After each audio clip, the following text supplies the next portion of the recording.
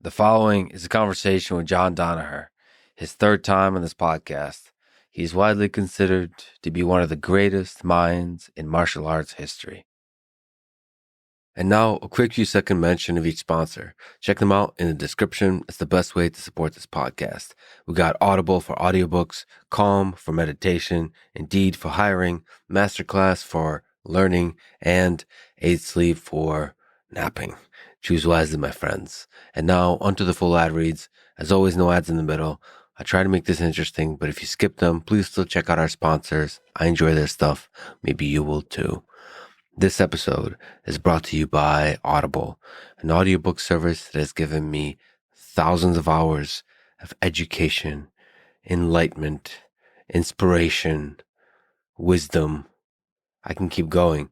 All of that through listening to audiobooks. It's becoming increasingly my favorite thing to do when I'm running. I listen to audiobooks.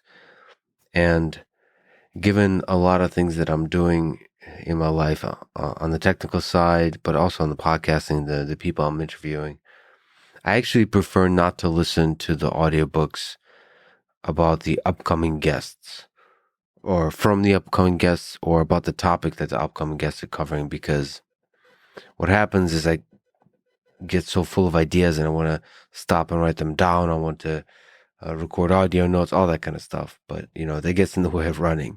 So I try to listen to nonfiction books that are bigger picture relevant to my life. So I'm talking about history. I'm talking about technical topics that are outside of my particular focus at this particular moment. That's when I listen to a few audiobooks on rocketry, for example. Anyway, all of that is available on Audible. I highly recommend it. New members can try it free for 30 days at audible.com or text LEX to 500-500. This show is brought to you by Calm, a meditation and mental wellness app. Over 100 million people around the world use Calm to take care of their minds. Some folks tell me that Calm is the destination they arrive at when they listen to my particular voice. And it is true that the voice of the podcaster, no matter what it is, honestly, becomes a kind of comforting blanket or maybe a comforting path towards calmness. So I'm definitely a big believer into the intimacy or whatever you want to call it of podcasting. A long form podcast where it's not like over edited, where it's just the raw human being before you in conversation or alone. I love all of it. Like Dan Carlin, that's alone, or Joe Rogan, that's in conversation. I just draw a lot of contentment and peace from listening to those conversations. Anyway, if you want to do that kind of thing, but do it more systematically and rigorously, you should definitely be doing guided meditation. I'm a huge fan of that, and Calm is a great app for that. You can get a discount on Calm's premium subscription, which includes hundreds of hours of programming. Check it out at calm.com/Lex. This show is also brought to you by Indeed, a hiring website. Even the thought of hiring excites me because it's like dating, but way better.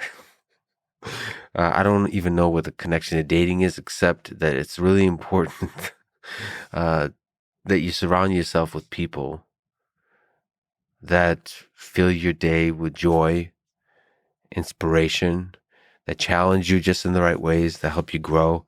I'm a huge believer that the team you work on, especially if you work on stuff that you're passionate about, that team is instrumental to your mental well-being, to your success and happiness as a human being. So you should be using the best tools for the job of hiring. If you're a manager, if you're building a team, all that kind of stuff. And I have used Indeed many times in the past. I'm currently using them. I'm currently hiring. If you're interested, you can go to lexfreeman.com/hiring for the information on the jobs I'm hiring, or hopefully you'll find the posts I've made on Indeed. Indeed has a special offer only available for a limited time.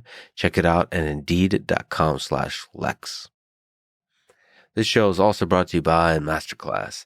$180 a year gets you an all-access pass to watch courses from the best people in the world in their respective disciplines. I've been reading off names of the classes I love on here, and one by one, I get to have a podcast conversation with them. And the masterclass is just an inspiration to me. In preparing for those conversations, I listened to the masterclass, I watched the masterclass, and it just blows me away. So recently I talked to Daniel Negreanu, and just the quality of his masterclass, I can't recommend it enough. It's just incredible. I think for beginners, for intermediate people, even experts, that masterclass condenses the modern poker theory better than anything I've seen anywhere on the internet. And if poker's not your thing, there's a million other things that are likely your thing where the best people in the world can teach you about it. Like Martin Scorsese. Man, that's a good one. And I hope to talk to him on the podcast one day. I'm going to will it into existence. Get unlimited access to every masterclass and get 15% off an annual membership at masterclass.com/Lex. This episode is also brought to you by 8 Sleep and its new Pod 3 mattress. Sleep, like diet and exercise, I think of like a musical instrument in a band. So sleep is like the guitarist. Diet maybe is the lead singer. And the exercise is like the drummer. And all of those things you have to play with to create a beautiful hit song. I don't think there's one formula for how much sleep you should get, when you should get the sleep. But just like with diet and exercise, you have to listen to your own body. You have to understand your own body. And you have to take that journey, that scientific N of one study of your own body very, very seriously. And to me, you should have the right companion for that exploration on the diet, on the exercise, and on the sleep. That's why I'm going with 8 Sleep Pod Pro cover. It cools the bed. It warms the bed. Obviously for me, or not obviously, but for me, I just use the cooling. It's a cool bed surface with a warm blanket. That's heaven. Check it out and get special savings when you go to 8sleep.com/Lex. This is a Lex Friedman podcast. To support it, please check out our sponsors in the description. And now, dear friends, here's John Danaher.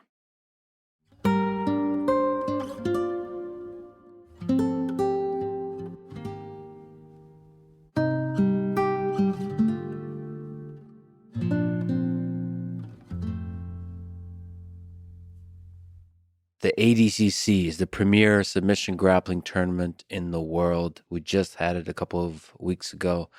We saw many demonstrations of greatness from athletes you coached. But a year ago, the team and you were at a very low point. Take me through that journey. What was the lowest point? We had a very, very tight team for many years, which began in New York City. During the peak of COVID, training in New York became very difficult to sustain. So most of the team despised the city of New York. I was the only person in the group that liked living in New York. I think part of the problem was that I was the only one who actually lived in Manhattan. The others had to commute to New York. And there's a world of difference between living in New York and commuting to New York. So most of them had a very negative view of New York City. That was compounded by COVID, when even the basic active training became very, very difficult. And so everyone decided they want to leave. So there was a prospect of a complete breakup between myself and the team, or I would have to leave New York. It was a difficult decision for me to make, as I'd lived in New York for 30 years. I'd built my life there and had most of my friends and associates that I know here in America were New Yorkers. So I thought, these guys have been incredibly loyal to me as students. So I should also be loyal to them, of course. So I decided that if they wanted to leave, I would go with them. We decided to go to Puerto Rico because there was a private gym where we could train through the COVID period. I personally wanted to go to Texas. I thought that Texas was a better place for the team to go. But many of the students, including senior students like Gordon Ryan, Craig Jones, had been to Puerto Rico and stayed with one of the head officials of ADCC, Mo Jassim. So they loved their experience in Puerto Rico, and almost everyone wanted to go down there.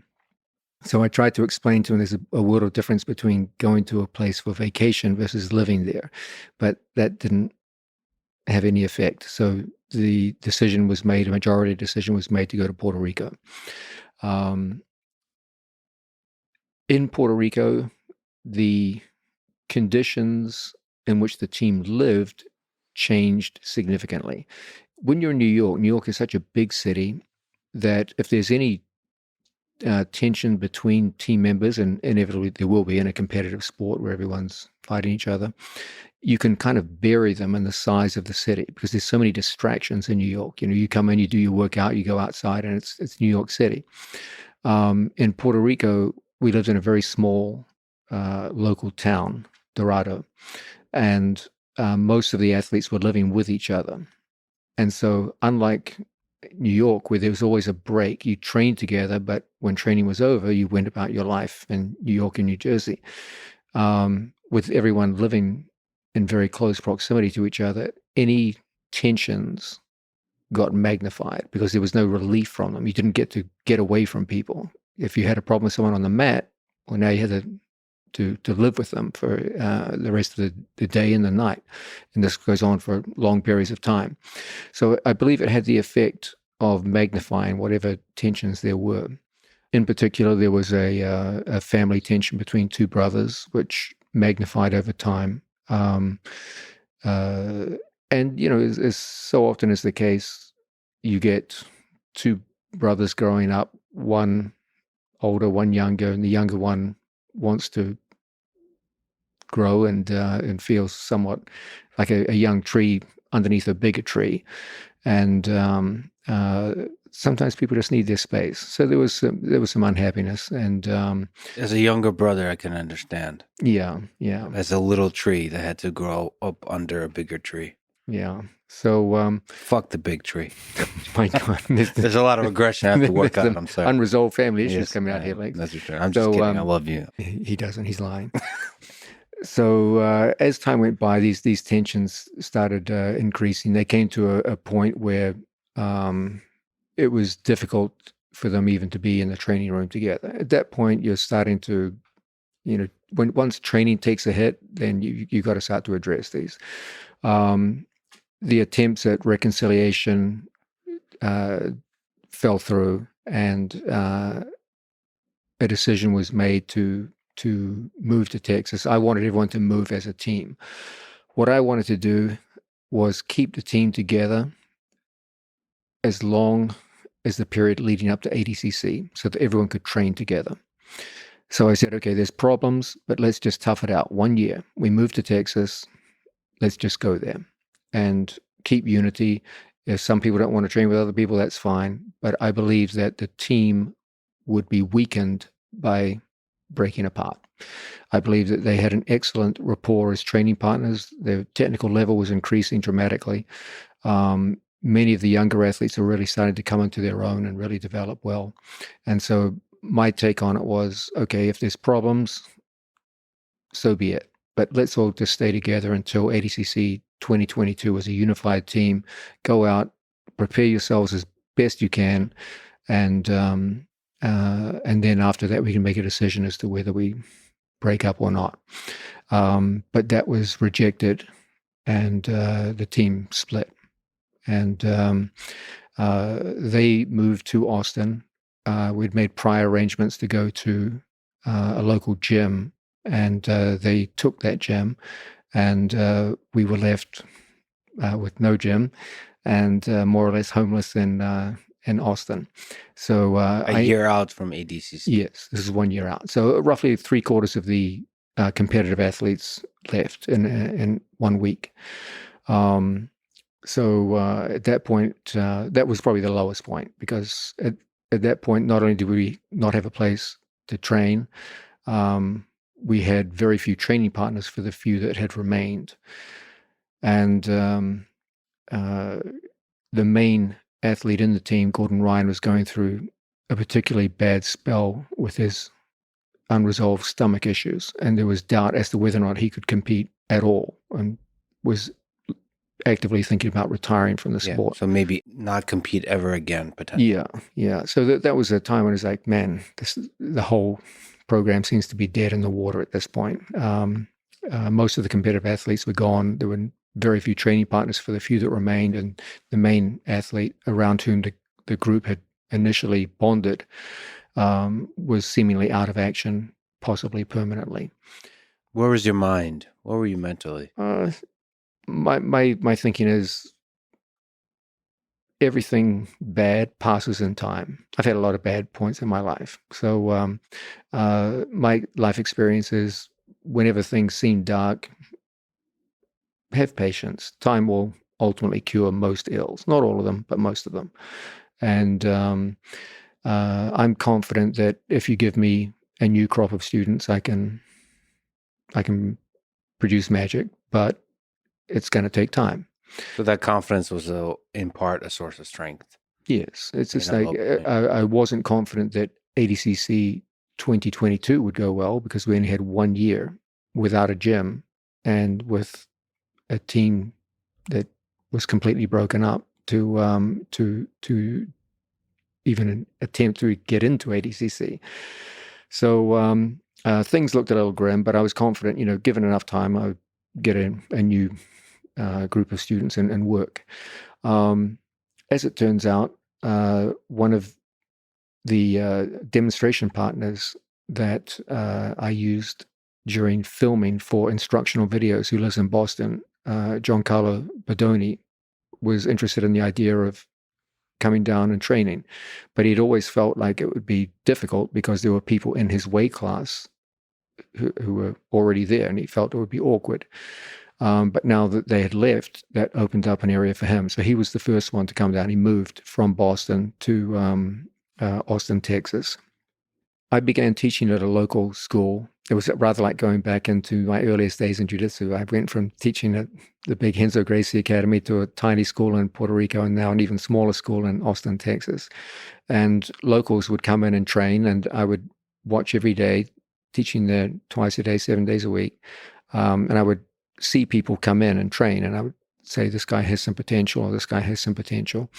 And I would recruit people and bring them to another gym where they would train with the professionals. And if they proved adept and hardworking and someone who can work well in a team, they would stay and build their skills.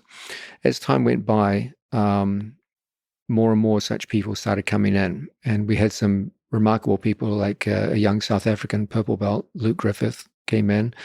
He had lost in the European trials for ADCC, and he was down on his luck. He came into Austin. He did a show against a local purple belt and lost again. So he was feeling bad about his performance and his future. And he came in, and I thought he was a lovely kid who worked hard and trained well. So he became one of the main training partners. He was similar size to Gordon, so I encouraged him to train with Gordon whenever he could. And more and more people started coming in to train under that kind of basis.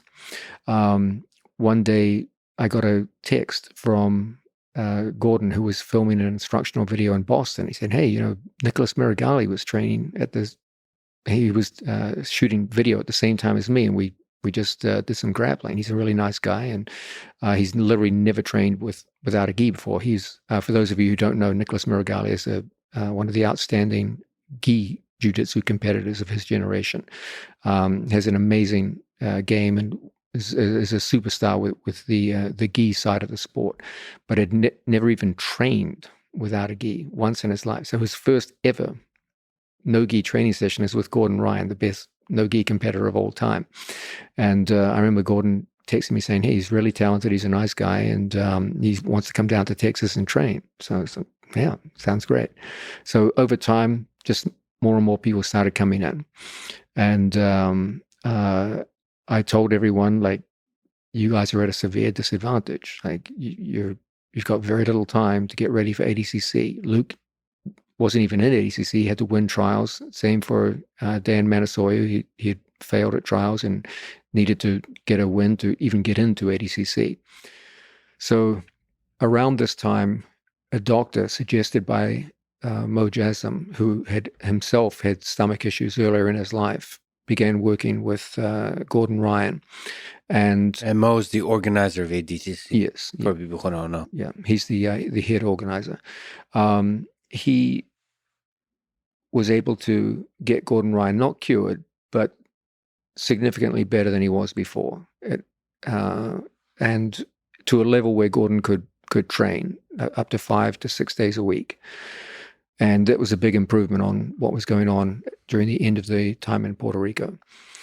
So things started moving. We had a core group of athletes training at a local gym, which was very, very generously offered to us by the head manager of Roca Sunglasses, a company here in Austin, Texas. They have a private corporate gym, which we were able to train in.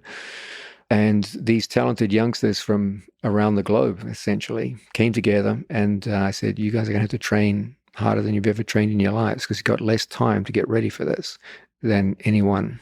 And you're going to be going up against people potentially who know exactly what I teach, because I've been teaching them a lot longer than I've been teaching you, in addition to the other best people in the world. So it was an incredible challenge for them. And I must say, all of them gave literally everything they had. Everything I asked for, they gave twice as much. And we had a crazy training schedule, as many as 3 classes per day. I know that sounds easy, 3 classes a day, right? But try doing it sometime. These classes are not your average classes. These are preparation for ADCC. So they're both mentally and physically draining. Very, very hard. And we had many people come in and try to train alongside us, and they fell off by the side of the road within days. Forget about weeks, months, or a full year of this. I gave a very abbreviated set of skills for the athletes. I chopped everything down to what I believed were the most essential skills. Anything that wasn't essential to ADCC preparation was just pushed aside. And they had to focus almost entirely on ADCC, with one exception. I'll come to that soon, over the period of their training here in Austin. So it was compacted by time and also by the breadth of skill that I taught. Everything was just purely for ADCC preparation. In a very short period of time, Dan Manasoyo and Luke Griffith and Oliver Taza all won European trials and got into ADCC. Nicholas Meregali was already a superstar, so he was invited, but he had to show himself. So we enrolled him in local shows here in Austin, where he had his first 3 no-gi matches. And with each match, you could see progress being made. And so that convinced the ADCC people, okay, he's good enough to compete. He ended up winning decisively a match against one of the greatest American grapplers of all time, Rafael Lovato. And this was like a clear sign that his skill level in no-gi was sufficient to justify an invite. And by the way, Lovato, an incredible set of matches in this ADCC. Yes, well. That was actually very impressive. And retired. Yeah. Which is really impressive and heartbreaking as well. But if you go out, that's a good way to go out. Indeed. So there was this long and tough preparation, and it was compounded by the fact that as Gordon felt better, he felt a need to build up his own competitive record prior to ADCC. Because he'd been inactive for so long with his stomach issue. So he proposed one of the most ambitious fight camps that I've ever heard of in grappling, which was he would take on the current WNO champion, Pedro Marinho. Who's number 1 is WNO. Yeah. And also, I believe, the current no-gi world champion in IBJJF, as a tune-up match, as a warm-up match. Then he would fight his old nemesis, Felipe Pena, the only man who submitted Gordon at black belt and had defeated Gordon in an ADCC match in 2017. and then ADCC itself. So there was going to be 3 big high-profile matches back to back, and very different rule sets. So WNO was a 15-minute match. The fight with Felipe Pena was no time limit, which is a very different format to compete in, and then ADCC. So we had to drag out a 14-week camp covering 3 matches with 3 different rule sets, which went in diametrically opposite directions. And the entire team had to go through all of this over this 14-week period, in addition to the previous year that they had been working hard. There was a further complication in the midst of all this. Nicholas Meregali had to go to the GI World Championships, and we had to throw an extra morning class for that to help him get ready. Nicholas went on to win the open weight gold medal in the GI competition, and then the next day had to come back to Texas and begin his ADCC preparation. It was a crazy, crazy time. But they all came through it so well. I'm immensely proud of what they did. And shockingly, in the space of less than 12 months, we went from rock bottom to having a more successful ADCC team performance than we did the previous ADCC. It was, in fact, the most successful team performance of the event, and is testimony to how hard those young men worked in the course of less than a year to prepare themselves. If we can just linger on the low point, is it heartbreaking to you that the so-called Danaher Death Squad split, or the team as it was originally called split? You know, we live a short life on this earth, and you put so much of your love and work into this team, and everybody put in the work. Does it break your heart? It was a sad time, yeah. It was. It was, I'm not a particularly emotional person, but it was an emotional time for everyone. It had an element of tragedy insofar as not only was it a team breakup, it was also a family breakup, which is much more serious. I do believe that in time, even the most intense family breakups can be reconciled. And I also believe that once dialogue begins, people will remember just how easy it was for us to get along and how tight we were for many, many years. It's so easy to let a minute of anger destroy 10 years of friendship. So, but there's also the weight of those 10 years. Like when I ran into the old squad members at ADCC, we got along like a house on fire. It's like we never had a problem. So a house on fire is a good thing. Yes. Sorry, that's a New Zealand expression, yeah. They definitely could have gone the other way, right? So only a New Zealander would say that it's a good thing, yeah. So there's I still believe, in time things will be fine. But there was an element where, youngsters need to grow. And sometimes think about it this way, from the athlete's perspective.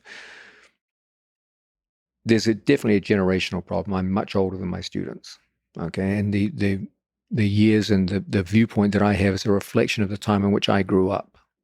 And they're from a completely different generation with a completely different worldview. It's got to be hard from the athlete's perspective when you're training 7 days a week and you're getting very, very good. You're beating everyone that's getting put in front of you. And you're losing very, very rarely, and it's always a tough competitive match when you do. Everyone around you is calling you a superstar, and you look phenomenal. You check social media, everyone's saying you're a god on the mat. And then you come into the gym and there's some old guy telling you you're not good enough. And every day it's like, well, what does this guy want from me? How hard do I have to work? Like, you're not good enough. Like, I want you to be the best in the world. I want you to be good. I want you to be great. And all of your friends are telling you all day, man, you're incredible. You submit me so easily, do this, and then this old guy's just like, nah, you got to get better. You got to work more. You're not working hard enough. at some point you're going to be like, you know what, fuck this old guy. Like it's tough, mentally. I get why, they left. When I was 20 years old, I didn't get along with authority figures at all. And to have someone telling you've always got to work that little bit harder. No, your skill set's not complete. You still need this, and this. When you're already doing very, very well and far better than all but a tiny, tiny percentage of people. And then you've got this guy just constantly telling you, no, more has to be done. You're not there yet. I can, of course I understand. You just want, let me just enjoy this more. Like, it's always a choice in life. You can be the best you possibly can, or you can go a route where you just get to enjoy life a little more. You do other things, like there's more to life than just the inside of a gym and learning how to do a better heel hook or a better double leg.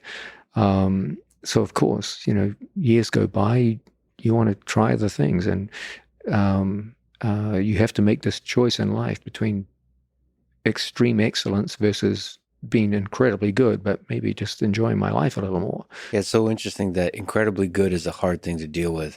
I saw like when Kayla Harrison won her first gold medal and at the Olympics, to go back to the gym and to trust again maybe the old man. You're being too harsh on yourself, but to trust the old man. So Jimmy Pager Senior in that case, to say, okay, we're going to go back to this grind, and there's still a path to improvement. There's still a lot to grow, and still have the humility, even though you've just demonstrated greatness. So really good is just a stepping stone to true greatness. That's really tough for athletes. Like winning is actually very difficult. Yeah. Gold medals are very difficult. Plus, there's the personal stuff of depression that comes with that, which is you give so much of yourself to trying to win that. And once you do, there's a lot of personal stuff you have to deal with, which is like, what do I want from life? To understand what am I chasing? Is it just winning, or is it some bigger picture of excellence that's beyond just winning? So that's all of that mixed up together. And then when you have to be as a team really close together, there's the personal relationships, all of that gets exacerbated. Yeah. Do you think the team ever gets back together? I think there's definitely a chance of that. Right now, I think they have an excellent team themselves, and they're doing very well. They had an excellent performance at ADCC, so there's not a need for them to come to us. It's not like they lack anything. They still remember everything I taught them. They still coach and teach with the same methodology that I taught them. So I don't think they have any need to do so. If they did, it would be because they wanted to. I still think many of the same personality conflicts that originated the conflict would reemerge currently if they started training together. By the way, to pile on the compliments, they have really nice merch too. The t-shirts are just excellent. What have you learned from that process about how to have a team with personal conflicts? Do you have to deal with these giant egos as well? Yeah, because the ego is in part a superpower too. So you don't want to. Yeah, you don't want to suppress egos. Like I always laugh when people say, "Leave your ego at the door." It's like, what do you think drives competition? Like, if you want to be good at anything in life, you got to have an ego. No, I don't believe it's good or even a healthy thing to suppress egos. I'm a realist, and I understand that this is a sport where they make one gold medal per weight division. As guys get better, they're going to be looking at their training partners and thinking like, I'm going to have to fight this guy one day. And they're training next to each other. Of course, there's going to be tension.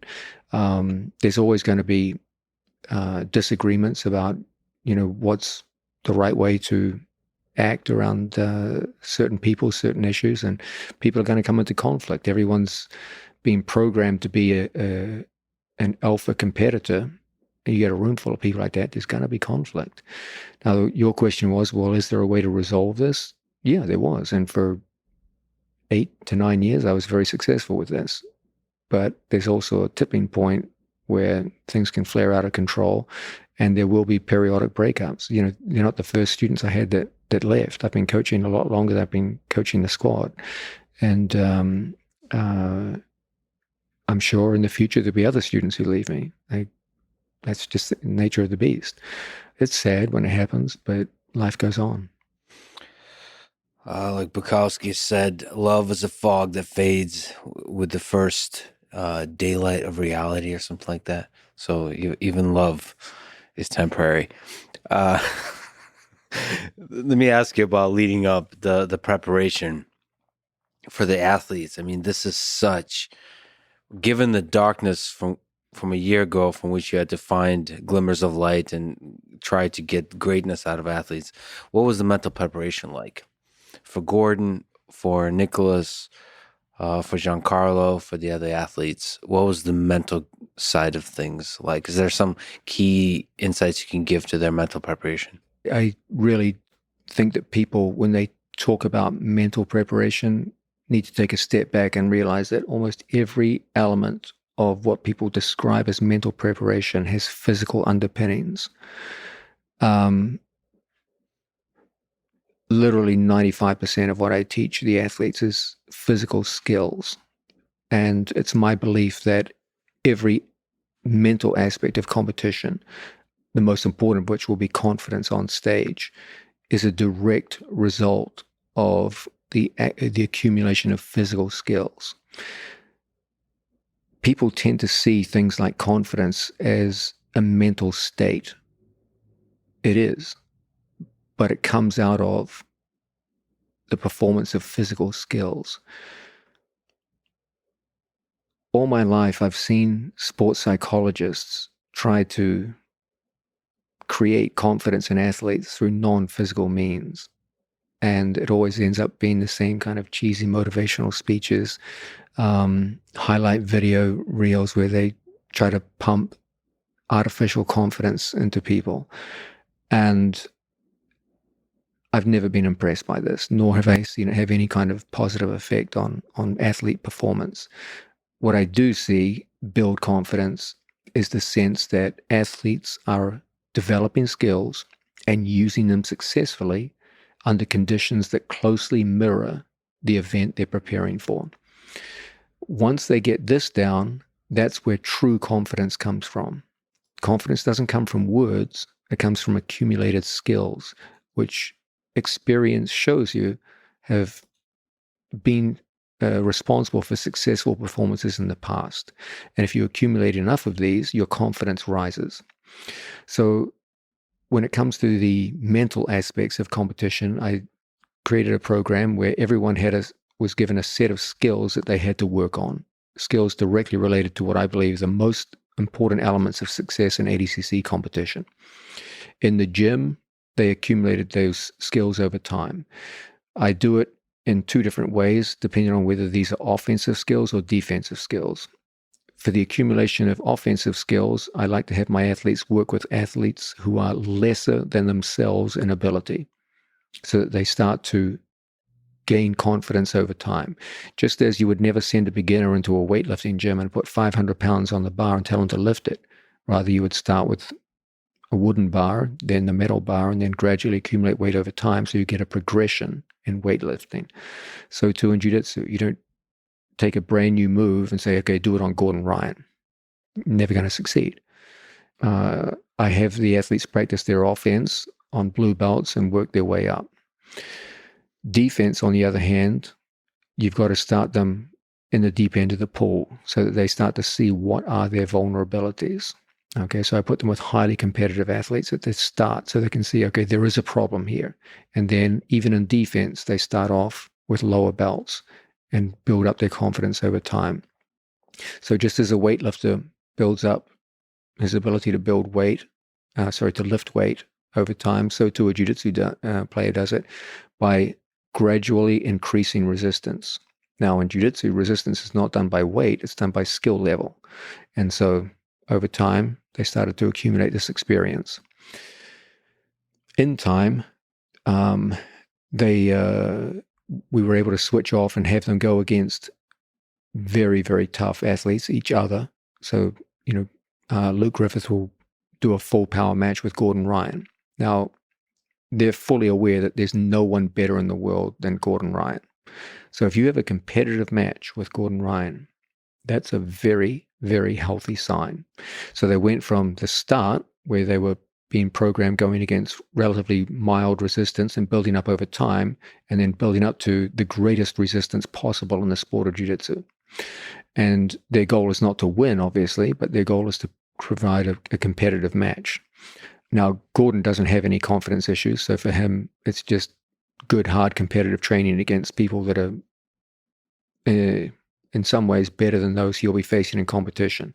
For the other guys, it's getting a clear assessment of what their current skill level is by going against the best there is. Then we add to this a competitive schedule where the athletes have to go out into competition, so they get used to the idea of performing in front of strangers on stage, getting used to the strange elements of going out, being observed and judged by people you don't know in a performance atmosphere. And so they were all given matches and WNO competition leading up to the event, ADCC trials, local grappling events here in Austin, and given a competitive schedule to fight and prepare them for ADCC. Obviously, as ADCC got closer and closer, this was pulled back because of the danger of injury. So within about 3 weeks out was the last time we had a competition.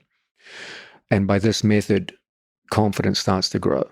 And so the mental preparation came out of those physical underpinnings, the idea of progressive resistance increasing over time for both offense and defense, building up to a peak where they're going against the best athlete in the world so they can get an accurate assessment of where they stand.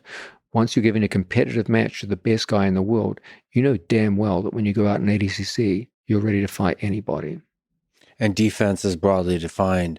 So defense in symmetrical positions like guard, and then defense also includes escaping from horrible positions. Yes. We're big believers in the idea of depth of defense, the idea that you should be able to mount defense all the way through from early stages based mostly around anticipation of identifying danger visually before it emerges, and all the way through to the deepest levels of defense where you are 100% defensive in terrible positions and you have to claw your way out and over time and get back to a neutral position, or even better, back to an attacking position. You have an Instagram post on this topic.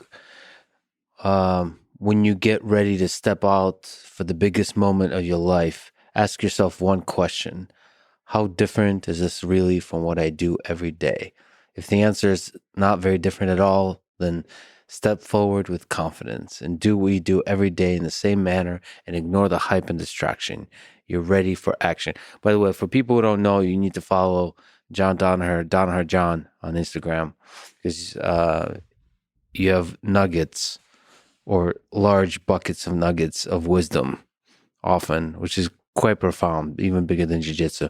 But anyway, so there's some aspect where you want to mimic the conditions of your daily training in intensity, in what for, so physical to that of the actual matches. You asked the question about mental training. For me, the central focus of whatever small amount of mental training I give my students comes down to a very, very simple concept to understand.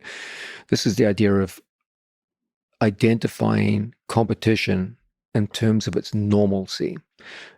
Most people see training and competition as two different things. Training is normal activity that you do every day, and competition is the exception. Okay, it's different. You're going out, there's people watching you. There's a big crowd. They're making lots of noise. In fact, the promoters of shows go out of their way to reinforce this. Look at, for example, ADCC, when Gordon Ryan went to fight Andre Galvin. Okay, do they just come out on the mat and fight each other? Absolutely not. There's music, there's pageantry, there's fireballs. They're literally shooting fireballs. Yeah, some dude in a tie sitting with Joe Rogan. I heard about that guy. Meathead podcaster, comedian, whatever. Which one was the meathead? Well played, John Danaher. Well played. But you see what they're trying to do. They're trying to create theater and pageantry, when in fact it's just a grappling match. It's just two athletes, a referee, and a rule set. That's the reality. Now, what they try to sell you is something which is not reality, which is this is somehow bigger and different. And they reinforce this with pageantry and theater. so that it becomes not just a grappling match, but a grappling performance, the same way you have a theater performance. And my goal as a coach is to dispel that and say, when you go out there, there's only one reality: you, him, and the referee reinforcing a rule set. That's it. Everything else you see, the smoke, the fire, the music, is an illusion. And it's put there intentionally to make you feel a certain kind of way. And your whole goal is to see this as an illusion and walk out and see only the reality, which is that this is the same damn thing you do every day in the gym. The only difference is you're going with a guy you've never grappled before. So the actual act of removing the illusion or realizing that it is an illusion, how do you practice that? So when you step on the mat, once you're aware of it, I always have them to. It's like when you see a magician and you have his tricks explained to you, you never see the magic again. The first time you see a good card trick from a good magician, it's, oh my God. Then when they explain it to you, I did this, and that, step one, step two, then you look at it like, it's not that special. And when you explain to people this idea of the pageantry is an illusion, then just as when you watch the magician and you learn the trick, all the magic flies out the window, so too with the nervous response. Well, so that's for the pageantry, but what about maybe the physical intensity of competition? Isn't there an extra? No, it's the same in every competition. It's not like, they're twice as strong at an ADCC as they are in the IBJF World Championships. It's the physical intensity is always pretty much the same. They experience it every day in the gym, and if you go out and you grapple Gordon Ryan, it's not like the next guy you grapple is going to be twice as strong as him or twice as fast. He's going to be a little stronger, a little faster, but not so much so that it completely changes your approach to the game. There's not that much difference between the human bodies out there on stage. So if you've felt intensity before, you're not going to be shocked by ADCC. But in terms of in training, do you have to try to match the intensity of competition? No, that would be foolish. Every athlete in the gym would be injured. Yeah. You can do it for short periods of time, but the training has to be carefully monitored in terms of intensity levels. Remember, we're training 7 days a week, a minimum of twice a day. You've got to keep things under wraps. Like, every other workout you can have one of the 5 rounds can be full power, but not 7 days a week, 3 times a day. That's just going to break bodies. And the full power is just a reminder of. It's more about skill development for us. It always comes back to skill development. But what about matching the feeling of the intensity of competition? So, yeah, periodically. Periodically, but it can't be rarely. Every single time. Not really. It's not rare. Meaning out of 3 hours of hard sparring per day, like 15 minutes might be like 100% full power. That way you that's more than enough to get psychologically ready for it, the intensity of conflict, but won't break your body over time. Intensity of conflict, that's well put. There is competition, doesn't it have that extra level of animosity? Like it's a little bit more conflict than it is. It can. Sometimes there's personality differences. Like, for example, like Gordon Ryan and Felipe Pena, they admire each other a lot. They respect each other's skills, but they certainly don't love each other. That's for sure. So there can be certain matchup where there's more intensity, but then there's other matchups where the two athletes come out and it's no more intense than a hard sparring session. So first of all, because I would love to look at a couple of matches with you. And before that, let me say a big thank you to Flow Grappling for, first of all, helping the sport of grappling and jiu-jitsu in general by having organized footage and tournaments that sort of show this sport in its best light to the world. And they do an incredible job of that. So if you're interested in supporting grappling as a sport, helping it grow, you should definitely support Flow Grappling. Go to their website, sign up. Also, Flow Wrestling. I'm a huge fan of wrestling, so maybe there'll be a Flow Judo at some point. They don't currently, I don't think, do any major judo stuff. So anyway, I'm a big supporter of theirs, and I do have criticism that they know about, which is I hope they continue to improve on the aspect of making the footage discoverable and accessible, making it easy for you to do search through Google and on their website to find matches, to get excited. Like if me and Joe Rogan are getting excited about a particular match, we want to be able to pull it up super quickly. We want to be able to pull up Gordon Ryan's matches super quickly from ADCC, make it super easy to show and share. If we have to pay for it, fine, but make it easy. And when you sign, in order to sign up for Flow, it should be one click, not 5 clicks. It should be one click. It should be easy. I think it's inexpensive. If you care about grappling, it's definitely worth it. You should sign up. Anyway, my love goes out to Flow Grappling, and also my love goes out to Mo Jassim, as we said. He's the organizer of ADCC. The next one is in 2024. It should be 2024. Well, you should follow ADCC_official on Instagram and just send as much love towards Mo and ADCC in general. It's like I said, the most prestigious. It's like where the best grapplers in the world show up, and the magic happens. It's like some of the most historic matches in grappling and jiu-jitsu ever happened on that stage. Anyway, if I could talk about some of the interesting performances for the athletes you coached. You post on Instagram. Let's start with Gordon Ryan. Gordon Ryan, ADCC 2022. The greatest event in grappling history is over. New stars emerged. Established stars shone bright again. But one man stood above all like a colossus. Gordon Ryan. You have a way with words, John Danaher. I have seen many incredible feats of grappling, but I've never saw a performance like this. For many, Mr. Ryan is a polarizing figure in the sport. For many others, an inspiration to look up to. But after this weekend, there was no disagreement amongst haters and fans about his merit. He is the best ever. It was a long and difficult journey to ADCC 2022. Just 1 year ago, and so on as you told the story. It was a virtuoso performance of unmatched technique, preparation, and confidence. No one else can claim credit for this achievement. This was his and his alone.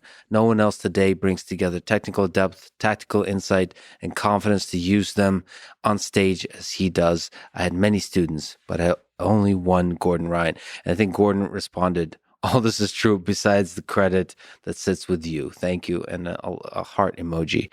Very nice. So, anyway, that's as a way of introduction to Gordon Ryan. Can you take me through his set of performances and maybe any matches that stand out? So he competed in his division, which is the plus 99 kilos, and in the super fight against Andre Gava. That's correct. This was, in fact, the first time in history that this was allowed. For your listeners who don't follow grappling, we may have been very rude and just throwing a lot of stuff at you without explaining ourselves. First of all, ADCC is like the Olympics of grappling. It occurs every 2 years. You can either qualify for the event through winning matches in a qualification process, or you can be invited. The only people who get invited are either former winners or people in the sport who are just widely recognized superstars who bring some kind of brand value, who have proven in the past that they have what it takes to compete at that level. In this format, there are two kinds of matches. There are weight division matches in which you compete against people your own, roughly your own size and weight. There is an open weight where anyone of any size can enter. So you can have very small people fighting very large people. And there is a second category called a super fight, where established champions who have won previous open weight tournaments fight each other in one-off battles, one athlete against another. So in most of the matches, you will fight repetitively over time towards a gold medal. But in one category, you fight one fight, the so-called super fight, which is usually the headline fight of the event. Traditionally, if you were in the super fight, you could not compete in the weight categories. It was seen as too risky because you might get injured during the weight category, or you might have to fight 4 very tough fights in a row and get exhausted so that you're ineffective during the main event of the show, the super fight. So throughout its history, ADCC has always resisted the idea of an athlete being allowed to do both weight category and super fight. It's never happened before. Gordon Ryan requested to be able to do this. Because of his extraordinary stature in the sport, the ADCC organization granted his request. That was the first time ever. In addition, Gordon Ryan would be fighting to be the first person to win 3 gold medals in 3 different weight categories. This has never been done before. So it was a huge event on Gordon's part.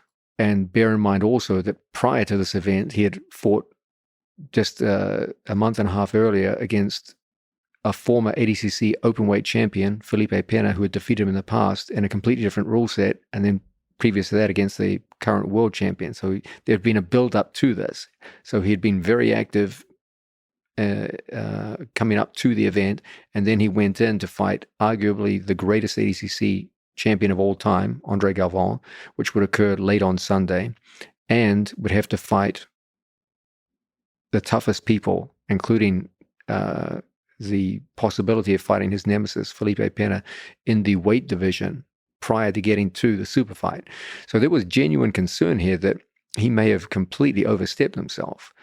The biggest concern I had as a coach, and I'm sure the organizers, Mo Jasm, must have had the same concern, is that he would get injured or exhausted fighting in his weight division. There were 2 athletes in particular, Felipe Pena, who had given Gordon a very tough 40-minute match in a no-rules setting shortly before ADCC, and his former training partner, Nick Rodriguez, who were expected to give Gordon very, very tough matches if they came up against each other. So there was a genuine concern that Gordon may burn himself out before he even got to fight the guy who most people believe is the greatest ADCC champion of all time. So our concern was, how do we manage this? So what we looked for is extremely efficient methods of reducing the time of the matches, making the matches as short as possible. Our favorite way to fight bigger, stronger athletes, and I think Gordon was the lightest athlete in his weight division. Everyone goes, oh, Gordon's so big and strong. He's actually quite light. I think he was outweighed by almost all of his opponents. It's nice to see Gordon looking small relative to his opponents, which is absurd to say, but it is the open division, plus 99 kilos. It was plus 99 kilos. Right, that's what I mean. Sorry, by open, plus 99 kilos. Everyone looks like the Incredible Hulk. Yeah. So our big thing is when we fight bigger, stronger opponents, we always go in 2 directions. You either go for the legs or you go for the back. And so we constructed strategies based around those 2 methods. So going for submissions. And we should also mention that ADCC rule set is for regular matches, I think it's 5 minutes and 5 minutes. Total is 10 minutes. And then for finals matches, it's 20 minutes. And half the time is spent with no points. So these can be very, very long matches. I mean, to put this in a perspective, a modern judo match is 5 minutes. Yeah. A modern wrestling match, I believe, is 6 minutes in international freestyle. So these matches can be 40 minutes long. Now, that's a long, long grappling match. Yeah. And depending on how you compete in it, that can have a huge toll on absolutely. You can get to the finals and just be absolutely spent. So our whole thing is, okay, Gordon's got to not only get to the finals, then he's got to fight the toughest ADCC grappler of all time after that. So we were looking for quick and energy efficient matches, and that meant going to the back or going to the legs. And in the overwhelming majority of cases, that's exactly what he did. He was able to get some very, very quick matches, courtesy of leg lock finishes. And in the few cases where he didn't finish on legs, then he would simply take his opponent's back. And that's a very low stress position to occupy.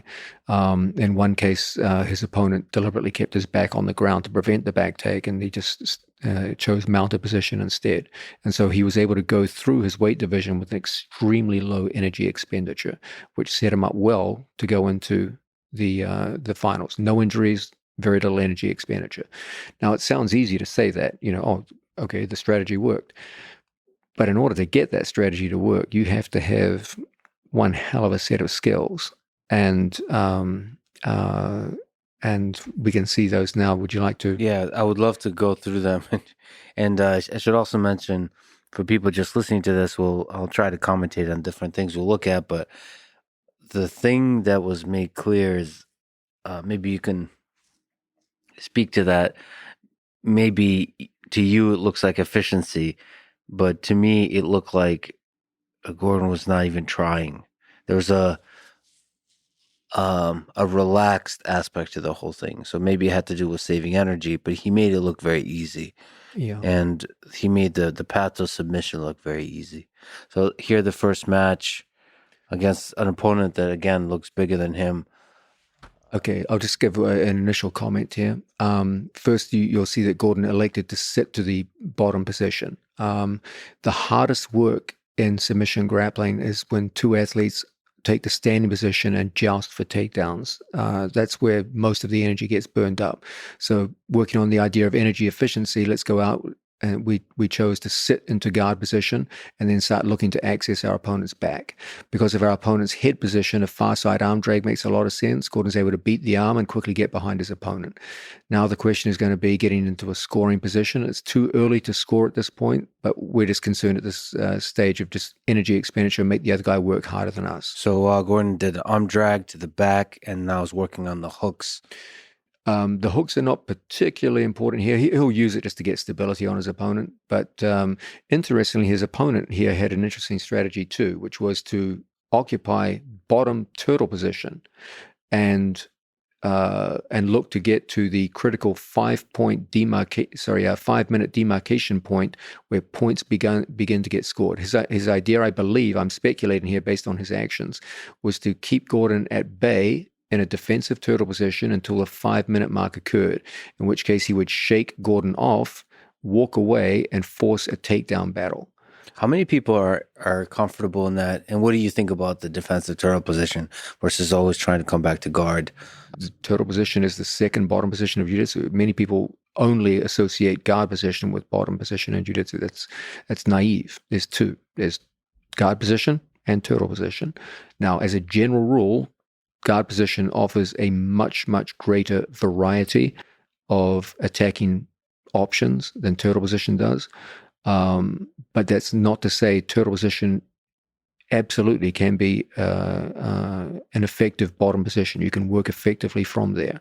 So there's some case to be made that to wait out 5 minutes, turtle might be... I mean, I personally think against Gordon Ryan, I admire the fellow's courage. It's not easy. But there was a logic to what he was doing.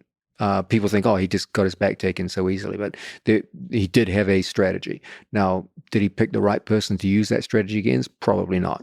So Gordon is able to break the turtle down, get one hook in.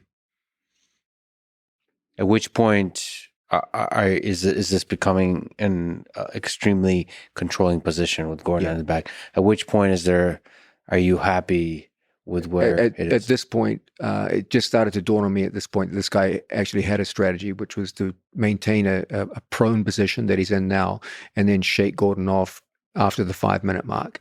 So once that became obvious, then now I'm starting to look at the clock and how close we are. If we can take it up to 5 minutes.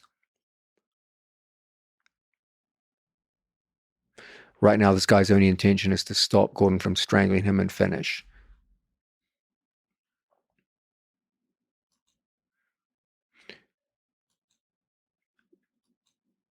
Okay, now the guy's trying to go up in vertical, freeze it there. Now, do you see how he's taking his elbows off the mat in turtle position?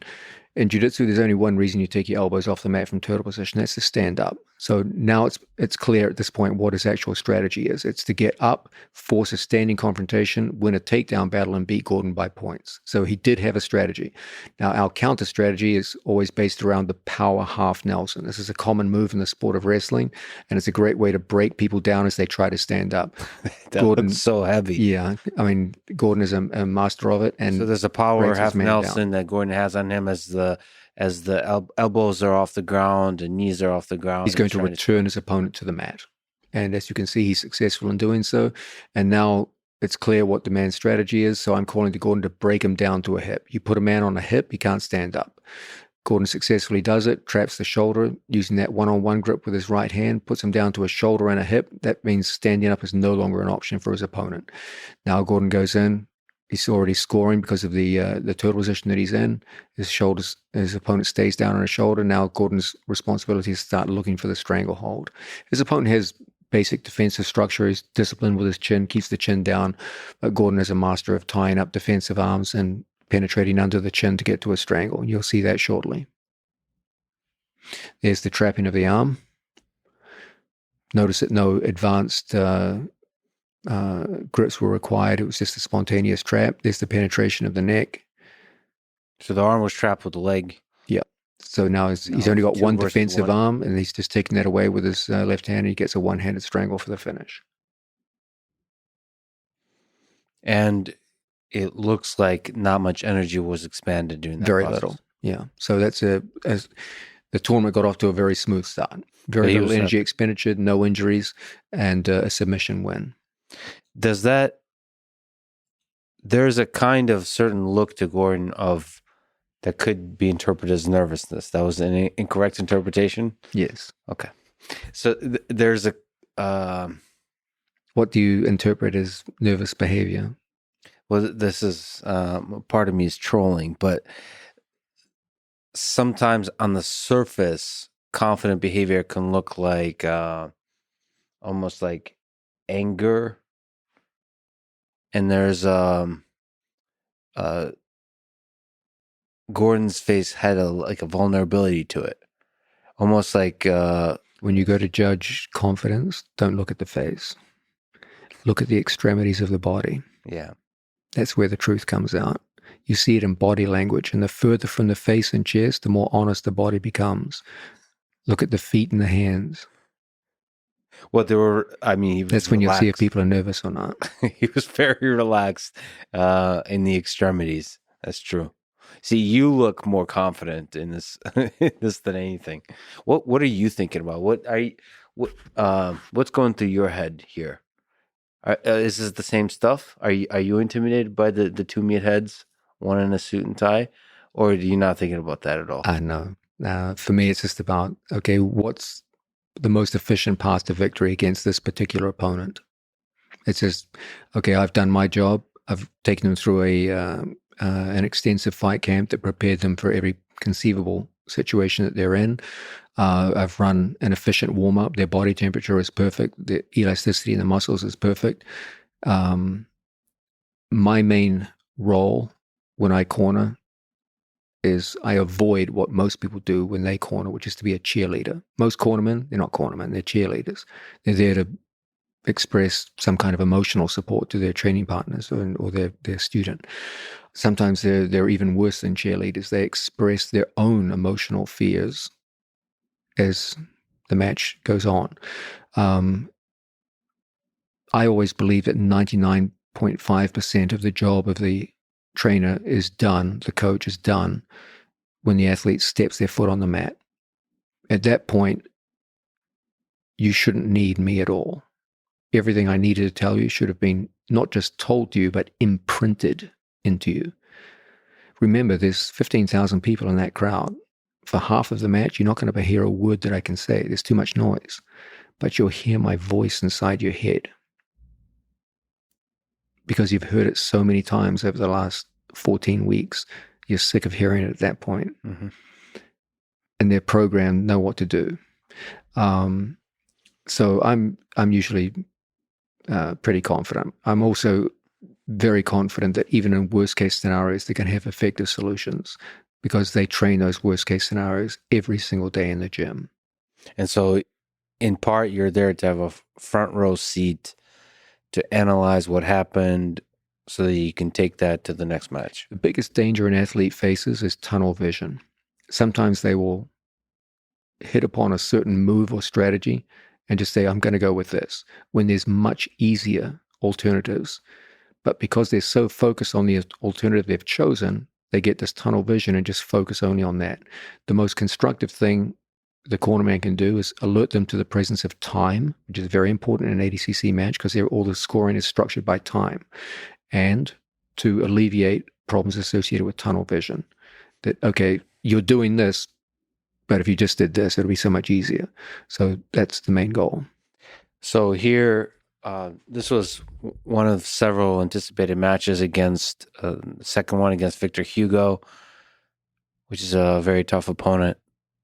And again, this was a situation where Gordon was considerably outweighed by his opponent. So the main thing here was efficiency. His opponent elected to avoid the standing position by jumping into guard. So close guard, yeah, Gordon would be in top position this time. And he has a very good close guard. But unfortunately, Gordon has very good guard passing. So he's an excellent guard player, very talented. But Gordon is renowned as the eminent guard passer in the world today. So it's a tall order to hold Gordon off for a 10-minute match. Is there something you can say about this guard passing? Gordon is making it look very easy. It's middle distance guard passing here.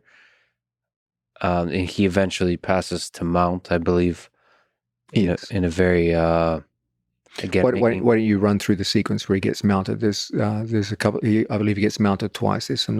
Just back just a little bit further. Yeah. So he's trying to one arm under. Yeah, this is a stacking position. Now, normally we always insist on the idea of getting advantageous angle first, controlling the feet and getting angle. But there's a height advantage that Victor Hugo has here, and the length of his legs means that he can play very, very wide with his legs. So getting an advantageous angle might be difficult. In these circumstances, it often makes sense to go right up the middle. Now, Gordon could just go back for legs because Victor Hugo's legs are so far apart at this point that you could easily isolate a leg and attack that. But Gordon wanted to show off his passing prowess. Very often he'll go into a match and just say, okay, I'm gonna show this skill, and he'll often use it as a demonstration of techniques he teaches in instructional videos. So he wanted to show that he could pass to Mount readily on a world champion. Like this part here, this little step. Okay, just freeze it right there. Go back one step. Okay, you can clearly see that all of his opponent's defensive frames are built on his opponent's left-hand side. Mm-hmm. So everything is defense on the left. But you can see this comes at a price, and that price is back exposure on the right-hand side. You can literally see his opponent's back on that side. So Gordon's whole game is to place sufficient pressure that the opponent overcompensates on the side of pressure just to set up a quick switch across to the other side. There's the vulnerability. There's the back exposure. His opponent has to put his back on the ground, switch his back. That's a world champion right there on bottom who does a good job of recovering from the first danger. But unfortunately, Gordon has been here 1,000 times and just switches his hips and kicks out. Little step. And so you see there's 2 changes in direction, left, right, in a very short period of time that people find very, very hard to keep up with. Now his opponent builds up to an elbow. He's looking to create more and more space from here, but Gordon counters by just stepping over the hips. It's just when you feel like every move, he's doing the right things. The man on bottom is doing well. He's doing the right things, but the other guy's just been here too many times and is just a half second ahead of every decision being made. Going up on the elbow, man, Gordon makes it look so easy here with the. It almost seems like Victor's out, but this turning of the hips with the arm over the opponent's back is able to bring him back down, and Gordon takes Mount. Notice how Gordon is never satisfied with the mounted position itself. He's only satisfied with an extended mounted position where the elbow comes up over the shoulder line. Yeah, only then does he show. There's a little bit of relief right there, right? Right? There's a little bit of relief. No, that's the look of a man who's just proved a point. Yeah, this is very Michael Jordan-like, sticks his tongue out. So, yeah. I mean, there's no points at this stage. He really is going for submission. And then this happens again.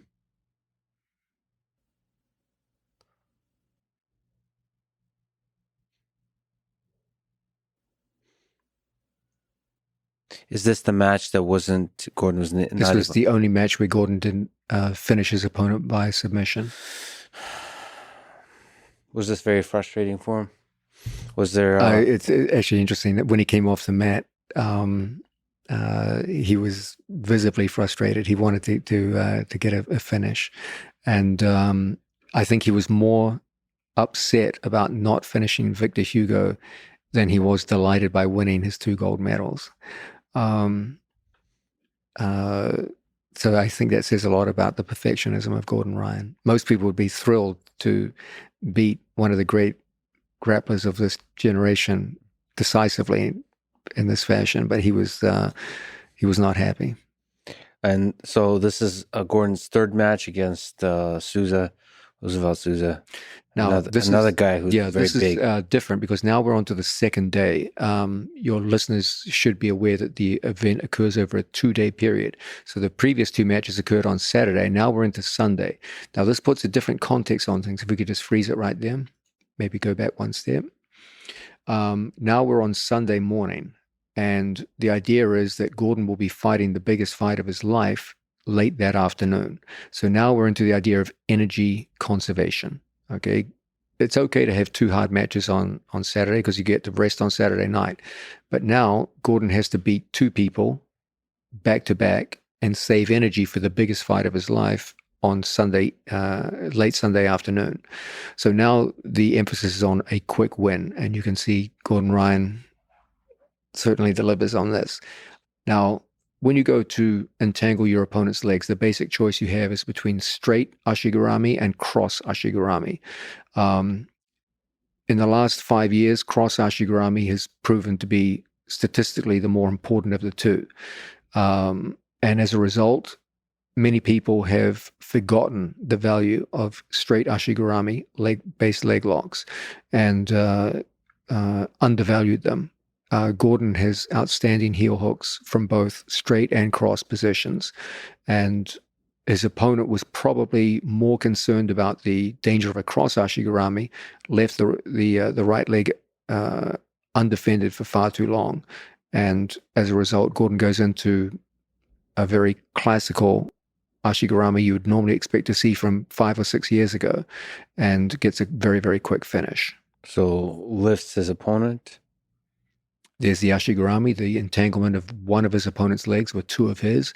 Now he's got to turn and expose his opponent's heel. So there's an initial off balance to the left to get a defensive reaction.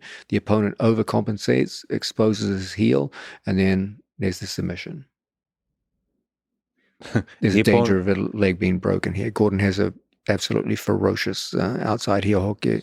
Until you've felt it, it's quite different.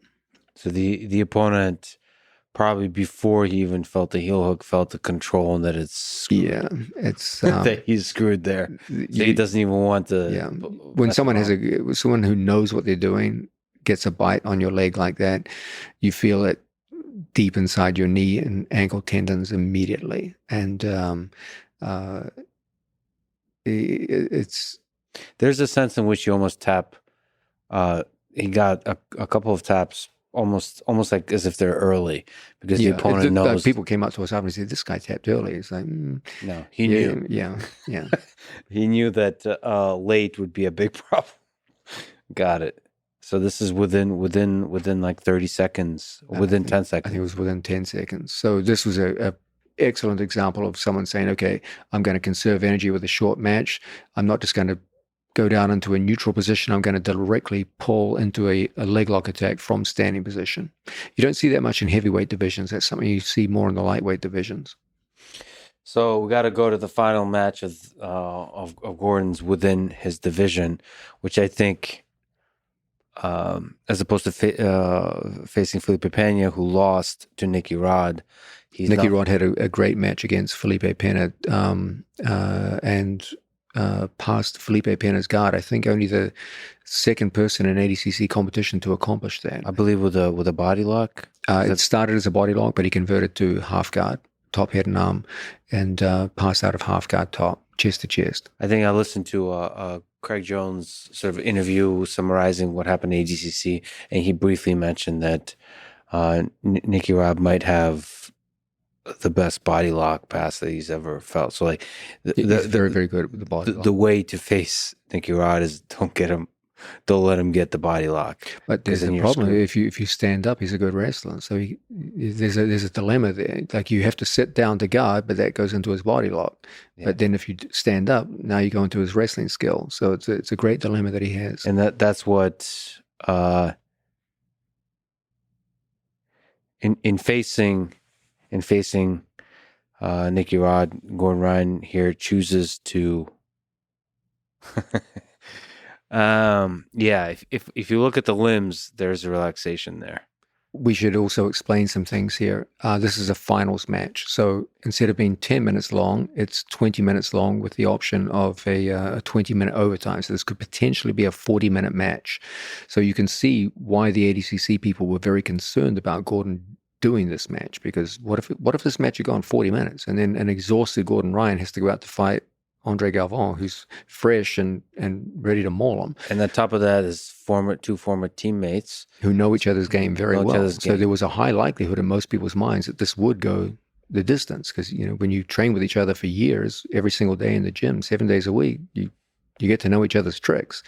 One big problem here for Nicky Rod is that his body lock guard passing game, which is his main weapon on the ground, was taught to him by us. So it's not like we're going to be taken by surprise by it. So that must have been figuring in his mind. Do you think psychologically for Gordon and psychologically for Nicky Rod, it's tough? So for him with that body lock, for example, do you think it's tough for him to know what to do here? It's tough because he would have remembered the outcome of the training sessions. It's hard to go up against a guy who used to dominate you in training and then say, okay, I'm going to beat him in competition. But can you shut all of that off? Because it's tough, man. Memory is memory. You can't lie to yourself. Well, what do you think about competition? Sort of there's been a lot of Olympics bring this out. There's been a lot of big upsets at the Olympics. There's something where people find something in them. I mean, judo is a different sport than grappling. In judo, there's much more room for upset, because a mistake in judo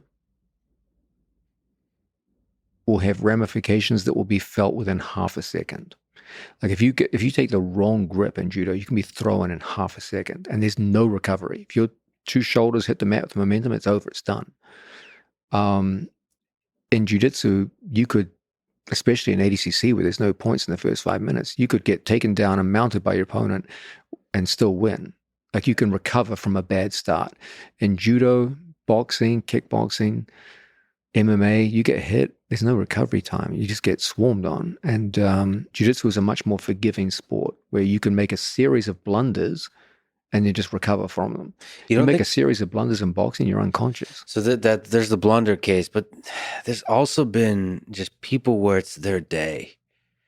I mean, again, maybe it's romanticizing the notion, but there's been some epic performances in Olympic wrestling, in Olympic judo. As an example, Satoshi Ishii, he had a 2008 performance. We talked about the All Japan and all that kind of stuff, but the Olympics, he destroyed everybody on this path to the Olympic gold medal. And that's when Teddy Raniero was also competing. He got the bronze. So, I mean, that, you could say he was at that time the best in the world also, but some people have a day. But I think it would be very fair to say he was the best in the world. Think about the people he beat to win 3 All Japan championships. Like he beat Kosei Inoue, he beat Keiji Suzuki. They were Olympic champions. Like he was already. So you don't believe in free will? No, I don't believe that a person can walk on stage and be better than what they are supposed to be. You have a skill level. It's set in stone. This is your skill level. You don't just go on stage and suddenly your skill level gets here. What you do have is a situation where you have a skill level, okay? Another opponent has a higher skill level, but he runs into confidence issues so that he only uses a small percentage of his actual skills. And then he will fall below someone who is technically lower on the skill scale than he is. That can happen. But you can't just magically acquire skills. Yeah, but by all stepping of on us stage. are able to fall in confidence. Yes. So the question becomes, who manages that fall best? And that can create upsets. Absolutely. So you don't think Gordon could have fallen in confidence against a former teammate when the pressure is so high? There was just no basis for a fall to occur. You said he doesn't have confidence issues. What do you attribute that to? That's because he never loses in the gym. There's nothing there's no experience that he's had that would make him say, I shouldn't be this confident. So it's the physical, it's like we talked about mental preparation. Don't get me wrong. If Gordon lost 20 matches in a row, of course his confidence would drop because experience is now, there's going to be a psychological dissonance between his experience, his recent experience, and what he believes.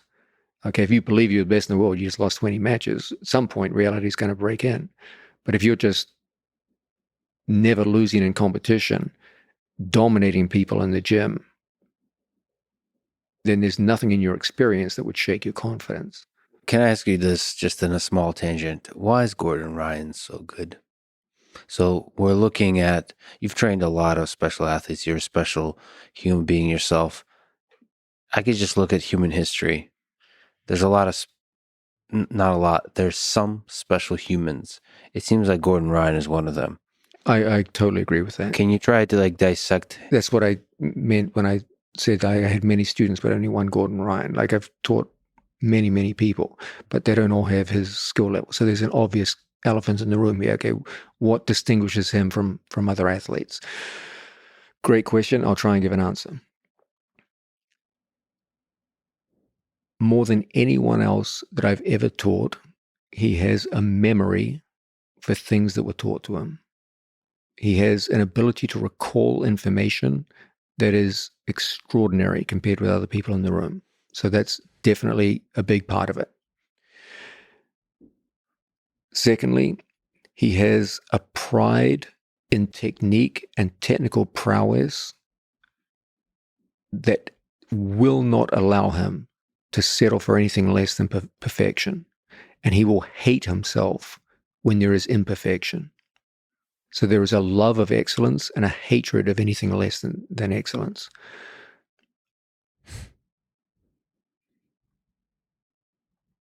He has an ability to pull the trigger when opportunity arises, which is truly extraordinary. Many people know what to do, but when the moment comes, they back off and they'll doubt themselves. If Gordon sees the opportunity, the trigger pulls every time. So can I just linger on that Absolutely. briefly?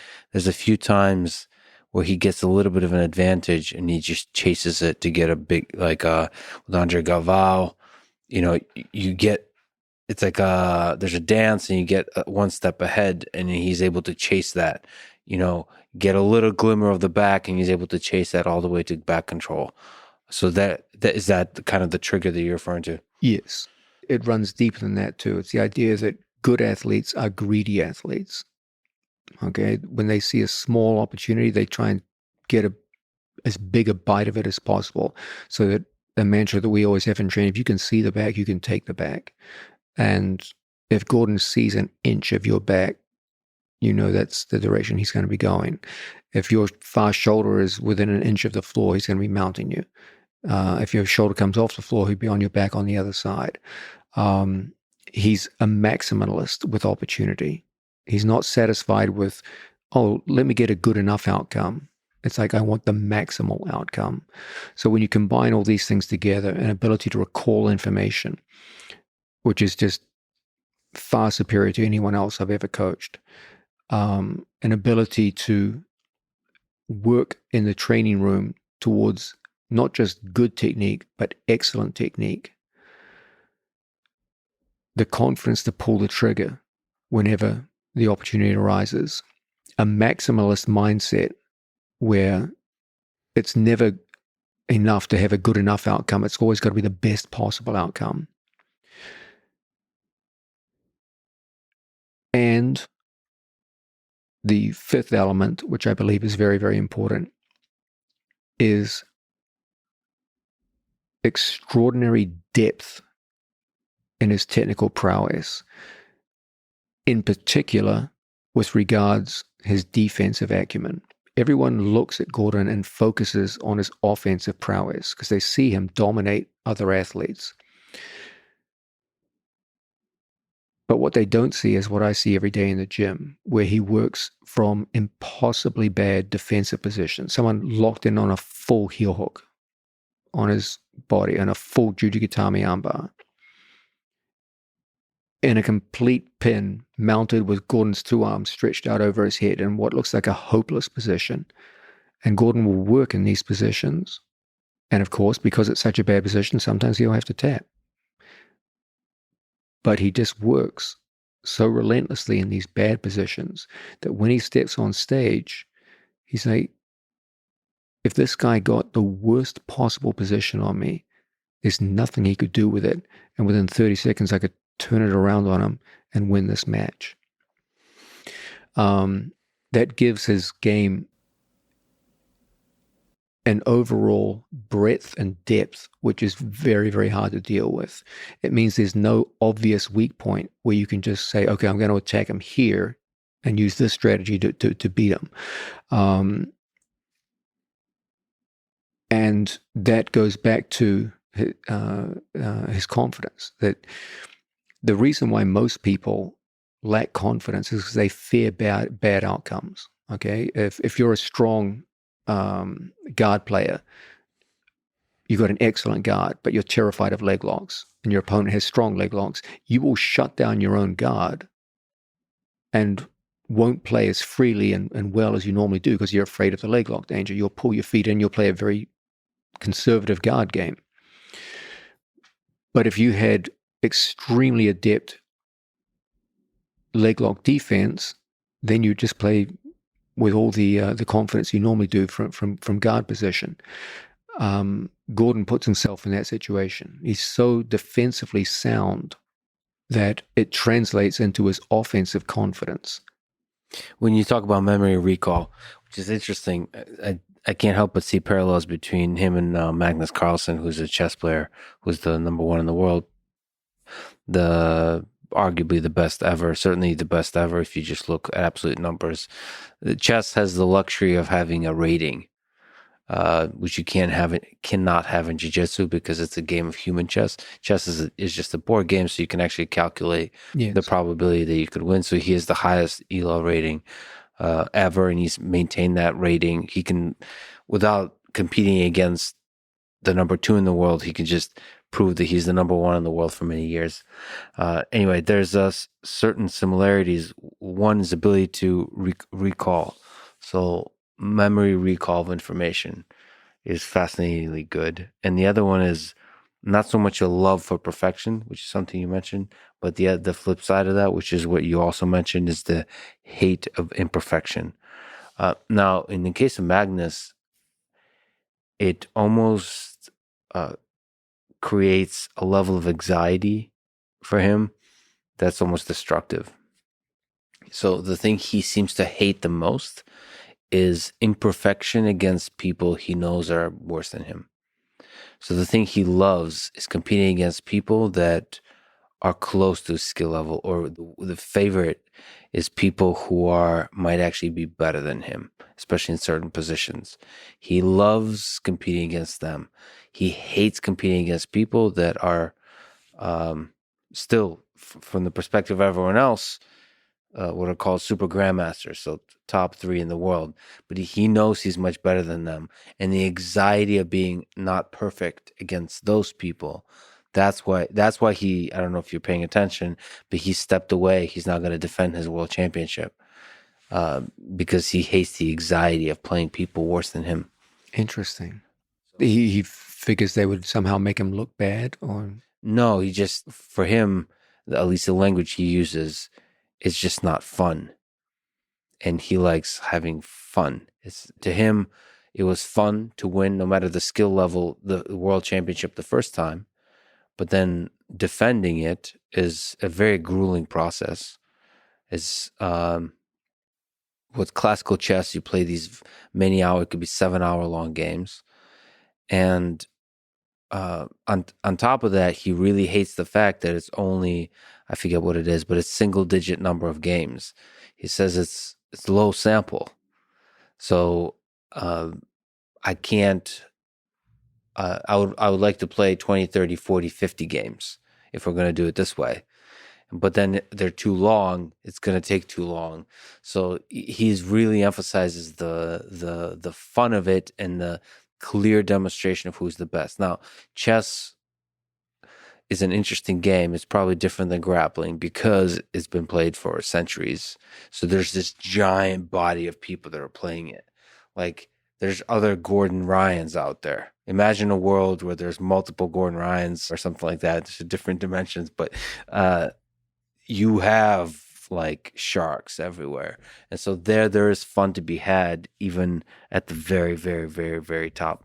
But the memory recall is the thing that stands out, and the hate of imperfection, more intense than anybody else in the game. Fascinating. That takes us back to the final. Yes. So here, Gordon is facing Nicky Rod. Former training partner.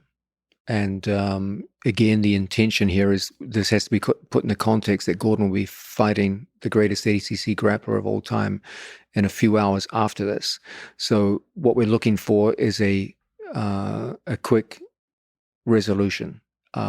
Still, the shortest possible match. Now, there's a complicating factor here. Nicky Rod was a wrestler before he was a jiu-jitsu player. On paper, the way his route to win is via wrestling. He's not going to be able to submit Gordon Ryan, and he's not going to be able to pass his guard. So he has to win by wrestling. In the ADCC finals, you cannot sit to guard. So the approach that Gordon used earlier that we saw on video cannot be used in the finals. Gordon must wrestle his opponent. So on the way out, Gordon and I were talking, and we'd had discussions obviously during the camp, what's the appropriate thing to do here. And there had been some matches earlier in the event where it was becoming obvious that stalling was being heavily punished by referees. So I said to Gordon on the way out, just give him your leg. Let him take you down. Because in the first 10 minutes of the finals, takedowns don't score anything. Or there are no means of scoring the first 10 minutes, but you can't set the guard. That will award you a negative point. So I said, just let Nicky Rod take you down. And he's like, Nicky Rod's not going to take the bait. And I said, if he doesn't, they'll call him for stalling. And so... And then Craig Jones also commented after the fact, I don't know why Nicky Rod took the bait. So if we see the start of the match, you see Gordon comes out and offers a leg. Now, it's not that, Nicky Rod is smart. He knows what's happening here. And what's he going to do? Stall for 10 minutes and get like 5 stalling calls put against him? So Gordon gives him the takedown. That way they go to the ground immediately with no effort. And the match now favors Gordon because Gordon is significantly more skilled on the ground. The question is, how can we make this match as short as possible? And as is so often the case, the answer comes back to legs. So for people just listening to this, Gordon's in an open guard, and Nicky Rod appears to be trying to keep his hips away from Gordon's legs. Yes, Nicky Rod knows there's a danger here, so he's elected to go to his knees. That will set up his favorite body lock passes, and it will, in some ways, mitigate some of the dangers associated with leg locks. So Gordon's whole thing is, how am I going to get my body weight underneath him? He has a choice between linear entries where he enters between his opponent's knees and circular entries where he inverts and spins underneath his opponent to get under a center of gravity. Is there a way for somebody to try to get a body lock without giving Gordon an opportunity to get under them? Well, the body lock is an excellent way to shut down leg lock entries if you can get to the body lock. But you can see Gordon's very, very disciplined with his elbow and knee position. Elbows and knees are working in a position where it's very, very hard for his opponent to access his waist. That shoulder is always either across the hip or in front of the shoulder. his knee is either in front of the shoulder or in front of the hip. And we're 1 minute into the match, and just if I were to look at the video player here, it appears that the match is over soon. So, so I guess Nicky Rod is facing this. I need to get close in order to do the body lock, and the closer you get, the more danger there is to let Gordon get under you and get the leg control.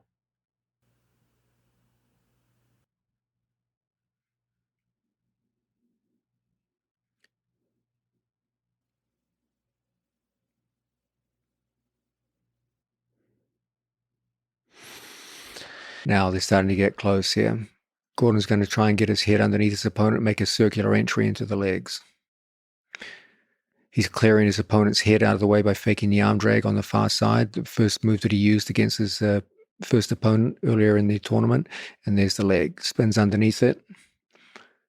Goes circular, rotates through, gets his body weight underneath his opponent. And now he's going to trip him down to the mat. Now, I believe Nicky Rod tries to pull out his foot here. And Craig also said that Nicky Rod has gotten used to being able to pull that foot out from anybody, and that he was very surprised at the grip that Gordon was able to actually hold on. So I just want to comment. I'm just parroting commentary. If you look at what's happening here from the internet, if you just freeze it, you'll see that Gordon, like any good leg locker, will always treat his opponent's foot like a knot at the end of the rope. Yeah. Just as you slide down a rope, if there's a knot at the end, your hand will catch. Yeah. So too with the human leg. When they go to extract by pulling, you just keep your fist as close to your shoulder as possible and narrow the gap. The foot will always catch. The failure that many people have is they let their hand drift away from their own shoulder, and so there's room for the foot to extract. But you'll see Gordon's extremely disciplined with thumb close to his own shoulder, which creates a situation that's very, very hard just to simply pull your foot out. You're focusing on the knot of the foot. Yeah. Also, it's very early in the match. There's very little sweat. Both athletes are still pretty dry. Now Gordon has to climb the leg, and now he's already captured his opponent's shoelace. There's the heel exposure coming up. Nicky Rod already knows things are getting bad, and there's the win. Actually, the comment I made, I guess, was from a little bit earlier. There was an earlier time where Nicky Rod was trying to pull out the foot, and Gordon is able to hold on to the knot, which is interesting. Now, that was a brilliant day's work by Gordon Ryan. He's had 2 matches against opponents considerably bigger and stronger than himself. And the time of the 2 matches can be measured in, I think, less than 2 minutes. So he's done what he set out to do. No injuries, no exhaustion. He's beaten 4 guys back to back, all of whom are excellent athletes with minimal energy expenditure, and he's ready to go on to his super fight. So, and that's against one of the greatest, arguably, for a long time, really, really up there, jiu-jitsu practitioners, competitors, grappling no-gi competitors of all time, which is Andre Galvao. Yes, Andre Galvao is almost certainly at this point the greatest ADCC competitor of all time. He won more super fights than anyone else by a landslide. So if I may just read a few words you've written on Instagram about this match, about Andre Galvao, on greatness. How great you become in any given endeavor will always be assessed by the degree of difficulty of the barriers you had to overcome to get to the top. Just as the lion became king of the jungle, not by living among sheep, but by dominating a world of elephants, hyenas, buffalo, leopards, crocodiles, so too the greatness of an athlete will be determined not just by his own ability, but by the greatness of the athletes he faces. Thus, in his quest for greatness, Gordon Ryan owes a debt to the greatness of his toughest opponent, Andre Galvao. And you go on to sing him praises. So, and that introduces this match. There was an interesting moment. I didn't even listen to the words exchanged, but because I had the great fortune of sitting next to Renzo Gracie, there was this fascinating moment before the match, and I can't believe Gordon is sufficiently relaxed to do this. but he walked up to Roger Gracie and had a discussion. What do you think? You faced Hunter Galal before. What are your suggestions? And they've talked back and forth. They brainstormed ideas like minutes before the match. And it was just a beautiful moment of like, I don't know, like Tiger Woods and Michael Jordan talking to each other, something like that. I mean, I wonder how much brainstorming there really was, and how much was it just kind of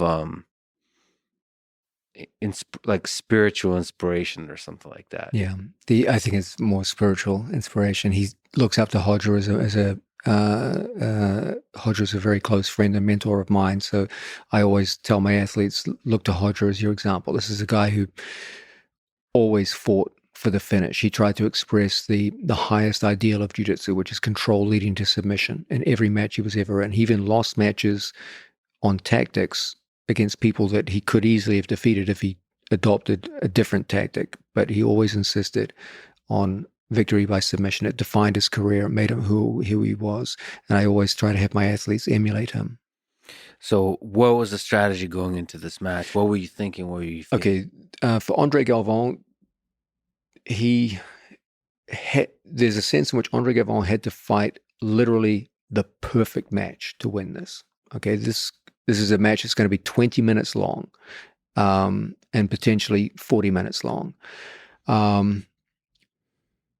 Andre Galvão cannot win by submission. Gordon's submission dominance here is just too great.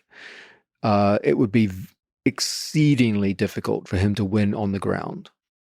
Gordon's ground positional game is just too advanced.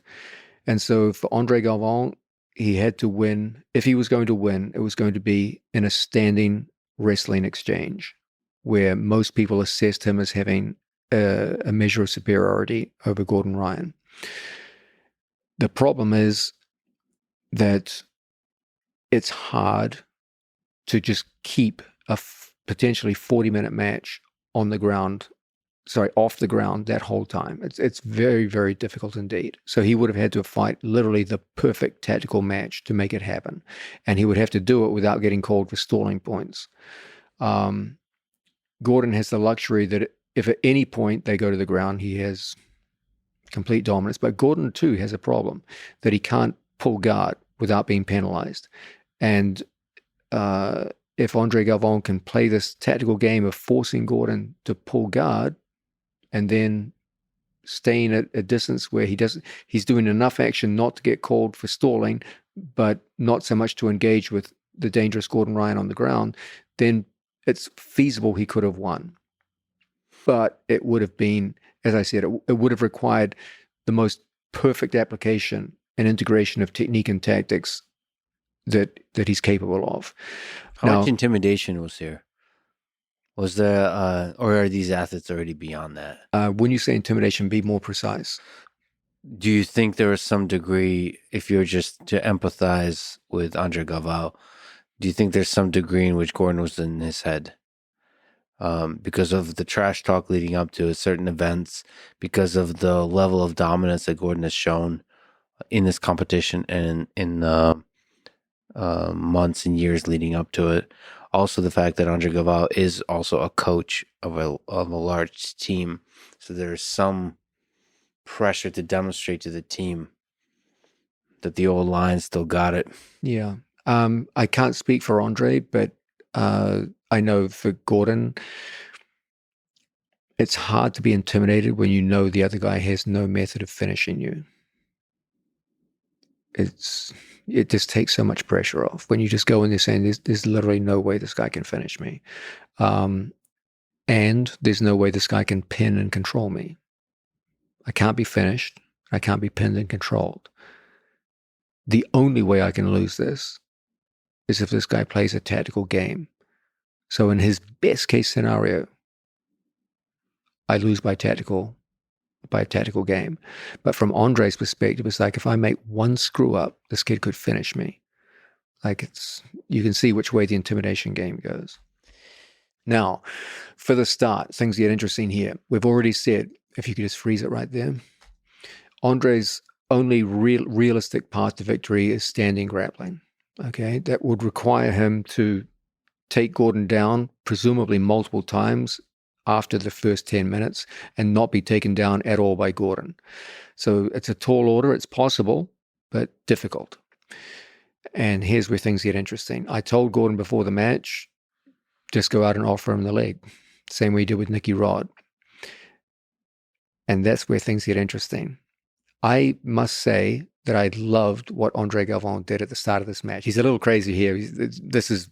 There was just so much energy in the room at this point that his hand fighting got. For people just listening, there's a bit of hard slapping. Yeah, that that's could be fine. Considered a strike. It's fine. It's there was just a lot of electric atmosphere in the room. So now things settle down a little bit. But here's where things get interesting. Andre throws the whole tactical game out the window right from the start. He goes for the takedown. Gordon doesn't try to fight the takedown because it's in his interests to go to the ground. But I love this about Andre. He's literally like, fuck you, kid. Like, let's see how good your ground game is. Yeah. So he shoots the takedown. And Gordon accepts it, obviously, because it's to his advantage to accept it. But I love the fact that Andre was like, I'm not even going to try and stall this out. I'm just going to bang. There it is. So he's like, okay, let's see what you got, kid. They say you're good on the ground. Let's see what you fucking got. And I love that about Andre. Unfortunately, he's entered the hornet's nest now. What happened there, real quick? Because that was very...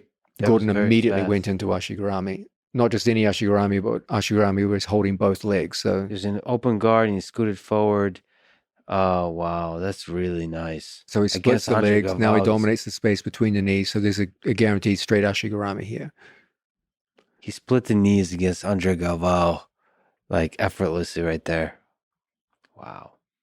So already Gordon's in his preferred domain now. So he's starting to off-balance his opponent. He's looking for a reaction to get heel exposure. He does get heel exposure. Andre's does a good job of monitoring the feet to try and reduce the breaking pressure. But the brute fact is it's in Gordon's realm now. This is where he has all the advantage. So and the match is going to be 20 minutes of in Gordon's realm. That's going to be a very, very tall order. Was there a moment here? Again, Gordon's on the legs. Are you impressed that Andre was able to get out from this? Oh, no, I would expect this. Andre's been preparing for this for 2 years. And remember, Andre has gone against some of the greatest leg lockers in grappling before and prevailed. So he's not naive. You know, he knows how to defend himself. The big problem is that he's going to create defensive reactions which lead into other aspects of Gordon's game, in particular back exposure. So here, Ashigarami goes to like a single leg type of position where Gordon runs to Andre's back.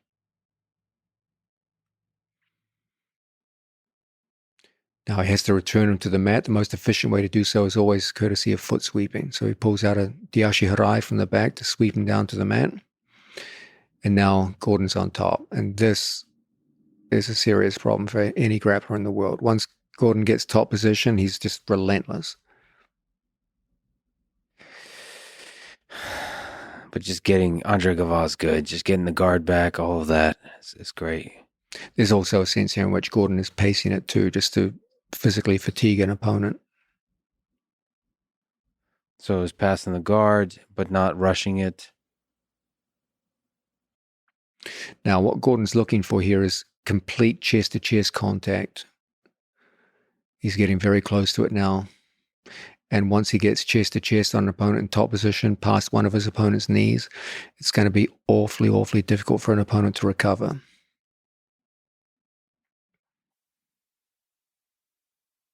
What is he waiting for here? Is there's pressure here? Over time, he just wears you out. Yeah, it's part of a campaign of attrition, of pressure over time. Now he's creating a situation where he's either going to get back exposure or mount exposure. And either way is pretty much fatal when you're dealing with Gordon. Andre elected to go the route of back exposure.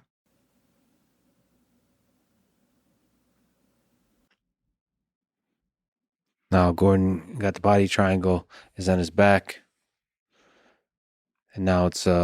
Now there's one physical problem here. That's that Andre Galvão has a neck like a bull. and he has a very short and very thick neck. So penetrating under the chin for a strangle can be a real problem. He also has extremely well-developed shoulders and upper arms. So when the head comes down and the shoulders go up, there's very little real estate to work with regards to your strangle holds. So Gordon, in time, will trap one of his opponent's arms with his legs in order to take away one of those strong defensive arms. There you can see the arm has been trapped, and now he can start working towards the strangle. And now here is still difficult. It's still difficult, but things are looking good. There's still a considerable amount of time left on the clock. Gordon is well ahead on points. So all the pressure, all the tactical pressure now is on Andre.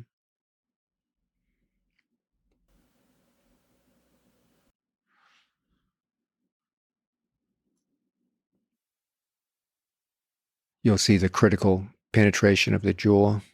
With the wrist. Yeah, wow. Yeah. Now Gordon elects for a one-handed strangle.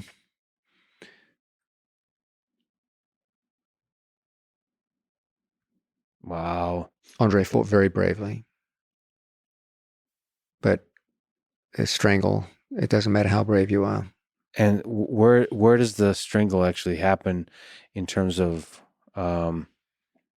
it felt like the strangle was at the blade of it wasn't even fully sunk in. Yeah. Where is that like a fulcrum? Is like a one-handed there's a sense in which once you get underneath, you know the inevitable follow-up is coming. So it's again the inevitable. You're feeling the inevitable. It's like to go back to your chess analogy, it's like resigning in chess. Yeah.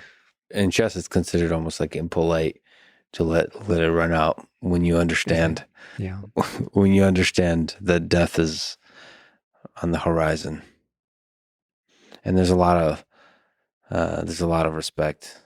That was the beautiful thing with all the trash talk and everything like that. Gordon always shows respect. I love that about the drama of combat. It's trash talk in the beginning and respect at the end. I think it's when you feel someone. Andre has great skills, and when you grapple someone, you feel just how skilled they are, and whatever issues you had prior to the match evaporate when you feel that okay, they're just like you, they do the same moves and same kind of concepts, and you see that there's more that bonds you together than separates you, and that's the feeling at the end of most grappling matches. So if we could talk about Giancarlo, who had an incredible performance. And I mean, there's a lot of things we can say. We can probably go through his matches, but if we could just talk without that about some of the most impressive things that you saw about him. One of the things I think you mentioned elsewhere in here is about confidence. So one of the things you saw that could really benefit him as an athlete and competitor is to build up his confidence. Is there, can you speak to that? First of all, I should give you some background. Giancarlo Bodoni was a strong local black belt in Boston, teaching at Bernardo Faria's school. When I would film instructional videos, I would often talk to him about his competitions and training. And he would do local competitions. He was trying to go from gi training, which was the majority of his competitive background, into no gi. And he was struggling in local competitions, especially with things like leg locking, where he had no background in leg locking and would often get submitted. So as we worked together in instructional videos, we would talk and discuss. He would periodically come to the gym in New York City and come to work out with the guys. And he often struggled in the training room. He had no experience with things like body lock, guard passing, and this used to mean that he was many of the training sessions didn't go well for him. So he was always like a very polite, well-spoken young man, and worked hard. When we went to Puerto Rico and the team ended up drifting apart, when we moved into Austin, he said, now that many of your athletes have left, could I come down and train with you guys full time? And I was like, yeah, I'd love to. I thought it'd be a great training partner for Gordon and Garry. We didn't really have any training partners at that point. And sure enough, he literally just picked up everything he had and moved down to Austin. Now, anyone who just moves halfway across the country to begin training, that already gets my respect right there. That's a big commitment. And he began training. We put him on a training schedule where first he had to cover up his big weaknesses. He had limited attacks from bottom position. He had poor leg lock defense, and he was very, very vulnerable to certain kinds of guard passing, which weren't part of his experience. This is all a year out from ADCC. Yes. And we should also maybe give the spoiler, which is he wins his division in a dominant fashion. He also does incredibly well at the absolute. It was an amazing thing. To give you an idea, when he first moved to Austin, he competed in a WNO event, and I don't think he scored a single point, lost a couple of matches, and including matches to people who were in this ADCC. So he came out of that looking very depressed, and he lost to Kenan Duarte. He lost to Mason Fowler. So Giancarlo always struck me as someone who was positionally sound. He had like good guard retention, things like this, but he had no offense. He had no leg lock defense, and he just wasn't able to assert authority on matches. He was a guy who was always going to be tough to beat because it was hard to pass his guard, that kind of thing, but he wasn't dangerous. Can I ask you a question on that? Yeah. Because my interaction with him early on when you came to Austin, I remember he interacted with me a bunch on the mat, showing me stuff, but I wonder if that kindness is a detriment to the confidence. Is there some connection? Because again, confidence. So killers can be nice too. Absolutely, confidence comes from skill level, and confidence is a much more rational thing than most people describe it. People think of confidence as like this esoteric, ethereal element that you either have or you don't. When in fact, confidence is much more a reflection, a rational reflection on your past experience. And if you're successful with your past experience and you're expecting to compete in a situation which is similar to your past experience, and that past experience has mostly been successful, you'll be confident. Are you pretty confident that the sun will rise tomorrow? Of course you are, because it's done so every time in the past. Now, there's no, as people like Hume pointed out, there's no supreme rational reason for believing this, but nonetheless your confidence is high, and it's the same thing in jiu-jitsu. If you're performing well and skills are the reason for that, your confidence will be high in the future regardless of what your mindset is. So it's not a question of this personality does better in competition or that personality. Ultimately it's going to come down to your skills, and your confidence will be a reflection of your accumulation of skills. So what was his journey like, to a person who lost to a person who dominated the competition? Yeah. First things first, we had to say, okay, you've got an obvious weakness, leg lock defense. So every day in the gym, he would be taught, okay, this is where you put your feet. This is where you position your knees. You point your knee this way, not this way. Then he would have to start sparring situations in leg locks and have to work his way out. Initially, these were like heartbreaking sessions for him, where, I've got to give that kid full credit. Like, he just worked his way through it patiently, dealt with frustration, initial failures, and just said, I'm going to get better.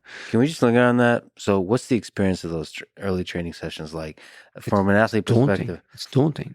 Are you basically dealing with the rational thought that you're not going to ever be good? Yeah, you're wondering, have I even got what it takes? Yeah. Like, think about it. He's an established player who's been in IBJJF competition. I believe he's a brown belt world champion in the gi.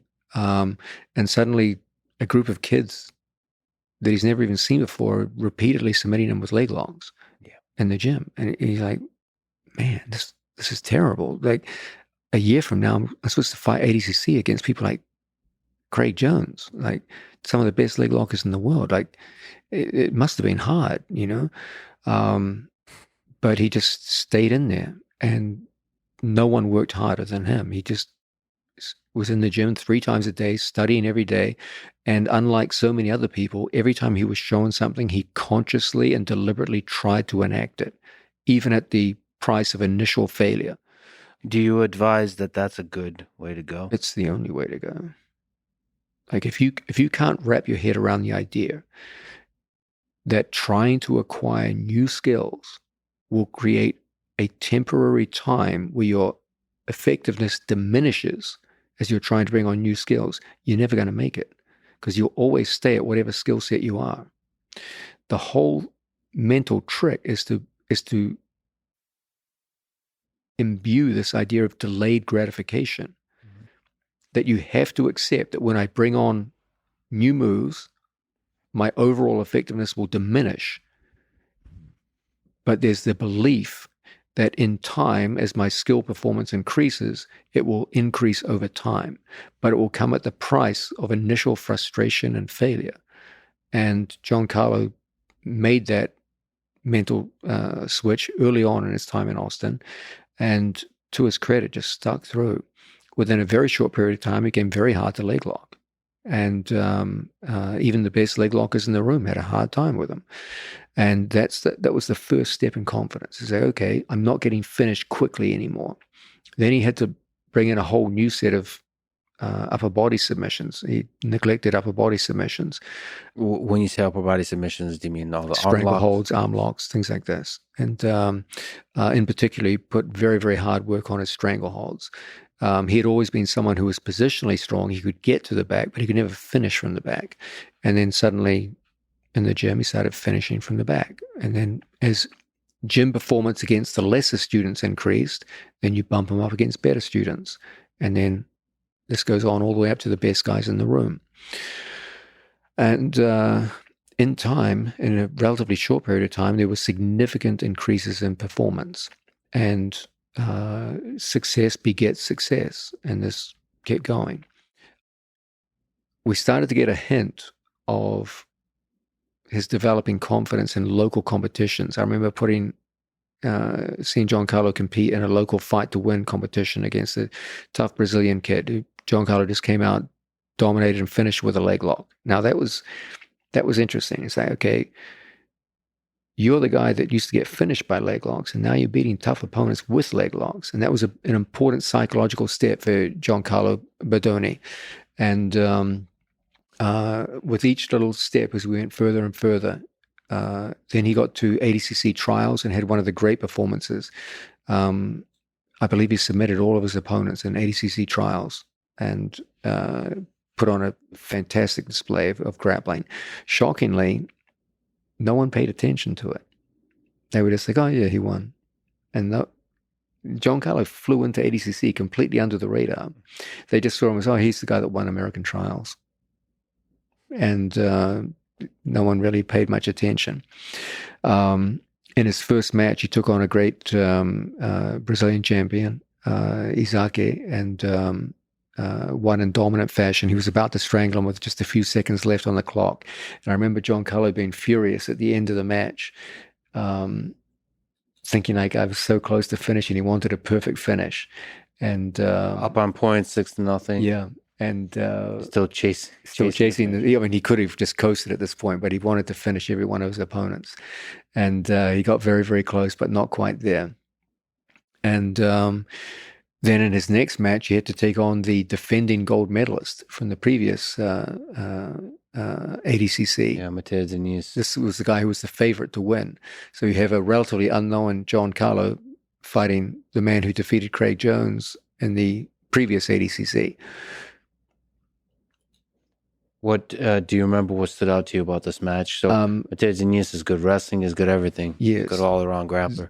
He's got by jiu-jitsu standards, he's a very strong wrestler. So our intention was to match his wrestling with Giancarlo's judo skills. So you will see, if we could perhaps go back, you'll see the first takedown.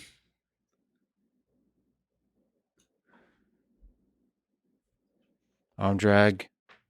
And took him down with a simple drag and peck. So that was Giancarlo's first takedown. That was more wrestling oriented and good for his confidence to see that he could score a nice takedown. But Matthias Diniz is very, very good at standing up from bottom position. If we just go back just a step.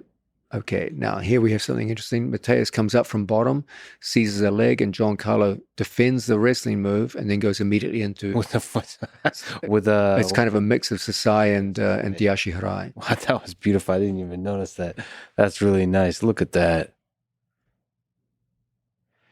from defending a single, threatening a guillotine. One of the big themes of our ADCC camp was that most of our opponents now are getting very strong in hand fighting. Look at that. But they're not strong in foot fighting. And so we put a very heavy emphasis on foot sweeping attacks. You remember Gordon Ryan took down Andre Galvin with a foot sweep. And here you have Giancarlo using the same technique, not from the back, but from the front. And an overhook. Left hand post. Catches the foot midair. Look at. And that's just a beautiful, beautiful takedown. That's beautiful judo. And then later in the match, you'll use a kosorigake, another classical judo takedown, to get top position. Now, at one point, Giancarlo was in trouble. He got his back exposed. With this situation? Good. Double leg to a knee pick. Knee pick. So he has to expose his back in order to avoid giving up takedown points. Mm-hmm. But here's the defensive training that we work on is coming through. He's defensively sound, shuts out the hook, prevents the score, keeps his body at the right angle to prevent a power half Nelson.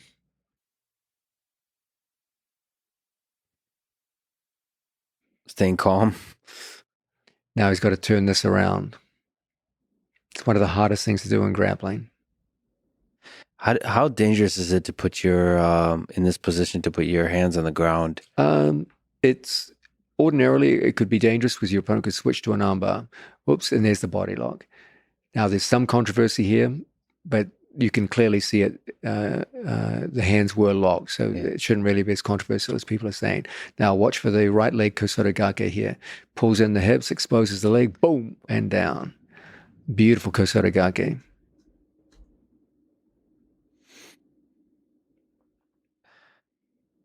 Also, probably a lesson that complaining to a ref does not protect you from a good takedown. Yeah, that's why they say in combat sports, defend yourself at all times. But now the great advantage of judo takedowns over wrestling leg tackles is they confer upper body connection after the takedown, which is very, very important for ADCC. That's why we put such a heavy emphasis on them. And now Giancarlo's is absolutely in the driver's seat. He just scored 4 points for that takedown, so he's well ahead at this point against the established favorite for the entire weight division. So now Mateus Diniz has to start taking some risks. He's staring down the barrel of defeat, and there's not that much time left. And that's what's going to set up the pressure. Now it's tactical pressure. It's not physical pressure, it's tactical. Mateus has to turn away, and that's going to create back exposure, the most dangerous kind of exposure in ADCC. Oh, there it is. Mount to back. And Giancarlo capitalizes. Mateus is smart. He's keeping on his side so that less than 75% of his back is on the floor to deny the mount points. But that comes at a price, and that price is back exposure. So the thing we talked about with Gordon, the circumstance of fate, which is he has a lot of grueling tough matches and still chooses to do absolute. So and he seems to just power through all of it. How much of the calculation is how to survive the cardio, the grueling cardio aspect of all of this? It's a great question. And the truth of the matter is you can't afford to pace yourself. Because if you say, I'm going to hold myself back for this match in expectation of the others, you could end up losing your first match. So he didn't pace himself at all for any of the matches. Yeah. You have to just be in good shape, and that's what the camp is for. No, it's mostly physical. That's what the camp is for. Like, he's felt more pressure in the training room than he felt in any of his matches. But still sort of attacking. Look at this. That was a beautiful transition. From back, from whatever the heck that position was. From from looking for the back, transitioning here. What the heck is this transition? So Mateus is engaging in a very good tactic, which is to get most of his back off the ground to deny the mount points. So as back exposure starts to occur, he turns in. Threatening an arm lock. Yeah, but you can see what's happening here. As the left foot goes under, it's going to create a beautiful triangle entry. Right foot penetrates through underneath the neck. And now he's locking a triangle, a senkaku, but not just any triangle, a triangle with the figure 4 locked on the back of the opponent's head, which makes any kind of stacking defense very, very difficult. It makes it very, very hard for an opponent to pull away and creates a much tighter strangle than average. And as a result, it's a quick submission. Beautifully done. Still chasing the submission. Yes. With a minute left up on points. Against the former champion. That's match number 2. Now, that's the first day. That's Saturday. So Giancarlo goes to sleep that night thinking, okay, I just beat a world champion in my first match and almost submitted him. And I just submitted the defending champion. So, of course, he wakes up on Sunday morning feeling pretty damn good. Now, there's an interesting twist here. His opponent is a talented young Irishman who won European trials, I believe, almost entirely with leg locks. And almost all of his major attacks in the tournament so far have been leg locks. Now, bear in mind that a year ago, Giancarlo was losing to local blue belt competitors via leg lock. Yeah. So in my mind, I'm thinking, okay, how's he going to handle this? Will the leg lock training kick in? And you'll see the result.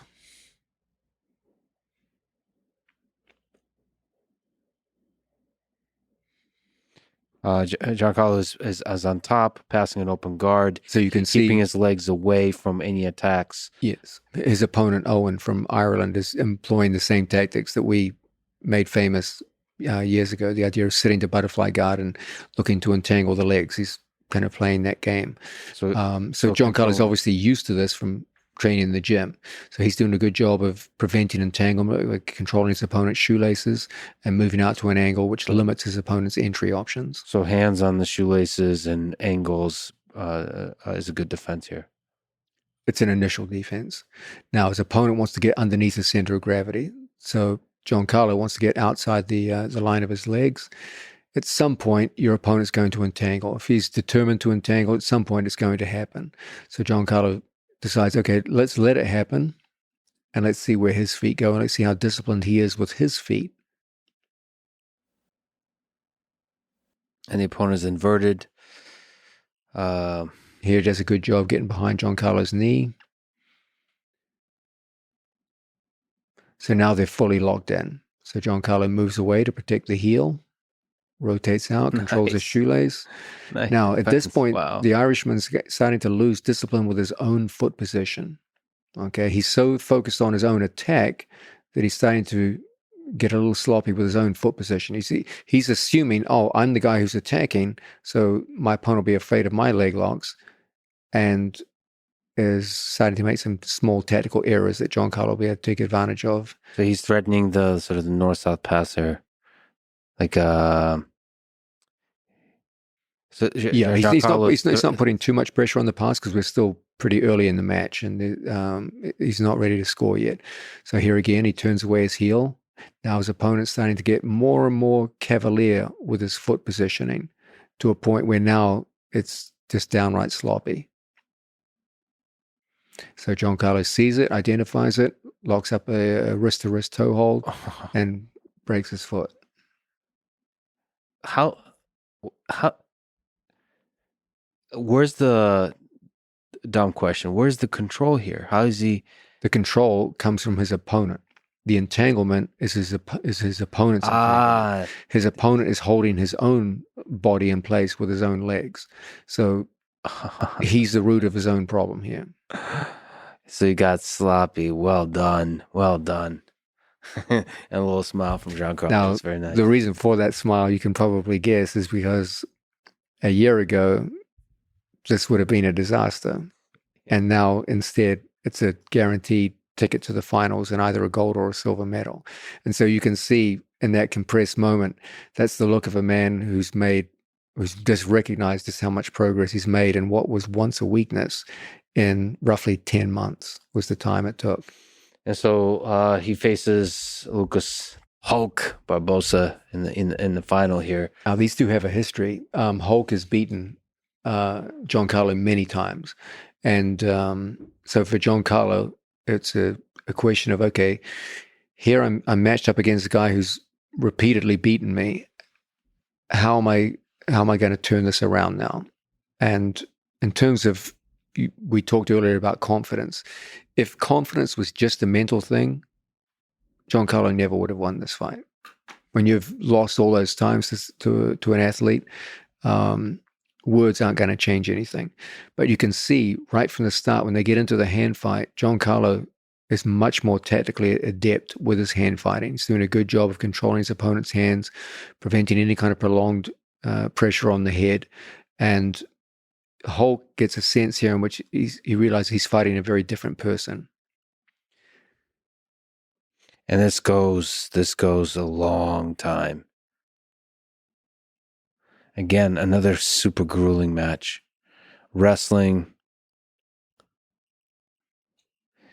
that eventually leads to a back take here, back triangle. Body triangle, I apologize. Here you can see the same tactics utilized by Gordon Ryan. Back control based around the body triangle. Many attempts to try and entrap his opponent's arm and take away those defensive arms. The main difference here is, again, you have an athlete with a very powerful, compact neck, so neck penetration is difficult. And so Giancarlo will switch to a palm-to-palm strangle instead of the conventional figure four. And now there's 8 minutes left, so all the time in the world. Is it only just a matter of time at this point in situations like this? Yeah, Giancarlo has a massive tactical lead in points. There's literally no way he could lose this match at this point. Even if his opponent did get out of here and take him down, Giancarlo would still be ahead on points. So at this question, the question now is not whether Giancarlo will get the gold medal, but whether Giancarlo will get it by submission. And there it is. There's the penetration of the neck. And he can't get the figure four, so he opts for palm-to-palm instead, and there's the submission.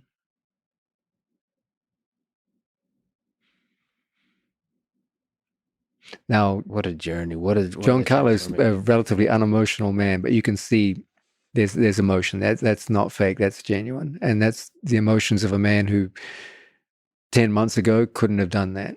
And then 10 months later, by dint of his own hard work and dedication, and his ability to actively attack his weaknesses and turn them into strengths, and then develop an ability to finish. That was a truly, truly remarkable achievement. Let me ask you about Garry Tonon. So he is one of the, at least in my opinion, greatest submission grapplers of all time. There's a lot of components to that. But he lost in his first match. Not only did Garry lose, he lost to the bottom seed of his division. And that in itself says something pretty remarkable about what's happening in ADCC, how there's a sense in which the days of the invited athletes being far superior to the trials winners are over. It was a clear signal that anyone who makes it to ADCC can beat the best people. Sam McNally is a very talented submission grappler from Ireland. He specializes mostly in arm bars, but he has a good positional game as well. Has a very modern look to his jiu-jitsu, and he did a fantastic job against Garry Tonon. I think tactically, Garry perhaps got a little far away from his true nature in grappling, which is relentless submission attack, and perhaps I should be given blame for this because I put such a heavy emphasis on the training camp overall on positional pressure that I feel that worked very well for all of the athletes except Garry Tonon. And interesting. So his you have to acknowledge the nature of the athlete part. And I think I was coaching so hard to the new people in the room on positional pressure that I neglected Garry's innate ability to the fact that he does best when he attacks exclusively by submission. So I think if anyone should get blamed for the failure here, it should be me. There's another comment as maybe I'm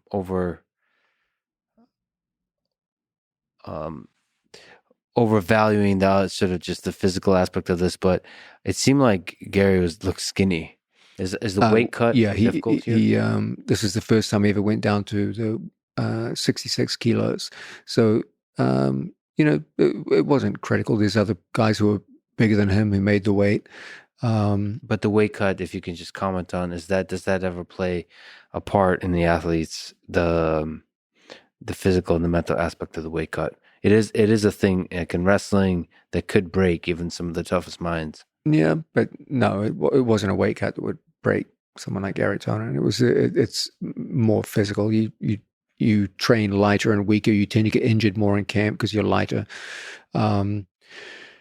We have a team now after the breakout that's mostly comprised of people over 215 pounds. So there's very few small people left in the gym. Most of the smaller athletes went to B team. So Gary's been struggling a little bit with training partners.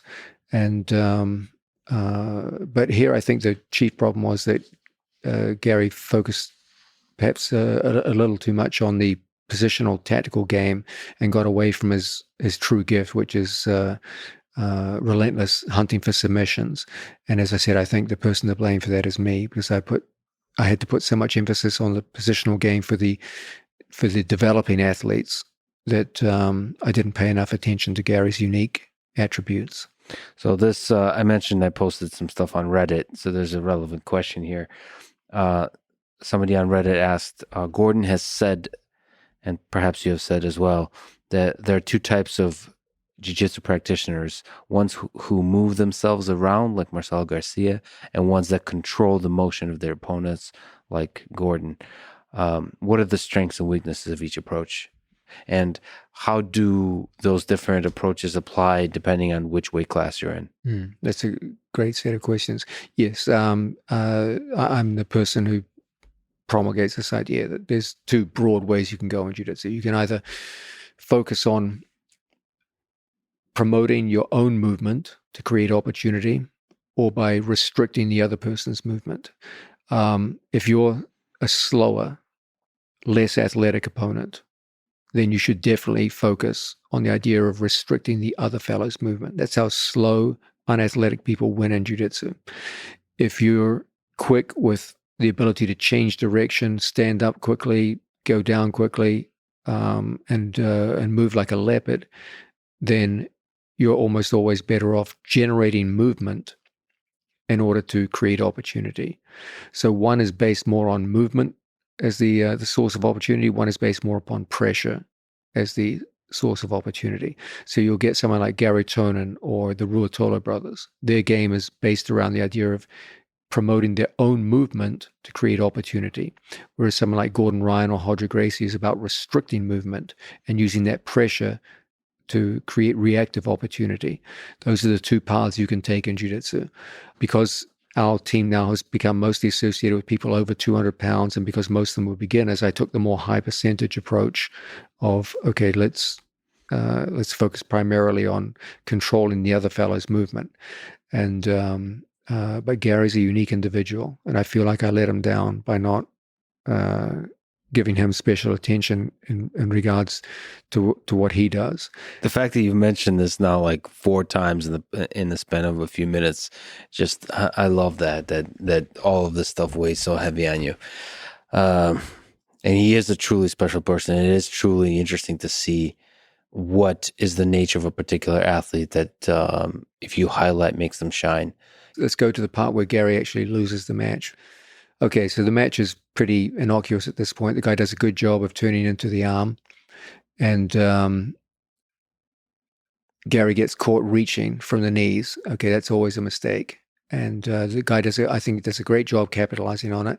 Now there's limited time left on the clock. This guy realizes, oh, this is my opportunity. He's got good flexibility and he gets the hook. So if he just frees it right there. So there's a minute and a half left, and typically in ADCC, if you get the back, you score 3 points. So this is a huge score. For Garry to win here it's got to be by submission.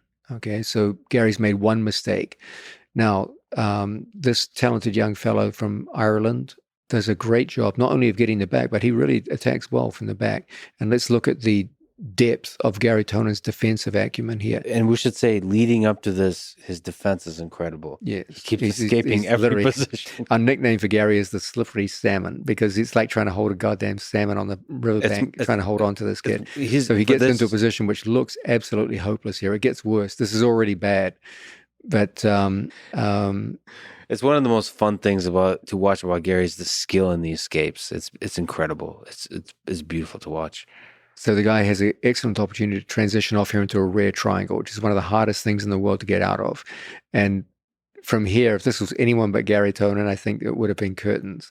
But you see Gary just extends, keeps his arm at just the right angle to pop out and gets out. So now Gary's like, oh, crap, I'm going to lose to this fucking guy.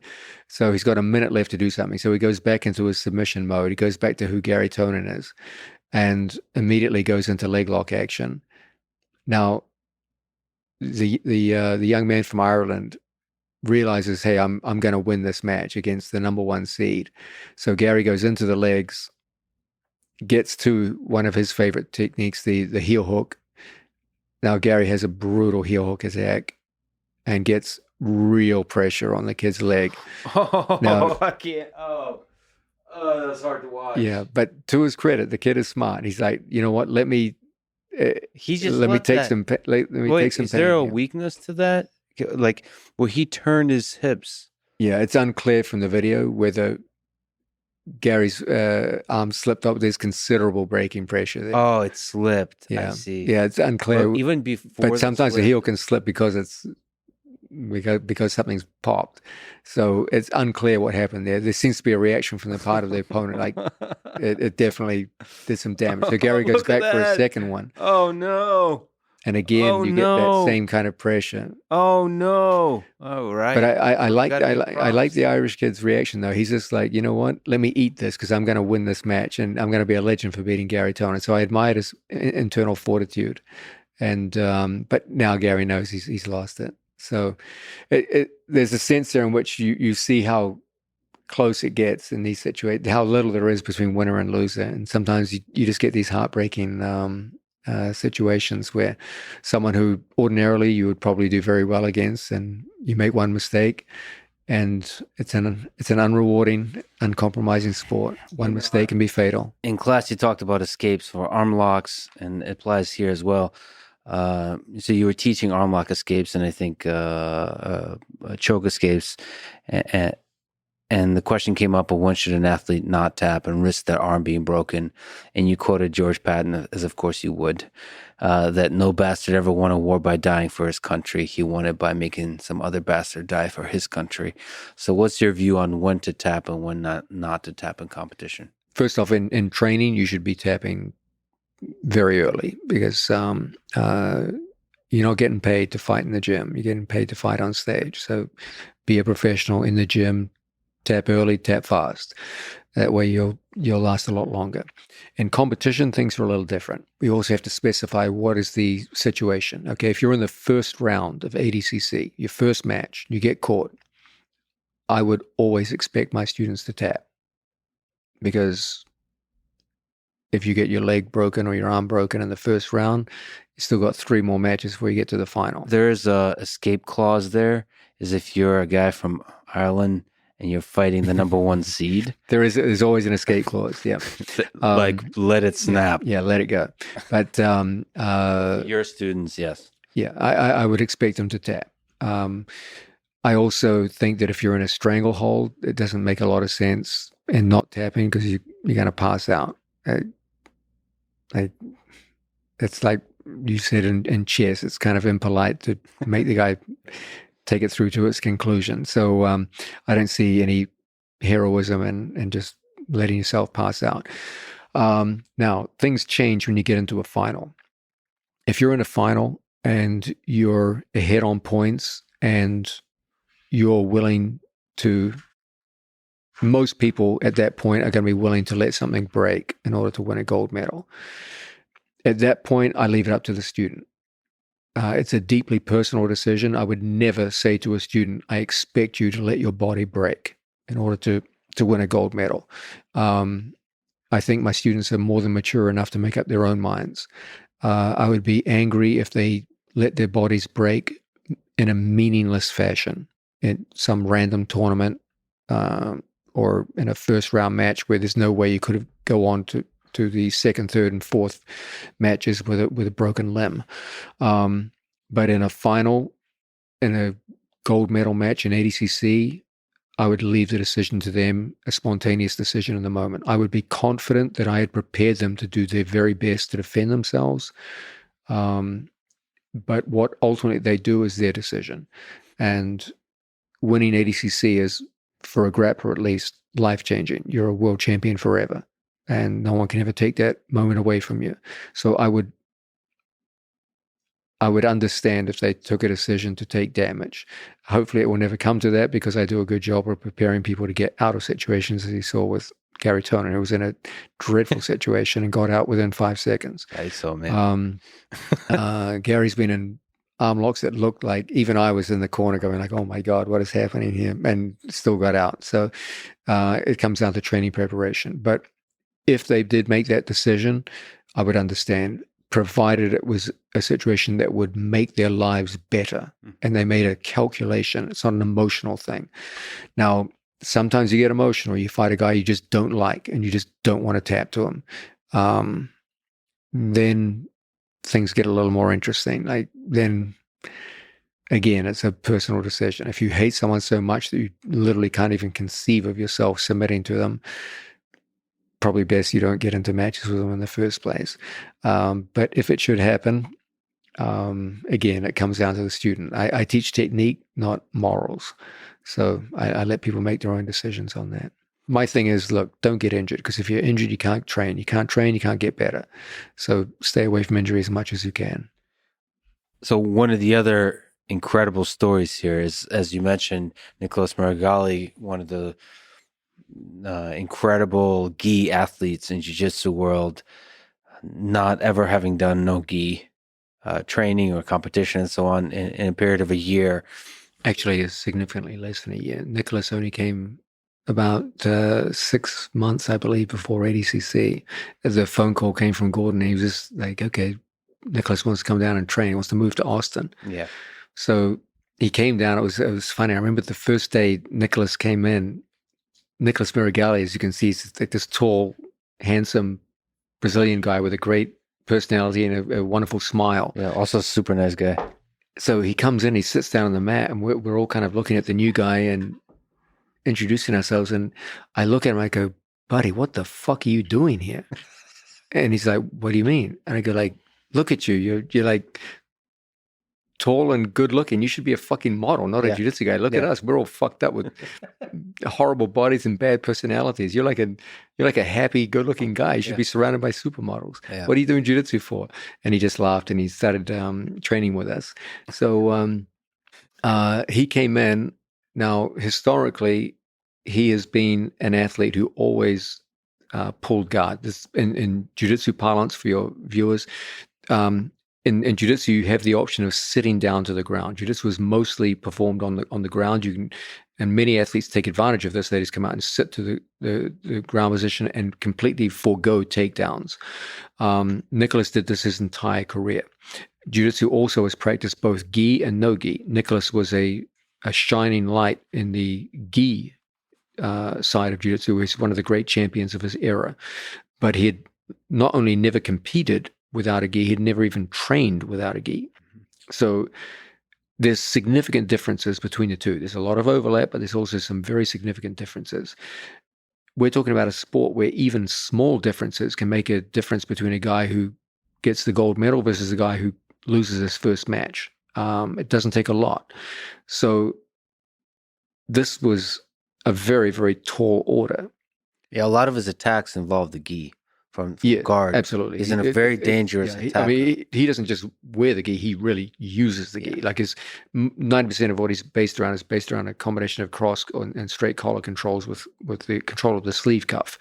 And so he really actively uses the gi. So when it came off, his first training decisions were like, oh, he looked like a fish out of water. In addition, he had no experience of leg locking. So one of the most significant parts of the modern game, he just had nothing. Plus the wrestling. He had literally zero wrestling, which is half of ADCC is based around this. So ADCC is like 6 months away, and he has to get ready for the gi world championships. Nicholas had won many accolades in gi jiu-jitsu, but he had never won the open weight division of gi worlds. So he's like, the first day he's there, he's like, John, I want to be the first guy to win gi open weight and ADCC open weight in the same year. Yeah. I'm like,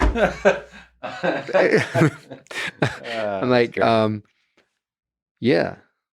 Now, in my mind, I'm thinking, like, yeah, that's never going to fucking happen, you fucking weirdo. Do you think there was a degree to which he actually believed that? A degree? He thought it was like a certainty. Oh, so he's looking at me like, yeah, I'm going to do this. So I'm like, well, Nicholas, this is very laudable, and I approve of your confidence, and but this is a difficult goal you've set yourself. Yeah. But perhaps maybe like 2024 would be a more realistic way. He's like, no, I'm going to do it. In all seriousness, it is incredible that Nicholas Meregali had the guts to set such a nearly impossible goal. So what do you learn from this experience of setting a goal that most people would say is just unachievable, and him actually almost doing it? It's on the surface just absolutely crazy. Like when he mentioned the goal to me, I was, as I said, just looking at him and almost like disbelief. I didn't want to show it on my face. And yet he came within inches of actually doing it. He won his first ever gold in the open weight with the gi and got to the finals and lost a tight decision in the finals and to take a silver medal. He wanted 2 golds. He got a gold and a silver. And there's a sense in which the sheer audaciousness of the goal set seemed ludicrous when it first happened. It's like, this is insanity. And yet he came at it with a plan. He came at it with his characteristic passion and hard work, and came within inches of doing so. And there's a sense in which you could look at it as, oh, he had a plan and it failed.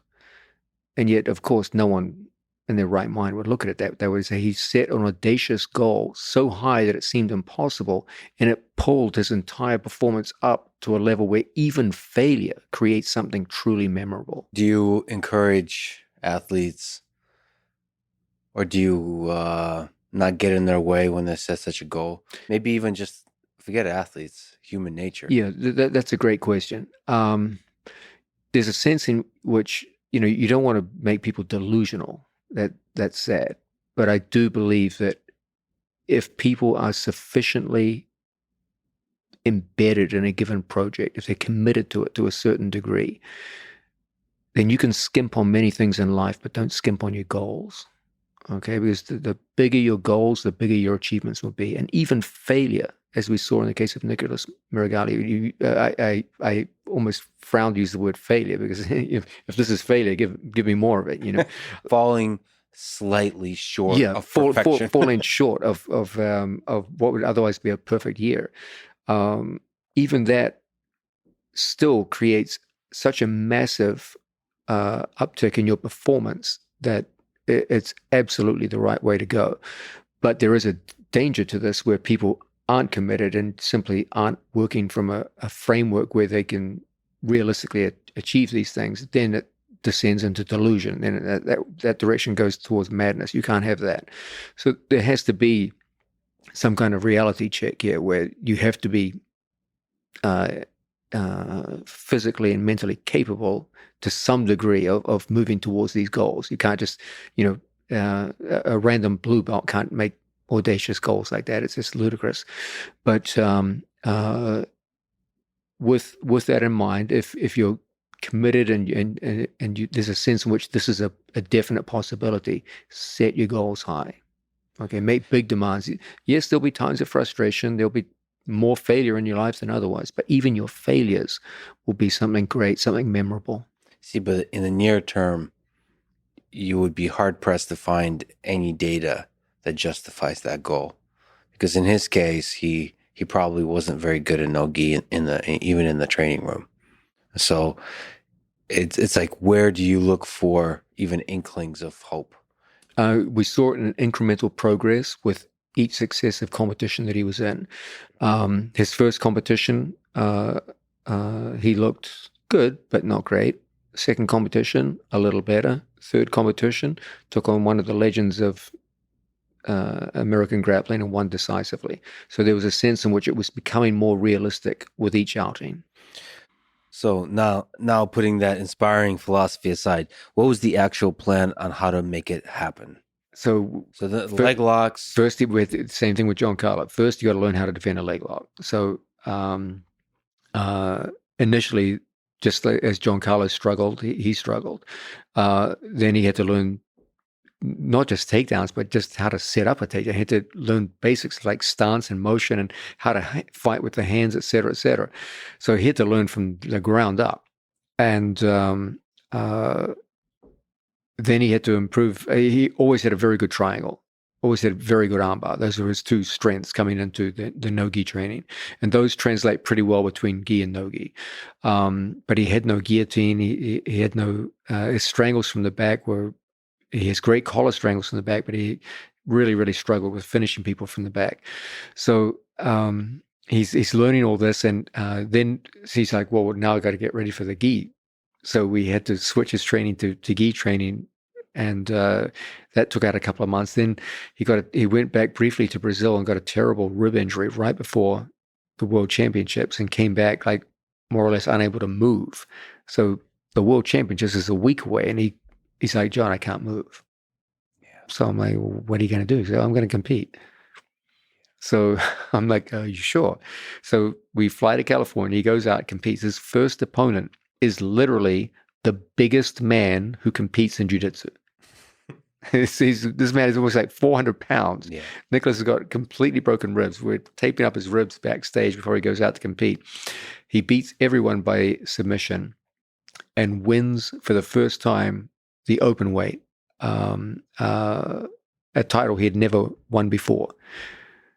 He steps off the mat, looks at me, and goes, well, I got the first of them. He won it. Gi, open weight, and now ADCC.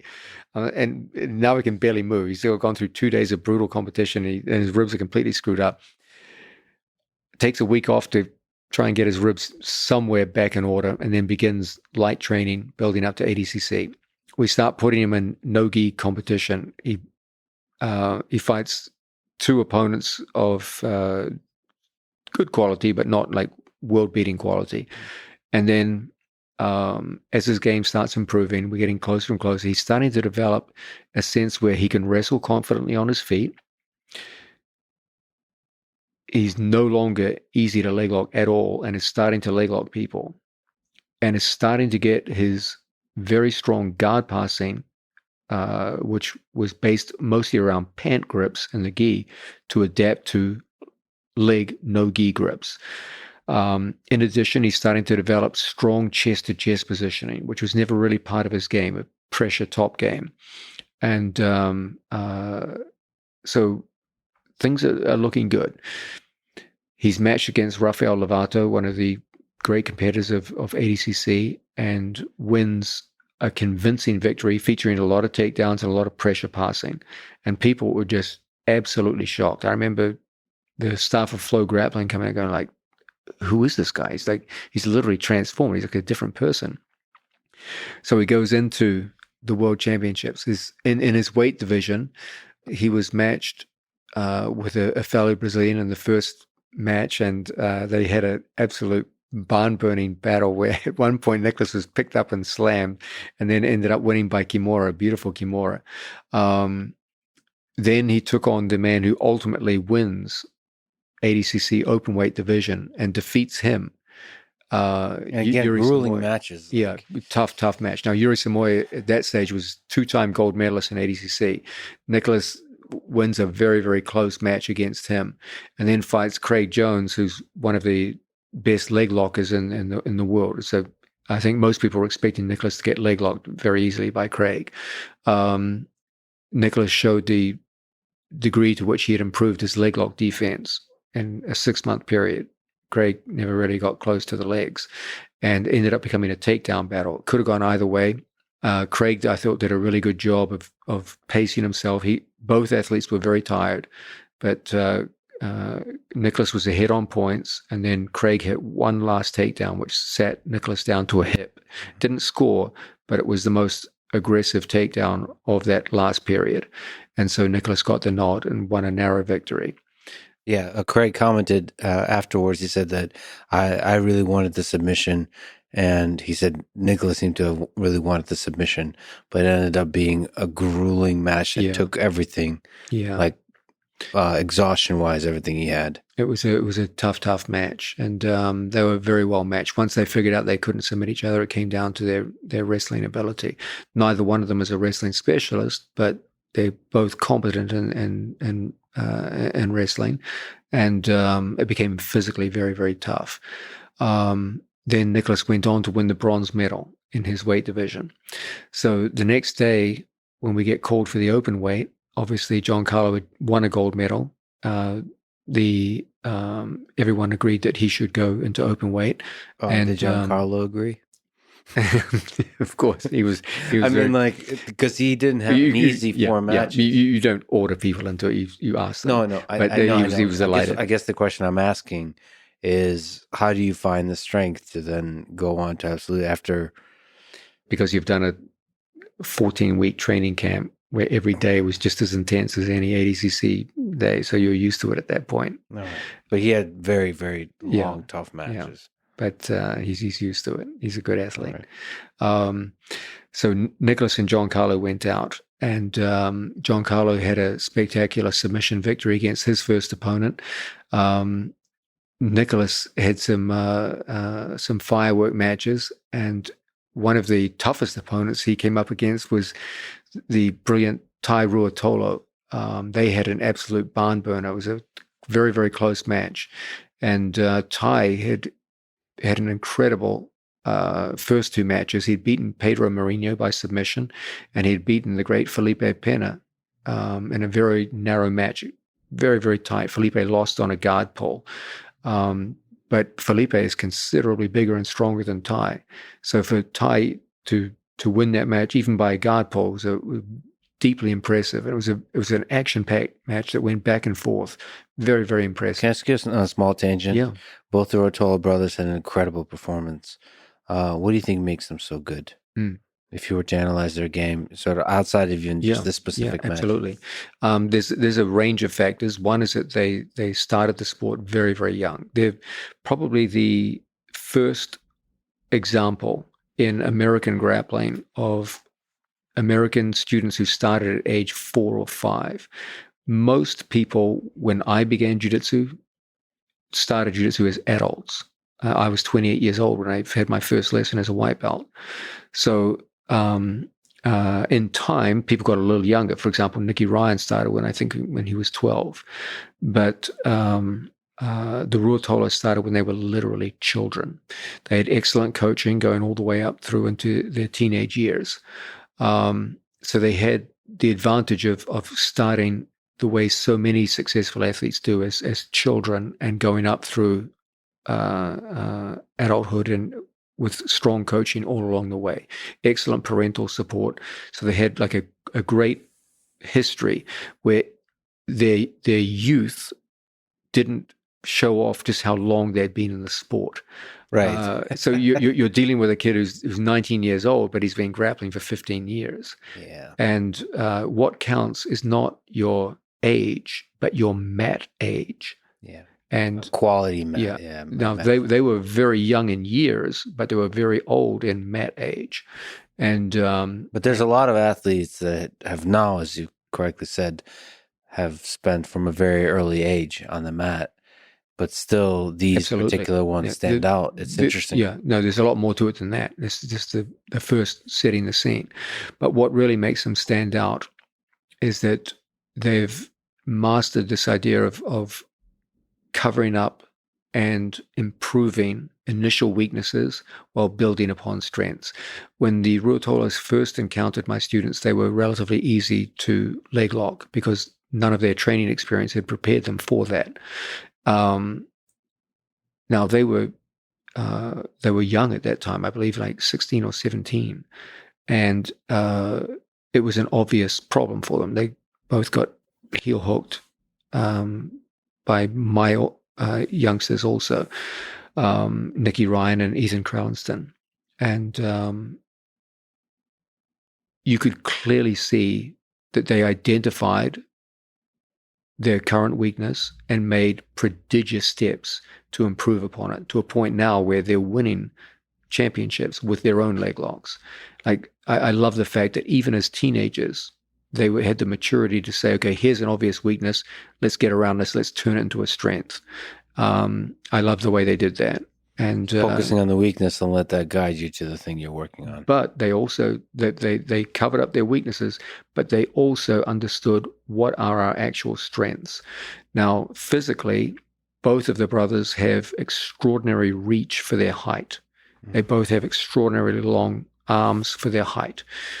That means that variations of karagatame, in particular dasas, anacondas, are going to be much easier for them in their weight division than for most people. These are all chokes. Yes, strangleholds. So they specialize in those. They adapted a game based around movement, which forces opponents not with physical pressure, but with tactical pressure into positions which expose them to those specialized strangleholds that they use. Traditionally, when we looked at the Ruotolos when they were young, we saw that there was a disparity between their top game and their bottom game. They were generally much better in top position than they were in bottom position. Again, they saw that as a potential weakness, and they turned it around using, again, their unique long limbs relative to their height. And they make use of a buggy strangle. I'm not sure why it's referred to as a buggy strangle, but basically it's a variation of karagatame using the legs done from disadvantageous positions on bottom. Mm-hmm. And they both make brilliant use of that, to not so much as a strangle weapon. Occasionally they'll strangle someone with it, but they mostly use it to create pressure to make people back off. Mm-hmm. And as a result, they're able to, they overcame the disparity between their top game and their bottom game. Now their bottom game is part of their offense, and they're very, very successful from there. And so again, you had that really impressive sense in which they identified their weaknesses in leg locks and bottom position, turned it around and made it into strengths. And at the same time, they identified, okay, what are our physical gifts and how can we maximize their use? And they created a program of initiating movement that created tactical rather than physical pressure to set up their best strangleholds. I deeply admire what they've done. Those two young men have a huge future ahead of them. And so here, one of the brothers faces in the absolute Nicholas Meregali. And bear in mind, Tai has just fought two very tough matches against guys bigger and stronger than himself. So he's coming into a third match against a third guy who's also bigger than he is. So hats off to Tai, fighting open weight against three monsters in a row. Now, Tai and Cade, one of their best attributes is they are two of the best scramblers in the sport of jiu-jitsu. So whenever you go to shoot on the legs with them, there's a danger of running straight into a Da stranglehold. They're very competent at counterattacking single legs with Da strangles. It's also very hard to control them after a takedown. They do a very good job of springing back up to the feet. So I told Nicholas to favor upper body judo-based takedowns rather than wrestling takedowns. And you see here a fine example of Nicholas's gathering skill in uchimata, one of the great throws of judo. Set up with there's a bit of a foot sweep. Good. The nice thing is he starts off with what it looks like it's actually a two-directional uchimata. He threatens ouchigari to the back. That's a throw that throws your opponent to the back. His opponent pushes into him, then he changes direction with his support foot and takes him over with uchimata. Now, as we said earlier, the great advantage of judo over wrestling is that because there's upper body connection during the throw and after the throw, it's much harder for an opponent to scramble away from you. And even Tai Ruotolo is one of the best scramblers in the sport. Has to stop scrambling here and just go back to guard position and enable Nicholas to hold top position. I mean, some of it is also the surprise there is something less understandable about judo techniques because there's less data. It feels like The Ruotolos also have a good Uchimata. I think they're very familiar with it. It was just how often do you think are they on the receiving end of an Uchimata? That's a good point. Yeah. So I just feel like they have more data in terms of defending. Of course, there is fundamentals to the Uchimata that make it difficult to scramble around, but this is a good example of someone who literally didn't have a single takedown 6 months ago. Now he's throwing one of the toughest guys in the sport with one of the more difficult throws of judo. Now, you're a judo man. Yeah. You'll back me up on this. Uchimata is not an easy throw to learn. No. It takes some time. You're hopping on one foot with both of your body weight supported. It's very counterintuitive. On one foot. Yeah. It's you have to really... it's one of the more difficult throws. Let go of your understanding of takedowns, of maybe wrestling style takedowns or more intuitive kind of takedowns to understand it. There's many throws like this. Uchigari is like this. Sotogari is like this. Uchimata is like this. It's weird. What? I'm on one foot. I'm hopping around. This makes no sense. Yeah. But it works. Foot sweeps are also weird in that way. They're a little bit more intuitive, but like to get very good at foot sweeps, you have to understand timing, weight distribution. It's a dynamic thing that's weird. You have to... I always laugh when I talk to Nicholas. I say, I try to teach him a single leg, which is traditionally most... like a high single leg is one of the easier takedowns to perform in terms of mechanical difficulty. And Nicholas always struggles with it. And then I teach him one of the more difficult takedowns, Uchimata, and he does it flawlessly. Yeah, you never know. Certain things get attached. I mean, you see this in judo. It's kind of interesting to see there's classes of takedowns and certain people just gravitate in their philosophical, intuitive understanding of body mechanics or something like this. It's like Seinagi versus Uchimata. You very clearly see there's some people that understand, they like to have both their feet planted on the ground. And there's some people that are okay with this one foot on the ground and the other one is doing something else. And I think that, I don't know what is that? I don't know. It's what makes you fall in love with one field versus another. So what can you speak to that? That you've released a new instructional on takedowns and standing skills for jiu-jitsu, just at a high level. Using Nicholas as an example, what are some key ideas about takedowns? Okay, first, whenever people talk about standing position in jiu-jitsu, they always say, "Oh, I need to learn some takedowns," but it's never a question of just learning the takedowns. It's learning the prerequisites to the takedowns. The takedowns are more or less like an afterthought. You've got to begin with stance, motion, the ability to engage in grip and contact, get your opponent out of balance, and then comes the takedowns. The takedowns in jiu-jitsu are mostly divided into lower body takedowns, tackles to the legs, single legs, double legs, to a lesser degree, high crotch in jiu-jitsu, and then upper body takedowns, which are mostly judo derived. Nicholas had to start more or less at the ground. He didn't even know how to come out and make grips or hold a stance. So he had to learn every element of it.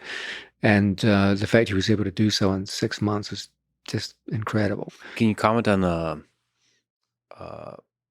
upward posture? That seems to work for jiu-jitsu. The matches in jiu-jitsu are much longer than the matches in wrestling. In addition, there are many kinds of submission threat which are not there in wrestling. So the stance has to be significantly changed. In wrestling, they favor generally a very low crouch because the vast majority of attacks are tackles to the legs. So anyone who stands upright in wrestling tends to get heavily punished by being taken down immediately with a leg tackle. In jiu-jitsu, the matches are so much longer, it would be difficult in a 40-minute match, for example, to maintain a bent-over crouch. You'd be exhausted. There's also problems associated with submission holds. There are many forms of submission hold, guillotines, darts, etc., where if your head comes down too low, you become a little vulnerable to this. And so the stances in jiu-jitsu competition tend to be much more upright, more like judo and Greco. So right off the bat, you see the stance is different. The motion tends to be much slower and more evenly paced because you've got to be able to do this for long periods of time. So the number of fakes per minute. The number of shots attempted per minute is usually much lower. So these are obvious differences. The biggest difference, however, has nothing to do with that. It has to do with tactics. In jiu-jitsu, the scores will be judged by what happens after the takedown. In the case of ADCC, you can take someone down in ways that would score in both wrestling and judo, and possibly even win the match in the case of judo, and it would score 0 in ADCC because of the nature of the rules. The whole idea of ADCC scoring is to demonstrate control after the takedown. It's what happens in the critical 3 seconds after the takedown that creates the score. In judo and in wrestling, the emphasis is placed on the takedown itself. In jiu-jitsu, the emphasis is placed on the aftermath of the takedown. That's where the score is allocated. And that can be a period of up to 3 seconds. Now, 3 seconds doesn't sound like much, but in a scramble after a takedown, 3 seconds is a fucking eternity. It goes on forever. And so you will see many examples of takedowns that, as I said, would score very well in judo and wrestling, but don't score at all in ADCC. And so the whole skill becomes packaging the standing position in terms of the takedowns themselves, but in particular, preparing the athletes for that critical 3 seconds after the takedown. That's why many people who are very fine wrestlers struggle in ADCC. They take people down by wrestling metric all the time, but don't score under ADCC rules. What makes GSP so good at takedowns? I've gotten a chance to even recently watch him do takedowns. Is it within this framework that you're teaching? What stands out to you about him that you draw lessons from? Yeah, that's another example of someone who's performing takedowns in a rule set radically different from wrestling. Just as the ADCC rule set is so different from conventional wrestling rule sets, that the whole manner in which you approach takedowns and even your understanding of takedowns has to be quite strongly modified. So to an MMA, it's even more extreme.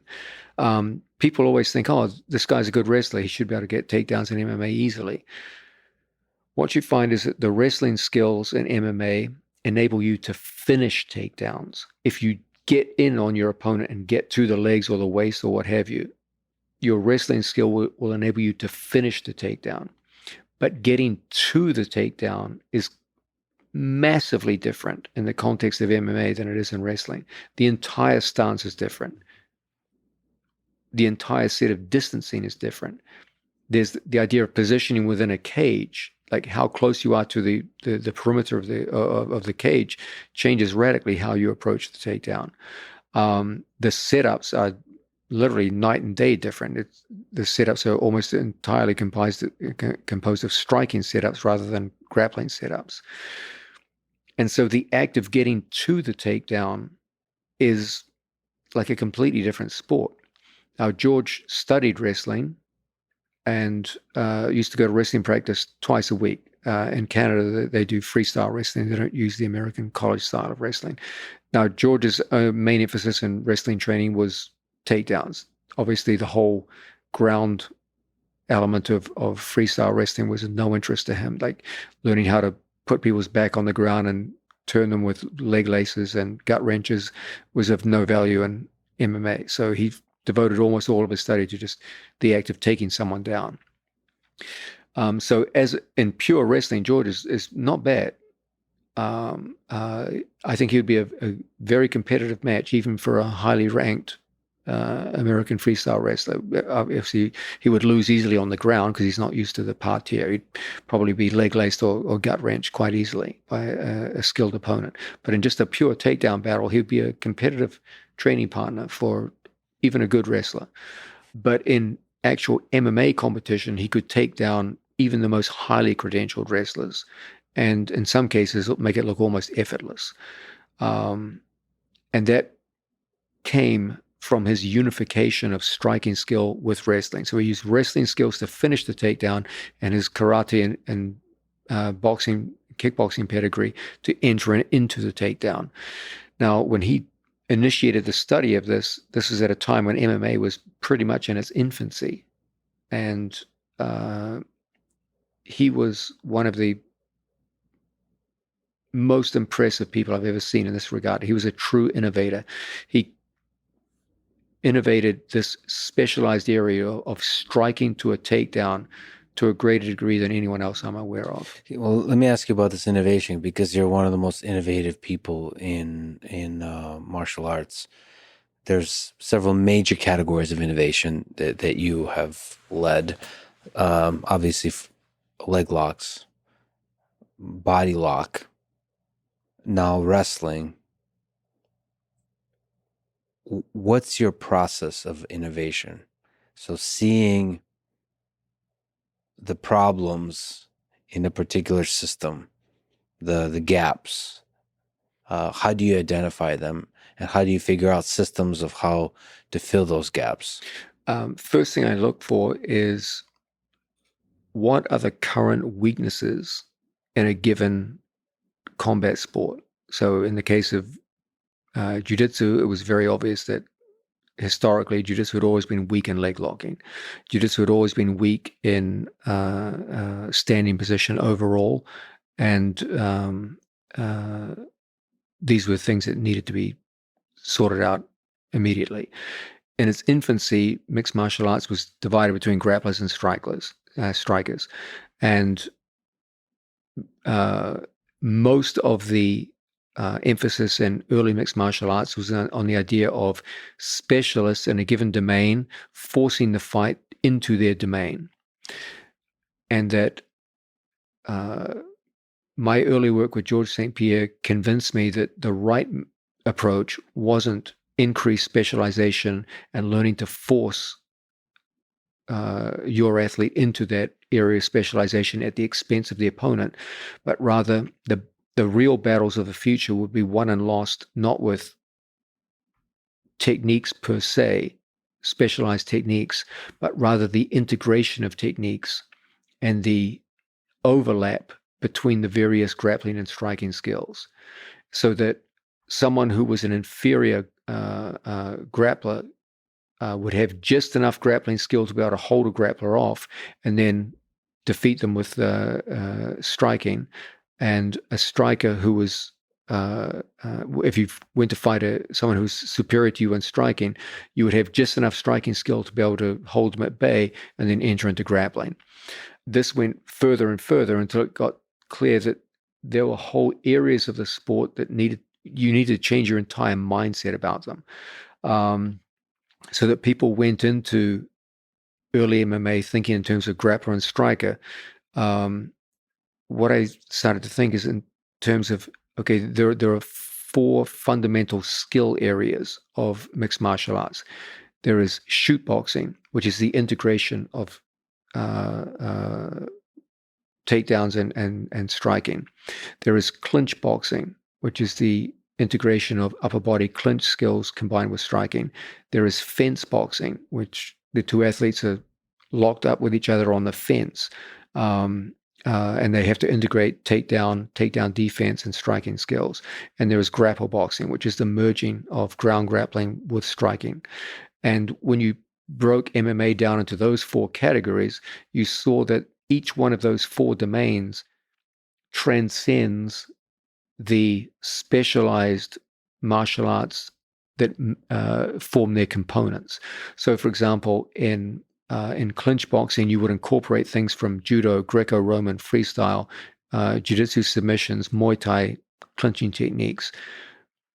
But even if you took all five of those, the rule set that you're operating in required such extensive modification that the final product of clinch boxing transcended all five of its component martial arts and became its own autonomous skill. It needed to be worked autonomously. And when we broke George's training down into those four areas, that's when real progress started to be made. That's when you started to see the integration of those four phases, and the striking and grappling within each of them was where victory was being won and lost. So once you reframe how you see a particular combat sport, then you can start doing these detailed development of ideas that actually they fit. There's a sense in which it had to start with a paradigm shift, and then a research program began after that. You don't start with research, you started with a paradigm shift and then went to research. Well, let me ask you, I got a chance to hang out with you and Renzo Gracie at ADCC. He keeps messaging me saying he's going to call me and not calling me. I think aside from being hilarious, charismatic, and handsome, he is also, and wise for his young age. He's also one of the greatest coaches and athletes of all time in martial arts. So let me ask, what have you learned about life from Renzo Gracie? The degree of difficulty that Renzo must have encountered. He never talked to us about it, but I figured this out as the years went by. The degree of difficulty that he must have experienced when he first came to Manhattan and started teaching, it must have just been incredible. You got to remember, Renzo came from Brazil, training with the best people in the world at that time. Rickson, all the Machados, all of them were located around Gracie Barra and that Rio de Janeiro set. They all knew each other and they all trained together. They had internal problems, of course, but they all knew each other well and knew each other's games. So all of them had beautiful and highly developed jiu-jitsu. So all Renzo knew from childhood on was perfect, beautiful jiu-jitsu, and communicating with other people who also knew perfect, beautiful jiu-jitsu. Then he comes to New York, where he has to teach in a language that he, at that stage, barely spoke to a bunch of fucking morons who didn't even, on my first day in jiu-jitsu, they had to explain to me the difference between the mount and the guard. Because as far as I was concerned, you're on top. It's the same thing. And they're like, no. Mounted is different from guard. And I'm like, no, it's not. Like, you're on top of the guy. You just hit him. So he has to argue with you about this. And imagine going from training with Hicks and Gracie to having to tell some moron that guard is different from mount. And we were so primitive back then. He went from the best training culture in the world to literally the worst. Just a bunch of guys in their mid-20s who knew nothing about the ground. Just luckily he's known for his patience. But out of that, he molded one of the greatest gyms ever in New York. Yes, he did a fantastic job, and most of it was based around the idea that he gave us complete freedom. We came in, we trained all day, and I started teaching beginners classes. And then some of his senior students, Ricardo Almeida, Rodrigo Gracie, and Matt Serra, opened their own schools around the tri-state area. So they left. There was a vacuum of teachers, and he asked me to start teaching. I taught for many, many years there, and he always gave us complete freedom. His only thing was to say, okay, do whatever you want, just make sure it's effective. Prove to me it's effective. And that's the best research program you can ever have. Show me proof. And so many times, especially in those days in jiu-jitsu, there were so many things that were just off limits. Like you couldn't study leg locks, you couldn't do this, you couldn't do that. Like this kind of game was for cowards. This is the only kind of game we accept. And Renzo was never like that. He was just like, okay, just do what you want, prove to me it works. And if you give people that simple structure, you give them some time, some ingenuity, a lot of things can happen. I got to ask you, and by the way, he'll come on this podcast, and I do feel like it's a little bit like riding a dragon or a bull of some kind. It'll be a fun journey. I can't, at least from my perspective, having interacted and having met him, it's hard not to smile. He's easily one of the most charismatic people in jiu-jitsu. It's kind of fun to watch that humans can be like this too. It's just the love that radiates from him is incredible. I gotta ask you, this is from Reddit. There's There's a few legends that come from that gym, but people on Reddit kept asking me about some guy named Boris. Apparently, you coached him at Renzo's, and he was a legend, and he was terrifyingly good. What made him a legend? Who's this Boris character? Boris is one of my early students. I think he was either my first or second black belt. Boris came from Long Island. He was a wrestler. He was of Russian Jewish descent and highly intelligent. Yes. And now he was short of stature, but very powerfully built and compact. Very nice, polite young man, but also slightly eccentric, which I always liked about him. He would always come dressed with glasses on, and he would leave the gym dressed like, to use the American phrase, a complete nerd, with like his pocket protector, and he now he was heavily muscled, but he would dress in such a way that it didn't appear so when he left. And we always used to laugh, like, you imagine some guy tried to mug Boris. They would see him with his nerdy glasses on, and his pocket protector, and they would literally run into like one of the most formidable human beings in the entire New York area. Boris started training jiu-jitsu, I believe, in Long Island, and then when he got a tech job in Manhattan, started training with us in a morning class. Now, these were relatively early days in Manhattan and my teaching career. And he and a group of others, a very small group, used to train early in the morning, around 6 a.m. before work. And Boris was a legend in those days. Now, a very young George St. Pierre came to train with us at that time, and he would come in at 6 a.m. to do his morning class. And he was one of the main training partners for Boris. And Boris, being a wrestler, used to generally prefer top position. And I would always encourage George to play bottom position. I said, you got to get good in bottom position. You never know. I know you're good at takedowns, but one day someone's going to put you down. So you got to work bottom position.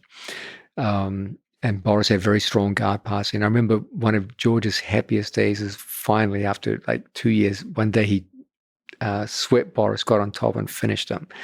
And I remember that was one of his biggest thrills in all of his training career. Was the last time that ever happened. Boris. No, Boris was, he was a very formidable man for that time. The funny thing about Boris is every time we would have a conversation, he would say, I'm only going to do this sport until I'm 40 years old, and then I'm going to stop. And I was like, why? Like, why not be like a lifelong martial artist? You know, you got so good. You're good at jiu-jitsu. You got great skills. You've worked hard. Why not just keep going? He's like, it's ridiculous for a man to train after 40. There's no need. And you never gave any reason for this. It was just ridiculous. One day, now this is a guy who came in literally every day, 6 a.m. every day. One day, he comes in, he comes up to me at the end of training, he goes, hey, John, I just turned 40, so I won't be seeing you again. And I thought, he's joking. So I'm like, I'll see you tomorrow, Boris. He's like, no, you won't, and walks off. How gangster is that? And then he never came back. I've never seen Boris since. He came in, was one of the best grapplers I ever saw, and just said, that's it, buddy, I'm out. And to this day, no one to walk away. Yeah. I also got to hang out with Ali Abdelaziz. He's a Renzo Gracie black belt, 4th degree judo black belt, and friend and manager of Khabib Nurmagomedov, who's coming down to Austin soon. We'll do a podcast. Hopefully you'll get on the mat and have a bit of brainstorm. Also, he's a manager and friend of many other amazing fighters. I really love the guy. The loyalty, the fact that he looks for loyalty and has that close inner circle, and integrity and character in people. I really liked him. I connected him really quickly. But any fun stories about Ali? Did you train together? Yes, he trained for many years in the basement of my classes. His story is one of the most unlikely stories Like if someone wrote a movie plot about his life, they'd be like, "This it's absurd." It'd be thrown out the door in a second, and yet it all happened. Um, uh, you're absolutely correct. He his from the unlikeliest possible starts created a situation where I think it's incontestable now to say he's the most successful manager in mixed martial arts history. He has more champions under his care than anyone else I'm aware of, and respected and influential. So on all dimensions, yes. Now, many people aren't aware of the fact that he was actually a very good judo player. He had judoka first, yeah. Yes, yeah, he had very good no-gi judo. He had an excellent harai goshi, very good tani atoshi, and he threw many people who were highly credentialed wrestlers back in the basement, back in the glory days of MMA training. He was a good example of a guy who had very, very good judo hips and often used it to counter wrestling, and was a fine demonstrator of the idea that when judo is adapted to no-gi gripping, it can provide a very effective foil to many of the standard forms of wrestling attack. And he would often use uchimata to counter leg tackles and do so in very, very spectacular fashion. Well, what do you think about Khabib? Is there something from just watching him, or is there something you can imagine if he comes down to the gym that you might learn from the way he moves, the way he approaches wrestling? Oh, absolutely. He's one of the greatest combat athletes of all time. If you can't learn from someone like that, there's something wrong with you. So he emphasizes control. Yes, he does. And he's absolutely a master of exerting control. The amount of grappling control he was able to put over some of the most difficult people in the world to control was truly astounding. He beat people from every style. He beat wrestlers, he beat jiu-jitsu players, he beat kickboxers, and he controlled them all in more or less the same way. He has a very underrated bottom game. People think, oh, he's just about stifling top control. But people forget he was taken down on several occasions and ended up in bottom position. And he showed excellent guard work from bottom. He was able to get into submission holds readily on opponents from bottom position. He's got an excellent bottom game. People say, oh, he's just a positional guy. No, he's not. He's got great submissions. Like the application of his triangle from both top and bottom was top class. He had a sharp arm lock from bottom position. Excellent kimura. If you look at his kimura finishes in MMA, they were technically very, very well set. Excellent breaking mechanics. He's a very, very fine grappler in both submission grappling and MMA grappling. I think we'd probably learn a ton from moving around with him. Is it possible to learn something about him or about Roger Gracie or about Gordon by watching them or rolling around them for a little bit? So maybe Roger and Khabib are good examples because they're able to do seemingly very basic things on everybody and dominate them with that. I think Gordon is as well, but Gordon seems to have more preference and range of what he's able to do. It's almost miraculous how much Roger can do by just the same exact thing on everybody. Yeah. Is that is it possible to understand why Roger or Khabib are so good at very basic positions? Or do you have to feel it, or do you have to, or is it just something that's developed over years? I think for most people, for the vast majority of people, it would have to be explained to them. For a smaller group of people, if they felt it, they could try to replicate it. Yeah. And there are a few people who could look at it and have enough knowledge and say, okay, I can see what he's doing. Like, for example, Roger could probably look at video footage of Khabib grappling and say, okay, I understand what he's doing. But the average person, it would probably go over their heads. You sometimes think of like these great athletes, like maybe they're too narrow. Like you might imagine they're kind of so focused on a particular thing, they don't develop in interesting ways. He's just a sweetheart. Yeah, no, he's a wonderful person to be around.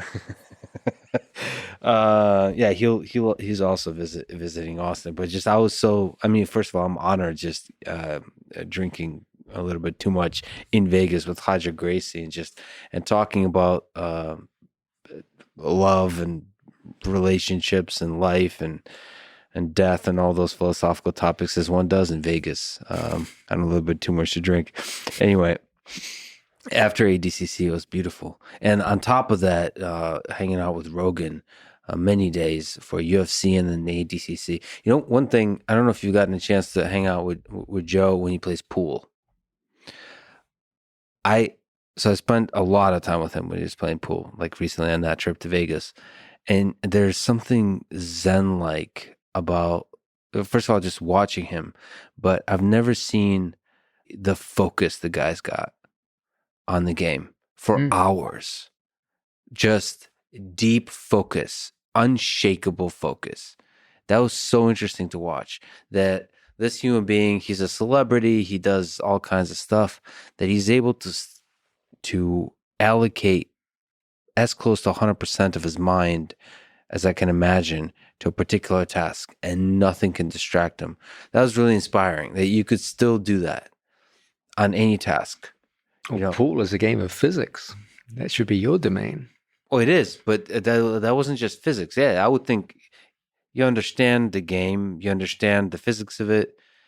You also understand the fun of it because there's friends and laughter and so on. I would be distracted by that a little bit. I wouldn't be as but focused. Not Joe. He literally, as the closer you get to the table, the more everything zooms in. The jokes, there's funny things. You can't get his attention on anything. It's that focus. I don't know. That really stayed with me. That, like, those memes, like, I want to find somebody that looks at me the way X looks at Y. I want to find somebody that looks at me the way Joe looks at a pool cue or whatever. The focus there. I want to find something in my life. Rather, I want to attain the level of focus he has for pool on a task that I care about. And that focus, like, fuck everything else. Now it's time to do work.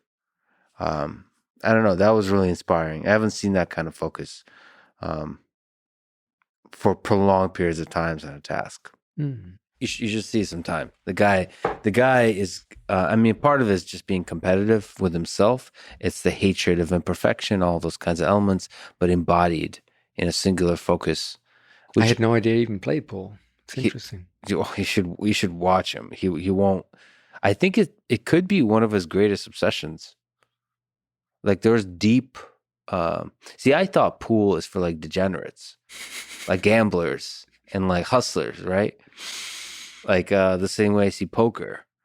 But, like, I saw like a wolf / like elite athlete in Joe. I said I didn't know this. I don't know much about pool. I didn't know that you could have that level of focus while still drunk out your ass, but extremely focused. It was beautiful to see. I don't know, inspiring for me as a person who highly values singular focus on a task. Let me ask you, from a perspective of a hobbyist, what major practical changes can a hobbyist who works regular 9-to-5 job do to improve their jiu-jitsu? So they're in a gym. There's a lot of excellent gyms throughout the United States. What can they do to improve their jiu-jitsu? About the way they think about jiu-jitsu, about the way they approach their actual schedule, those kinds of things. That's a great question.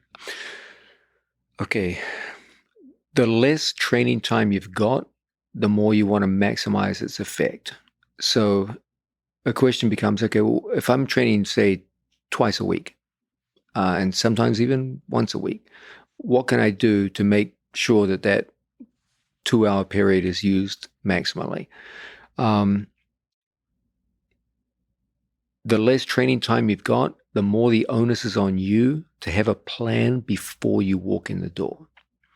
If you go in just saying, I'm going to roll around and see what happens, or I'll just follow what the instructor says, you'll get a certain amount out of each class, but it will never be what it could have been. Go in with a plan and enact it. Many people go in with a plan and don't follow it. Let's say, for example, we start with a program that goes like this. First, try to create the most honest assessment of yourself as a jiu-jitsu player. It's tough to make an honest assessment of yourself because you never actually get to see your game. So what I would recommend is to start by videotaping yourself in sparring with your peers. That's fascinating because we don't even have that level of introspection, ability to reflect of what we actually look like in grappling. Start with an assessment of yourself. And the most honest one comes not from you, it comes from the camera. Have a look at what you see and start to say, okay, many of the weaknesses in your game are made much more apparent by looking from the outside in rather than feeling them during the heat of a match. Identify 4 or 5 of the biggest weaknesses that you see and start actively attacking those weaknesses. Ask yourself, let's say, for example, in the course of watching the videotape of yourself, you observe yourself losing 3 triangles. You attempted 3 triangle strangleholds, you failed all 3. You could start by saying, okay, let me ask myself, who are the people I look up to the most with regards a triangle strangle? Who are the guys who have the best triangle strangles out there? Then ask yourselves, of those people, who are the ones whose body type and personality most closely mirrors my own? And that would be a good example of taking a problem in your game, contrasting it with elite level performance in people whose body type roughly matches your own, and then try to take lessons you learn by observing the best people and bringing them into your own game in one specific area. As time goes by and you do this with more and more elements of your game, you will undoubtedly improve. You will also have to make sure that you take time during class to actively work on these things. Now, sometimes in class, you don't get a choice. The instructor sometimes says, okay, today we're working this, this, and this. But there's always time after and before class where you can do your own drilling, where you can make your own inquiries. And during sparring, there's no rigorous control over what you do. You can try to work the game into the area of focus. So, for example, if you want to work on front triangles, it would be wise for you to do most of your sparring from bottom guard positions. That'll give you the most opportunity.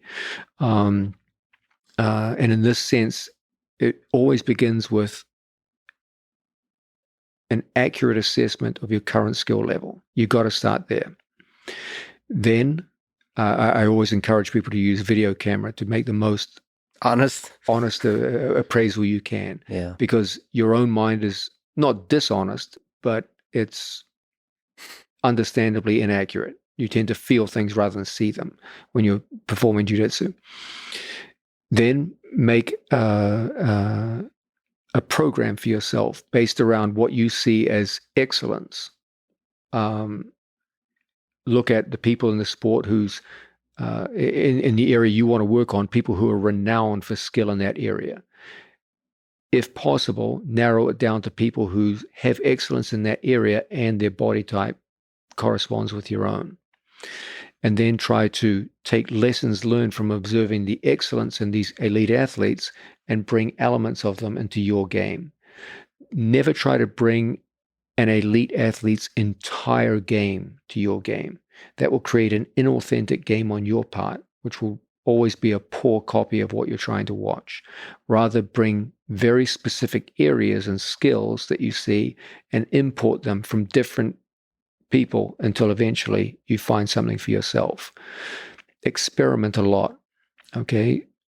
Everyone's different. And so don't see the video research as the final word. See video research the way a writer will see a muse, as someone who initiates discussion, opens inquiries for your own research. The most powerful moments you will have on the mat come from making discoveries for yourself, not being told what to do, not observing someone else doing something, but self-discoveries. those are the ones that will last inside you. So use video research not as the definitive answer to your problems, but as initiating research for yourself on the mat. And as time goes by and you do this more and more often in more and more areas of the sport, I promise you'll improve. Yeah, and I guess when you have the plan, have a plan that carries across many training sessions. So I just remember, I know this is perhaps dumb, but I saw in my own game early on a lot of growth. It's by self-identifying a problem and coming up by myself with a solution by watching, in that case, Marcelo Garcia. I just thought my butterfly guard was very weak. And so I thought, okay, what's the solution here? I thought maybe this X guard thing, double X guard. Okay, so I watched a bunch of video. Let me try to work on this. And then all I did, just this is self, but when I could get time by myself, meaning like not instructor guided classes, but in training, I would just everything I would put myself into butterfly and X guard. That's good. And then just let go. Like, don't progress, sweep and figure out a way to get swept, to get right back to it, and everything. It was annoying probably to train with me because that's all I did. And that's all I thought about. I bet you learned quickly. Yeah, I learned it's the most progress I've ever made. Now, you could say that X guard wasn't the right solution for me, that maybe that wasn't the weakest point for me to work on. If I were to look back now, it's still to this day, sadly, the obvious weakest point for me is escapes from much worse positions.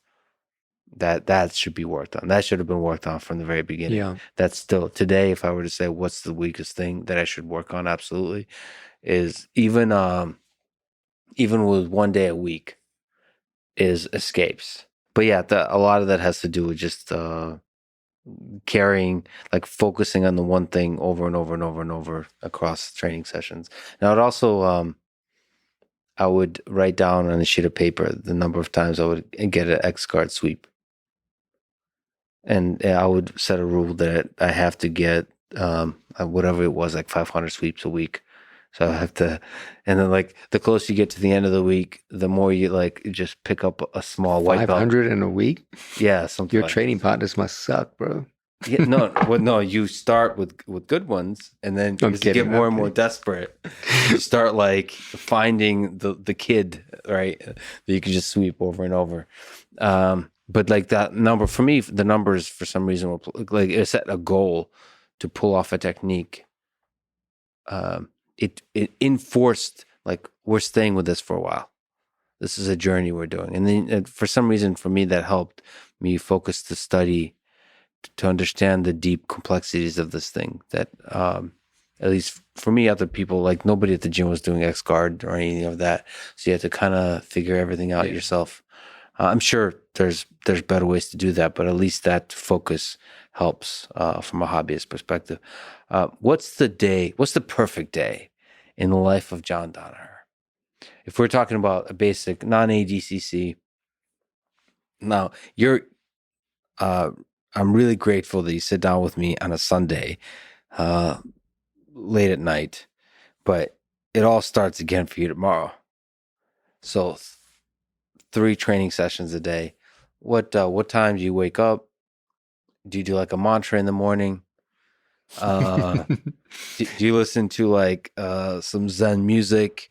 What do you eat in the morning? What's the perfect day look like? When you sacrifice a small animal, yeah, to the gods. I usually when you say a perfect day, what I think you really mean is an average day. Perfectly productive average day. Yeah. So let's take Monday morning. For you watching this video, we're filming this late on a Sunday night. So after this, I'll drive home. We just had ADCC. It was 2 weeks ago. It was one of the longest training camps. It was the longest training camp I've ever run because of the fact that we had to go through 3 different matches for Gordon Ryan leading up to it. So immediately after ADCC, I cut the training down for the competitive athletes to one session per day for the first week after ADCC to give their bodies a bit of a break. I still have to teach 2 classes in addition to that, 2 recreational classes. So my teaching schedule went down to 3 classes per day. After 1 week of relative break, we go back to 2 competition classes per day, plus 2 recreational classes, plus an MMA class for Garry Tonon and his friends. The first class requires me to get up around 6 a.m. to drive. I'm still a student driver, so I'm not very good at driving, so I have to spend a little extra time to get to the destination on time. Just for the record, John pulled in a red Lamborghini with a no. You're the worst liar I've ever met. My day typically starts pretty early. I don't eat in the morning. I just get up and go to work, and I teach through the day. My last class finishes usually around 8 p.m. During that time, I coach jiu-jitsu. I try to find time for 1 Instagram post per day, which usually describes some basic theme of jiu-jitsu in most cases, unless we've just had a competition, in which case I'll talk about upcoming competitions or what happens after a competition. But most of them just express a simple jiu-jitsu theme.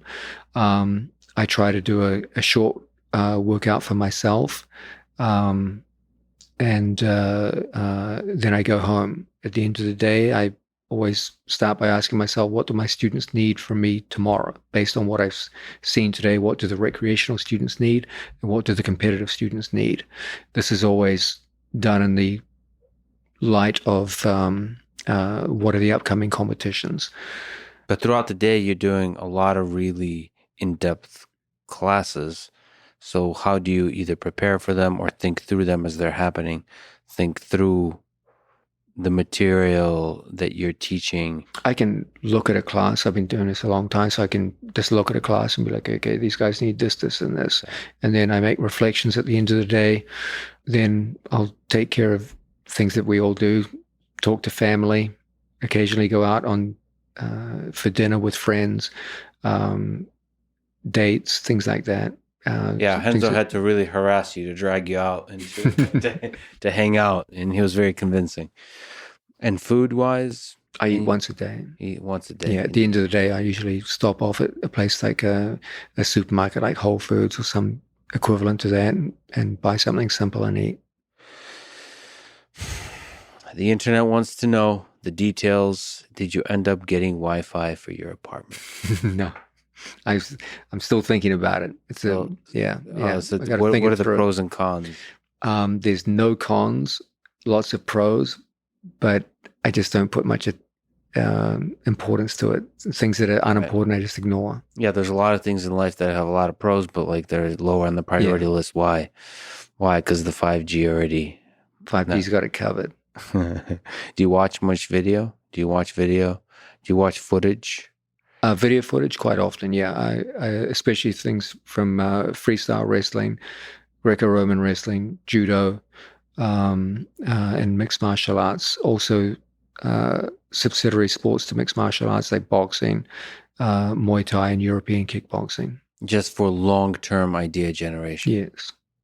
Like it plants a seed of an idea. This is an interesting thing. How could this be incorporated in the context in which we use it, MMA or jiu-jitsu? And maybe it's immediately obvious, or it might become obvious in a few weeks or months.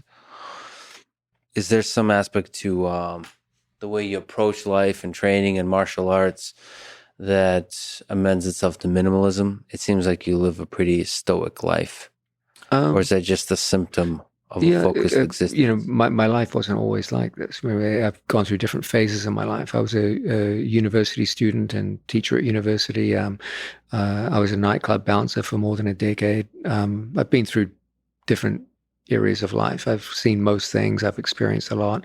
I've traveled the world. At this point in my life, people think I live some kind of like monk-like existence, but I have a private life. I like to go out and have fun like everyone else. I'm not like some kind of like monk who just sits under a waterfall and meditates or anything crazy like that. Yeah, well, that's what I'm currently going through that stage of my life, the monk-like existence. So I would be amiss not to ask you one of the most important questions one can possibly ask John Danaher, which is on the topic of animal combat. Who wins in a fight to the death? Or maybe in a sport competition setting, but let's go with a fight to the death. A grizzly bear, a silverback gorilla, and maybe a lion or a tiger, an African lion, or one of the flavors of tiger. I don't know who you think is more ferocious. What are the parameters to consider here? Maybe I can throw a few out, and maybe you can give me some thoughts about how much of these parameters matter.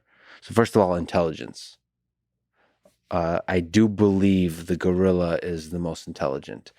I've did research for this, as you can imagine.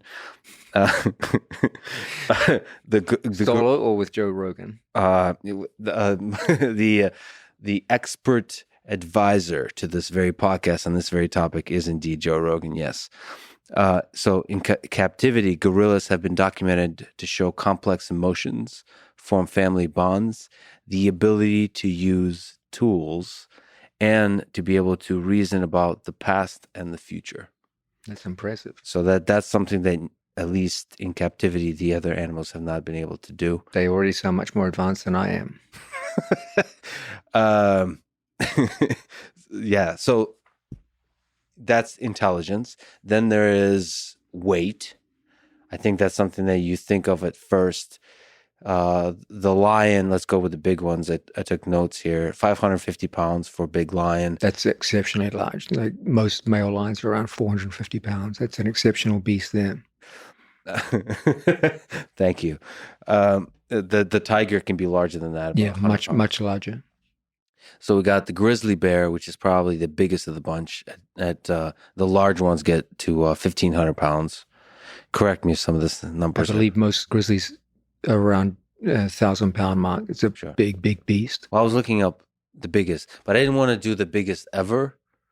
Just what are the big, like the top of the range, because there's always a range. You can put it in at roughly double that of even a very big lion.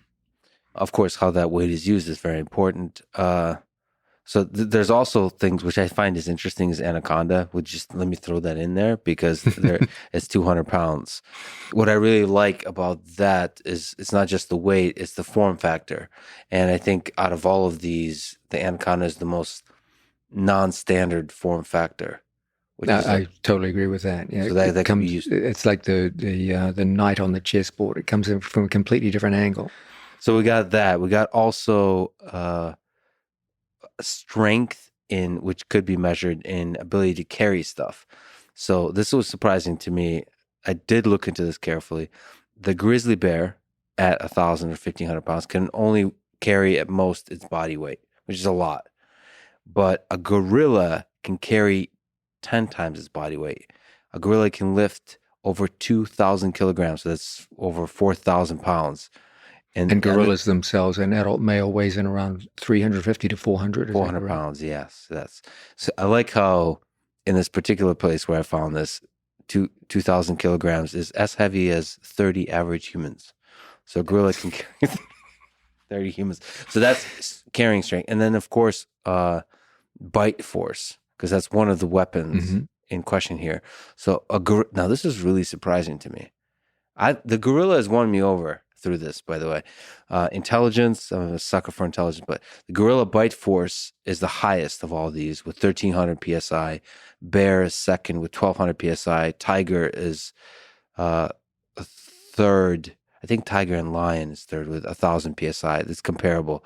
And a bear is anywhere from 900 to 1,000 PSI. They're close, but gorilla, I would not have expected. Now, gorilla is not a carnivore. Yeah. But apparently it mostly eats grassy stuff. Right.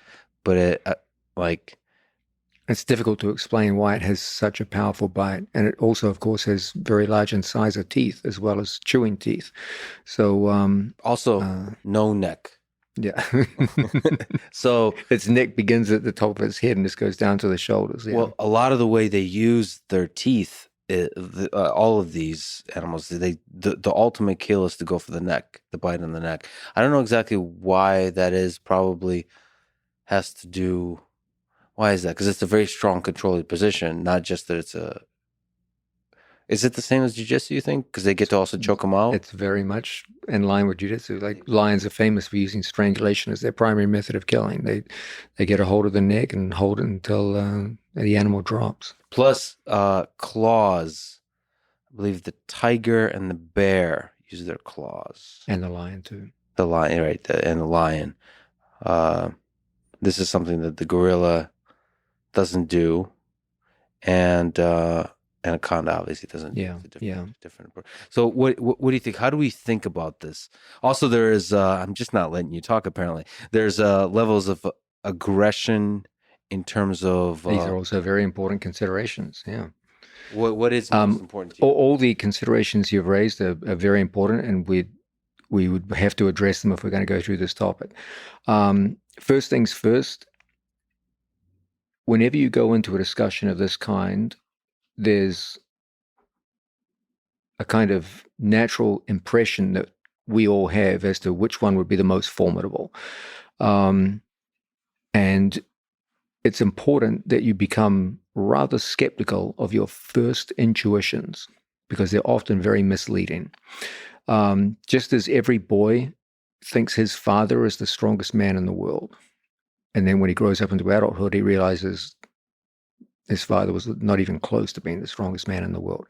It's not because of anything other than inexperience. To a boy, his father seems overwhelmingly strong. He literally can't even imagine anyone else being stronger than that. So naively, he thinks his father is the strongest man in the world. So too in our relationship with animals. When we look at a silverback gorilla, it just looks overwhelmingly strong to us, to a degree which is almost absurd. Like, you picture the greatest combat athletes that humanity has ever produced. The prime Mike Tyson, Gordon Ryan for grappling. They would literally be torn limb from limb by an angry gorilla. It wouldn't even be remotely competitive. And so there's a sense in which we look at them in awe because of what they could do to us. But that can be very misleading. And just as a boy looks at his father as like the pinnacle of strength, you can't necessarily, from a position of inexperience and weakness, look at a given animal and say, oh, that must be the toughest animal in the animal kingdom. There's levels to this game. And I think we can point out that the gorilla ultimately would be pretty low on those levels, despite the fearsome appearance. I have some pushback to this analysis because the data, we don't have much data on this. We actually have slightly more than you think, I believe. Oh boy.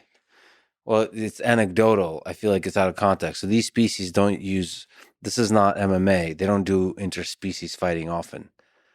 Yeah, but there are some ways of looking at this which can take this already interesting question and make it a lot more interesting. First, we've seen that intuitions aren't to be trusted. So if intuitions aren't to be trusted, well, what is to be trusted here? Well, I've always believed that there are three general elements that determine what level of success or failure anyone will experience in combat. And this is true both for individuals and for groups and even all the way up to nations. The first is, what are your skills? The second is, what are your physical and mental attributes? So it's skills, attributes. Those are the two primary ones. And there's a third, which is your experience in using those skills and attributes in real world scenarios. Okay, so whenever we'll start with two humans. When two humans get into a fight, ask yourself, what is their skill set? What are their physical and mental attributes? And what is their experience in using those in real world applications? And that will give you your first look at, okay, who's going to be the more successful? Then, in addition to those three general elements, there's also four more specific elements. what is the ability of the combatants to initiate combat? Because initiation is a big deal in fighting.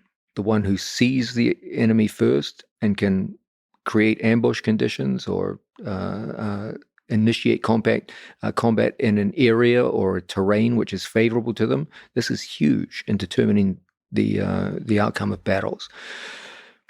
Second, not only is initiation important, but disengagement is important. A lot of battles don't go according to plan. And so your ability to disengage at will and break off and away from a battle is key to success.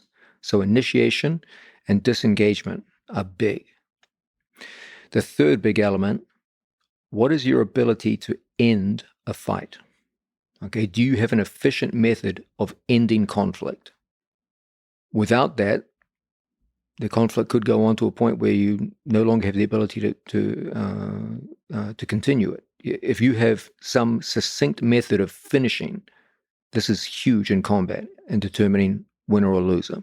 So both from a winning and a losing position? Yes, so if you don't have one, there's a much higher chance you'll lose. But if you have an ability to finish an opponent in the conflict reliably, this is very, very important in determining success or failure. And third is your ability to endure conflict longer than the person you're engaged in. Okay, so engaged with, sorry.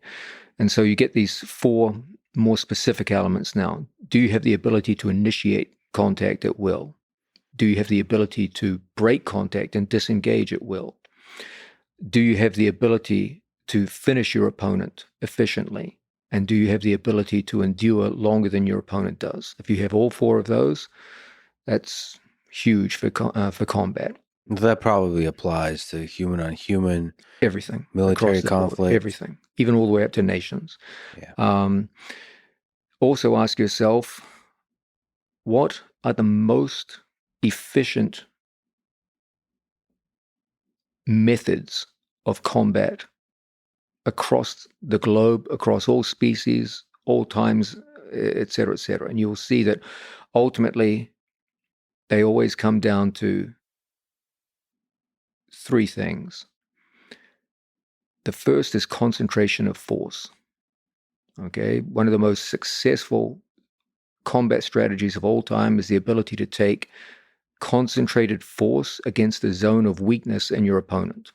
And if you can do this, you will often break through to a point of vulnerability, attack that vulnerability in a way where your opponent cannot respond and cannot recover from that vulnerable point being broken. Do a high amount of damage with precision. Yes. So this is one of the great combat strategies across the animal kingdom, across human history, etc. The second would be ambush tactics.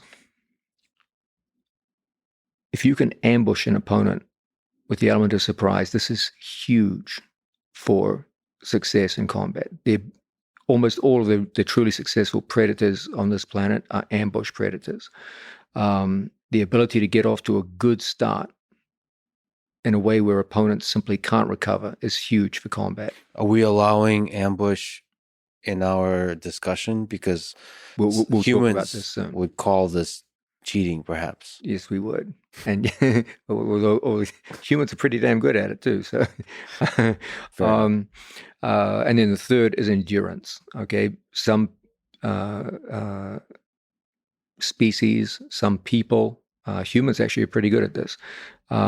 Use endurance as a weapon, and they simply wear an opponent down over time and break them. And internationally, this can be done economically through numbers, et cetera, and you can destroy someone with just sheer endurance. Yeah, a lot of wars throughout human history has been siege warfare. Yeah, and so when you ask yourself, okay, which one of these animals are going to be the most successful in combat, ask yourself, well, there's these three elements which tend to determine success or failure in warfare. Which animals exhibit these three principles the best? And we'll discuss this. But as far as generalities go, whenever you ask a question, who will win between A and B, ask yourself in terms of the light of what we've just discussed.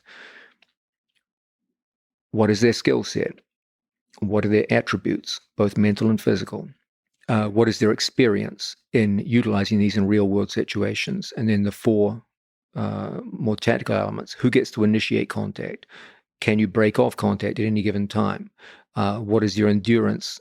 Can you keep going longer than your opponent does? So with skill set, I wonder if a big component of that of how much practice there is off the battlefield. Exactly. So how much, quote unquote, you would probably call it play, like play now, fighting. Let's start going through our animals. Okay, when you look at the gorilla, you will see immediately that almost every experience a gorilla has of combat is theatrical. Yes. They don't engage in killing things. They scare rival males away in order to gain ownership of females. But there is almost no intraspecies death in those conflicts. They're almost entirely theatrical. They have, for example, enormous canine teeth, but there is no record of them ever being used in combat. They appear to be used purely for intimidation purposes. There's a sense in which they have this tremendous appearance and they have tremendous potential. They really do have freakish levels of strength in many different ways.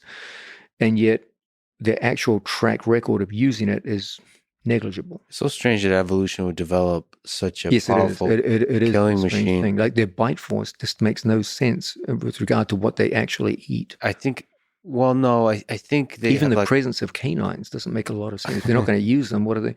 That's true. It comes down to this idea of their big thing is intimidation. So the show, you want to fake it and don't care if you ever make it because fake it is good enough given that particular dynamic. Now let's contrast that with a male lion. Lions take on the biggest, meanest, toughest animals in the most competitive killing war on planet Earth, which is continental Africa. And they literally just take, I mean, occasionally they lose, but it's rare. And they take out everything. Just in order to eat, they have to take down wildebeest, Cape buffalo. Like Cape buffalo are incredibly dangerous beasts just by themselves. And yet lions regularly take them down. Occasionally, large numbers of lions will even swarm elephant and over 12-hour periods take down elephant on some occasions. This is all on video. This is not just speculation. So they just have a level of combat experience which no other animal can do. If I were to also project, so the Eastern European style of wrestling where they spend so many hours on the mat, they really value the number of hours on the mat at play from childhood. The lions probably, from my extensive watching videos on YouTube, they seem to play with each other for fun a lot. And I guess with even the gorilla, as cubs, you see it. You don't interact, you don't play with other gorillas. You have, like, you're more spending a lot more time around the opposite sex. Yeah. So, yeah. I mean, even lions, when they fight each other, the mortality rate when lions fight each other, male lions, for ownership of a pride is very, very high, much, much higher than I believe any other species on Earth. They're almost always fights to the death for the simple reason that when a male lion loses control of a pride, the first act the new lion does is to kill the genetic offspring of the previous male lion. So when a lion fights another male lion, when one male lion fights another, it's not just a fight for his own life, it's a fight for his genetic offspring. And failure means not only does he die, all his offspring dies. And so when they fight, the implications are so deep. It's like a fight for your, not just you, but your DNA. Most male lions have very short runs at the top. They get killed or run off by other lions. Now, this kind of harsh combat experience, no other animal can claim to have this. Between what they kill to eat and what they have to do to defend their steak, and a pride. No other animal fights like that. They just bring a level of depth to combat which is unmatched in the animal kingdom. They also have some other elements too, that they get the luxury, because of their social nature, of taking more risks than other animals. Like a tiger hunts alone. So if it gets injured, it's a big problem. It can die if it's injured. A lion can fight Cape buffalo, get injured, and be covered by the other lions for food until it recovers. So it learns to take risks, and it's not afraid to go out and fight very, very hard. Whereas other animals tend to shy away from risk because they're solitary. Bears are solitary. Tigers are solitary. So they learn from an early age not to take the big risks, to go up to a certain level and stop. If I could push back, so that's aggression and risk taking. That's a plus for the lion. But to defend the gorilla, because you said skill set, they are, of all of those, the only ones that use tools, have shown to use tools. We didn't say anything about weapons. A gorilla could, in theory, pick up a rock. And it does have the force, the power, and the capabilities to do a lot of damage. It doesn't have the practice. Mm-hmm. It doesn't have the experience. Mm-hmm. But don't you think if a gorilla's back is to the wall, so you put them in a situation of it is life and death for both the lion and the gorilla, don't you value intelligence at least a little bit here? There's a reason why humans, this is like evidence that, humans have spread all across the world while being kind of weak. Why? Okay, intelligence is a huge, huge asset. Humanity is positive proof that it is the most important asset, but it takes time in order to work its magic. It took humans 200,000 years to go from the bottom of the food chain to the top of the food chain. And gorillas have a lot of work to do before they get to that level. Humans can pass you said in theory gorillas could do this, but let's talk about practice now. First off, there are many documented incidents of leopards killing gorillas.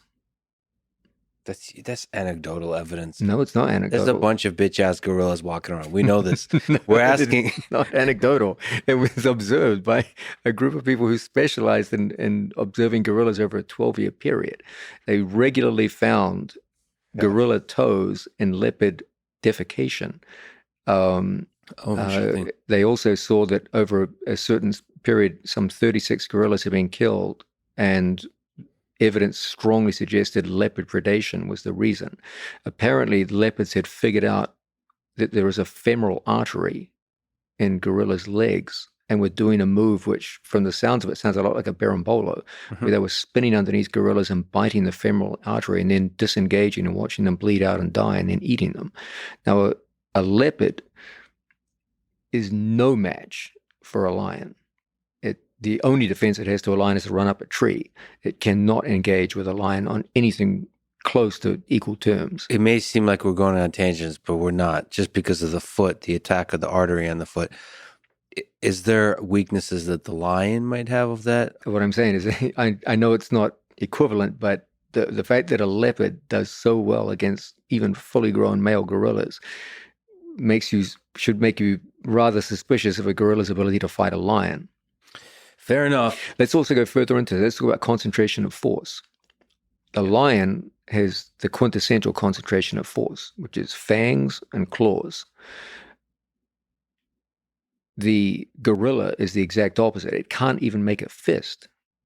And so it can only throw open-handed slaps and grab things. So it has no ability with its arms to concentrate force in any kind of efficient way. When a lion or a tiger, or a bear for that matter, swings at you, it's got 4 claws from 4 to 6 inches long. That's like 4 blades going into you. They can retract their claws so they're always sharp. But the reach is significantly longer for the gorilla.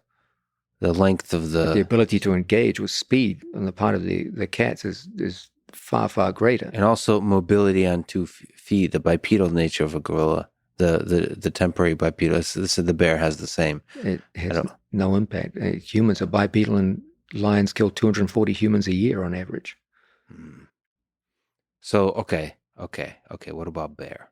Now, bear is a different has proposition. all the same things that a lion has. The claws, the teeth, has more weight, has more strength, has more power.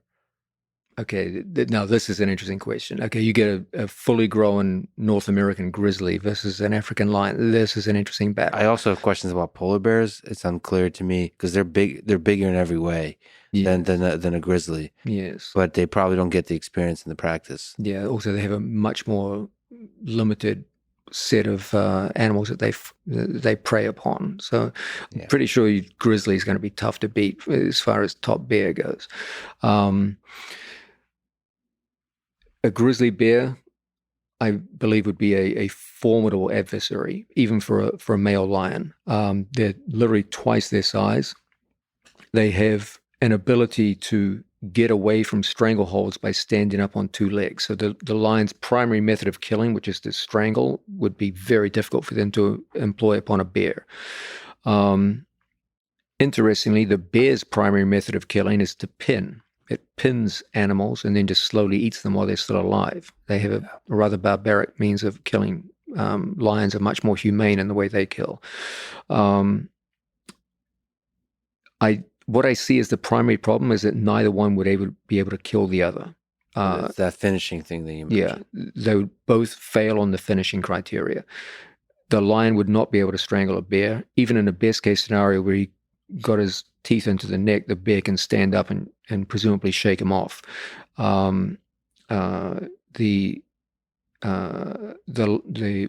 bear would never be able to pin a lion for long enough to be able to hold it down and slowly maul it over time the way it can with an elk or a caribou.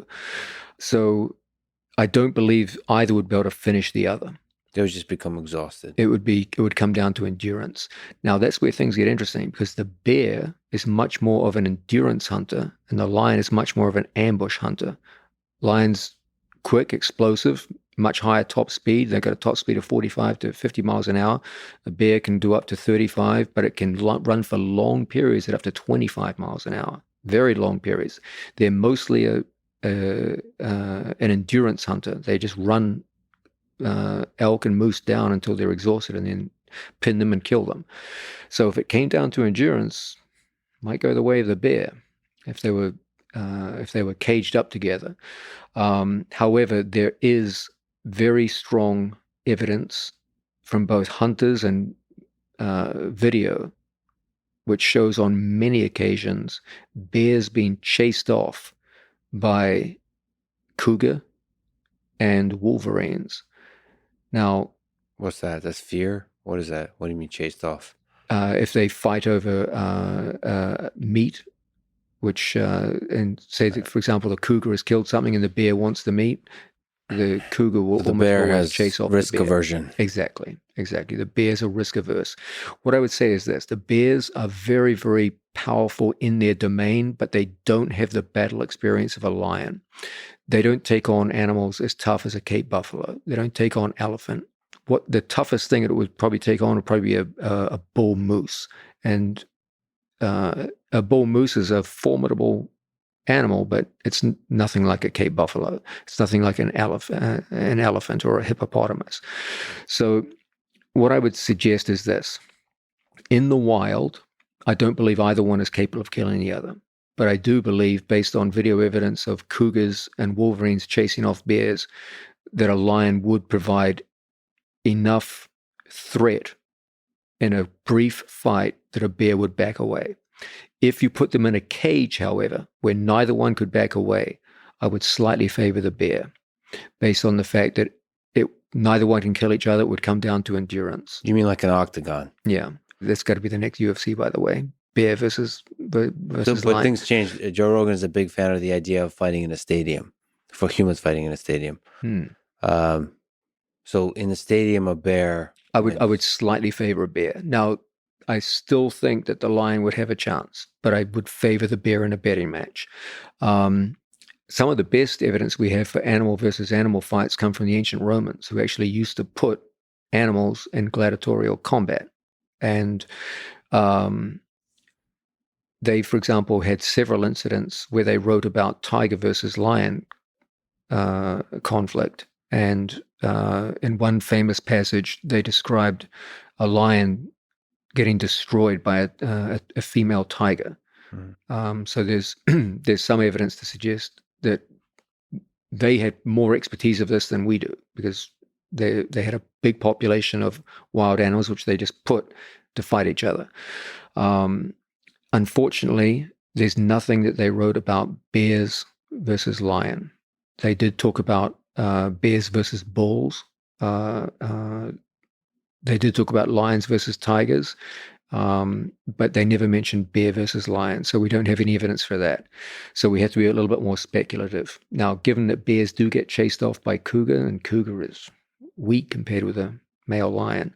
What lesson do you draw from that, by the way? I would suggest that... Is it about the bear or is it about the cougar? It's more about the bear. Like, in theory, a bear should be able to crush a cougar.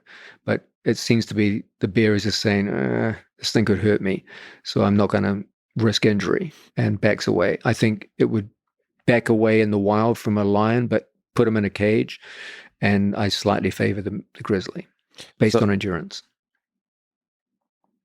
So the final conclusion, if you had to just bet everything you own, so you got, let's say, we got the octagon, we bring in a bear.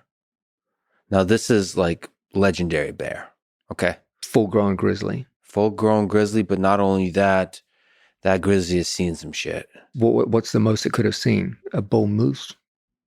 A caribou? That's the toughest opponents it's ever had. It once, no, this one once ran into a pack of other grizzlies and had to defend. And he's got scars. A pack of grizzlies. There's no pack of grizzlies. They're solitary. Wolves. Wolves are good practice for a bear. Who attacks a bear? That's my point. Bears don't really live in a competitive environment. Lions do. But sometimes it can get desperate, as it was a pack of wolves. But a pack of wolves is that's nothing. All right, fine. Lions deal with packs of hyenas. Okay, what was just imagine, over the past 100 years, what do you think is the hardest fight that a grizzly bear has been in? Like somewhere in Alaska, we never heard. All of a sudden, in the middle of the night, all you hear is the bear just... Yeah, they don't really... There's nothing that tough. There's got to have been something. Humans have killed tens of millions of people. They run away from cougars and wolverines. No, that's anecdotal evidence. There's got to be one bear. There's video footage of it. You can watch it yourself. That's called anecdotal evidence. I guarantee you, in the dark of the night, there was an epic battle of which there's still legend amongst the bears of that part of Canada. Who did it battle? In Canada? Moose. Other bears. You don't think they'd go at it? Yeah, bears fight each other, but it's largely theatrical. They never kill each other. When lions fight each other, they kill each other all the time. Like that. Someone would have seen it by now. Interesting. All right, so you're... My point is that bears are just... They don't want to get their feet wet. You're giving no credit for gorillas, so you're saying lion wins. Your money's on the lion. No, I'm saying lion would win in the wild, because they can't kill each other. They can't end the fight. That's one of our most important criteria. But lions can almost always initiate the action because they have much better ability to see at night, for example. Bears have very average night vision. Lions have superb night vision. So at nighttime, they can always initiate the fight. Lions are natural ambush predators, so it's always going to be able to have the advantage of ambush. The great advantage that bears have is endurance. But bears are very risk averse, and they're not used to fighting like the toughest animals. The toughest animal they fight is a moose or a caribou. These are not even close to the animals that lions have to go up against on a regular basis. So if somebody wins, it's going to be the lion for you. I still think that the size and endurance of the bear, if they were locked in a cage together, I would still favor the bear under those circumstances. But in the wild, I believe the bear will back away quickly. But in the cage, no time limit, you favor the bear. What if it's 5 rounds of 5 minutes, championship rounds? Then I would go with the lion, because the lion has a huge speed advantage. So it's gonna injure it, tear it up, and do immediate damage. Like, I put it this way: if lion and bear fight, first 15 minutes, I favor the lion 100%. But then as time goes by, that size and weight and endurance is going to have an effect. I'll bring up shortly somebody that's going to probably disagree with you about some things. Hopefully it's a grizzly bear and he comes in and just eats me. Oh, that would be so epic. Make a hell of a podcast. I wonder who he would eat first. Who would look scarier, more delicious? I'm not sure. The black and white could either piss him off. He would think you were a penguin. Is that a good thing or not? Not good. If it was a polar bear, maybe it's different. So you care no penguins in the North Pole. deeply about your about athletes you coached, about people in your life. So I have to ask this question: if one of those athletes, let's say Gordon Ryan, now I was the dictator of the world, and this would entertain me, so I force you and Gordon to do this, to fight a bear or a lion. Gordon has to. How would you coach him to do it, to have any chance of winning? He goes in empty-handed. Empty-handed. You can choose stadium or cage. Gordon Ryan, empty-handed versus a lion. You get to choose lion versus bear. It's up to you. Okay. My advice would be very simple. Yeah. I would say, Gordon, you're fucked. You're going to die badly. Choose the lion because it will strangle you to death rather than pin you down and maul you to death. Didn't we just talk about audacious goals with Nicholas Meregali? This is not a question of audacious goals. This is a question of minimizing pain. So you coach your athletes to quit before the battle has been fought. 100%. Yeah. You don't think he has a chance? You don't think he has a chance? How? What's he going to do? You don't think there's a technical, first of all, intelligence. So technical. What's he going to do? A heel hook? No, not. Well, first of all, maybe. He can't do a double leg. He's got 4 fucking legs. Okay, what if Gordon gets any starting position he wants? Oh, yeah, that's going to be really useful on a 1,000-pound bear. You don't think he can have back control? On a 1,000-pound bear? Yeah. What good would back control? Shaken off? Shaken off. He'll get torn off. With what? Like reaches back. He's got 4 6-inch It's claws. hard to. Oh, okay. I wonder what is the reach. Whatever he touches, he's going to destroy. What if it's not a flexible bear? So you think there's no control? What about like a low, like a some kind of controlling position from? Yeah, like you said, Barbo, like from underneath. Nothing? This discussion is so insane that I didn't even know where to begin criticism. I don't think you're open-minded enough. We could turn this down. Forget about Gordon fighting a lion or a bear. That's completely impossible. An adult male chimp will destroy Gordon. So not even a gorilla? What about the aggression? Yeah, the aggression. A male chimp is more than enough to kill any human on the planet, including Gordon Ryan. So Gordon Ryan fighting a chimp, a good size. Dead. No, 1,000 times. How many times does he win? He loses 1,000 times. It's not even competitive. It's not even remotely competitive. Do you think he will disagree? No. Okay. Do you think anyone will disagree? Anyone? Yeah, morons. Okay. Somebody that I think you might know is a famous actor, Tom Hardy, but he's also doing quite a bit of jiu-jitsu. The reason this makes sense to bring up now is he's also, I saw, narrating a new Sky original series called Predators, coming out in December, where they follow 5 different predators and tell their full story about all the fighting, the killing, and all that kind of stuff. And he's doing that. He's fascinating. It's like Morgan. It's like Morgan Freeman for March of the Penguins. It's Tom Hardy for the Predators. So I saw a bear and a lion in the trailer, but they also had something. I didn't watch it too careful, but they had something like a hyena. So I think they were talking about, I don't know if it's a hyena, but something like that, like pack animals that attack. And hyenas are formidable animals. So it's not all about size. It's about like strategy and all that. The most important thing in nature is numbers. Like, a pack of animals will always destroy a single animal. And I think that show in particular is not 100% about who wins or so on. It's about the fascinating stories of how these predators sort of dominate their particular environment, because it's not about these like artificial matchups. It's about giving your environment, how do you succeed and all that kind of stuff. Maybe we could do Gordon Ryan versus a house cat. Gordon might have a small chance against the house cat, maybe. See, now I know you're just trolling me. I think Gordon has a chance against definitely against the smaller apes. But I have no way of proving it, and the internet will say I'm an idiot. So there you go. The internet is correct every so often. So there's it's funny enough. I'm looking at Tom's Instagram. He has a picture with Renzo. He's competed recently, which is very cool in jiu-jitsu.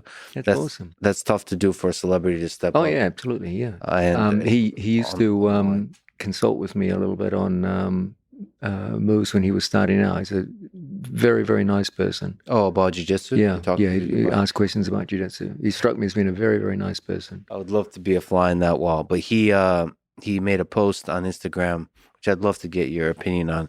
It has very much like a John Danaher style of digging into the philosophy of the impact of jiu-jitsu on one's life. Is his Instagram post 18 pages long? Yes. Oh, he's got potential then. Yes, it's with a profound, deep picture of somebody practicing the art of jiu-jitsu. I think he's at least a trainee in this art of the Danaher style of communication. If Miyamoto Musashi would be alive today, he would probably be doing these 5-page Instagram posts like you do. Addiction, writes Tom Hardy, addiction is difficult and complex stuff to navigate, as is mental health, subjects which are both deeply personal for me and extremely close to my heart. It is an honor to be able to represent the charity and my team, Reorg, and the great work they do supporting the mental health and well-being of veterans of service, military, and first responders through the therapeutic benefits of jiu-jitsu and fitness training. He represented them in this competition that he competed in. Simple training, for me, as a hobby and a private love, has been fundamentally key to further develop a deeper sense of inner resilience, calm, and well-being.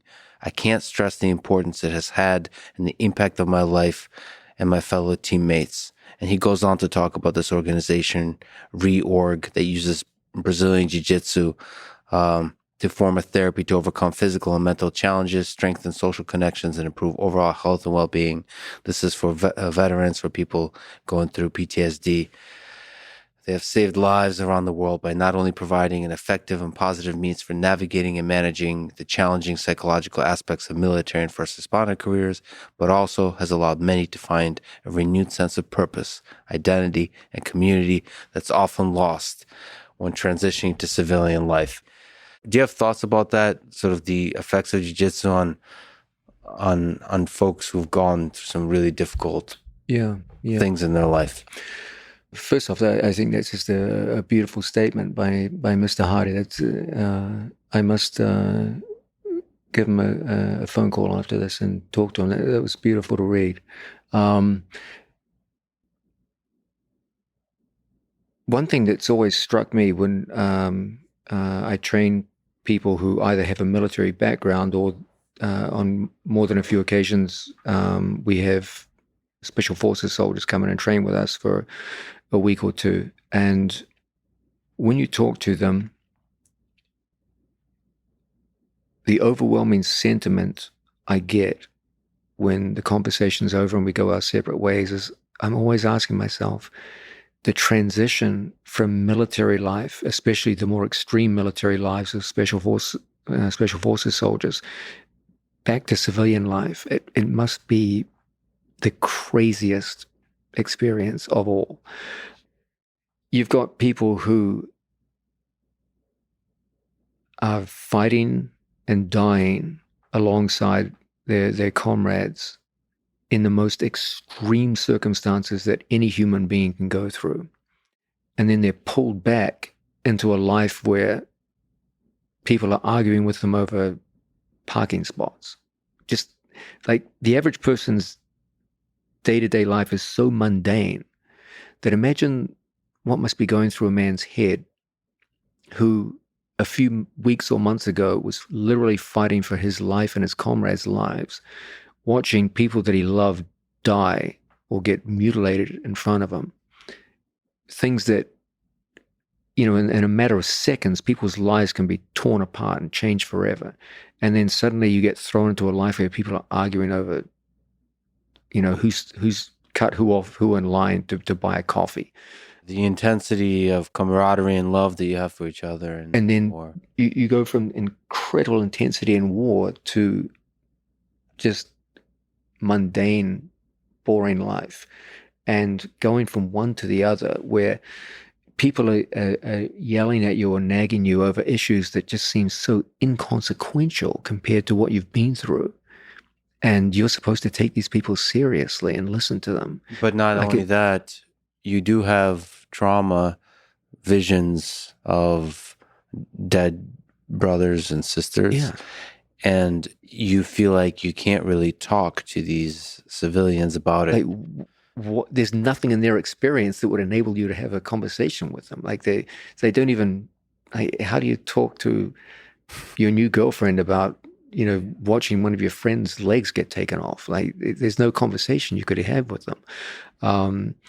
So I find that typically they do best when they hang out with each other because they have shared experience and they can talk about these things.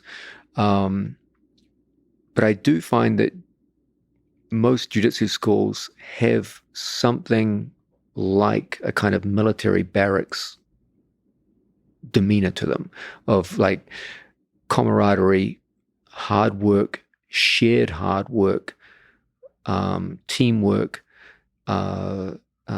building towards a goal over time, the acquisition of skills, usually along with that a kind of, for want of a better word, a rustic and primitive sense of humor and a kind of soldierly way of talking to each other and disparaging, self-deprecating sense of humor. And it's something that most people with military service kind of naturally come into because it's part of what they were in. And so it's like a toned down version of it, which enables them to form a stepping stone between the military life that they were in all the way down to civilian life, and jiu-jitsu is kind of like a bridge between those two. And also the honesty. So you said like the skill acquisition, the honesty of really testing that skill.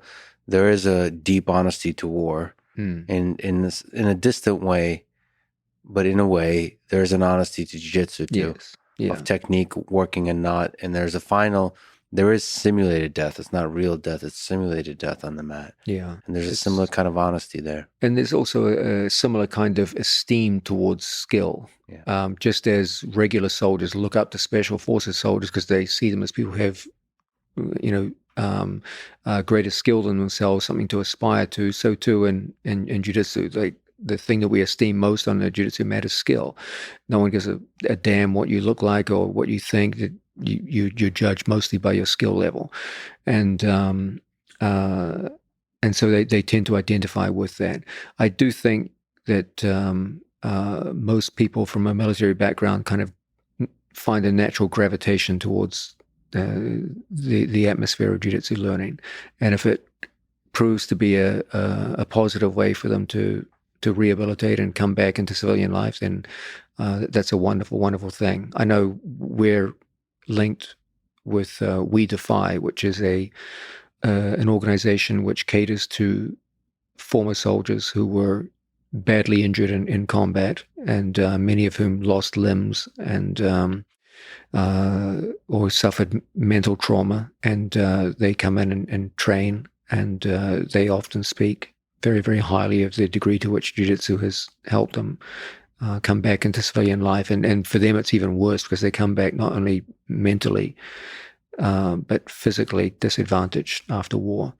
And I've always been proud to be associated with We Defy. And I'm very happy to see Tom working with this organization. Is this an organization based in England for English veterans, or is it international? That's a good question. I'd have to look into it. It certainly is based in England, but it could be international. But it's just nice to see somebody use that large platform for Indeed, that kind of message. Yeah. And also to step on the mat and show the kind of jiu-jitsu you would probably be proud of, which is chasing submissions. He got an arm lock, he got a straight foot lock. We're not going to analyze the techniques because, there could be doesn't matter. Different perspectives. It's the intent that counts. The finish is the finish. Yeah, no, that's impressive. He's actually quite an athlete. He's in great shape and strong and flexible. And I'm glad he's doing well with his jiu-jitsu. And it's good to see Renzo's smiling face next to him. I can only imagine the conversations. I have to ask you a deep and important question. You often, when we text back and forth, send me 2 hugging emojis. Can we psychoanalyze the reason why that's your favorite emoji of the hugging face? I mean, is that it's like it's kind of like sending a heart, but like a little bit more. Yeah, it's gender neutral. When jiu-jitsu players meet each other, they often shake hands and then give a quick hug. So I thought it was the most appropriate emoji for jiu-jitsu players. I see. So it's a pretty simple explanation. Nothing too Freudian there. Are you sure? Quite sure. Okay. Have you really asked yourself deeply? Because you really lean on that emoji. Is there something behind it? Tomorrow, I'm never going to use that emoji again. Walk away. Like Boris. I'll shock you tomorrow and hit you with 3. 3. It's almost always 2. I think maybe you're a creature of habit in communication. I'm a creature of habit in almost every aspect of my life. So even emojis. Yeah, you fall into these little pockets of how you communicate, how you show affection towards others. I say love a lot. I send hearts, and don't give a fuck if it's to like, like in a me sending a message to like a CEO I'm about to interview. I'll send a heart. I don't give a damn. They'll probably just like look, what is this? But I think people are too afraid of simple communication of affection. Like it could be in any form, but there's a hesitance to that because I think underneath it, in order to show affection, you're taking a risk and you're showing vulnerability.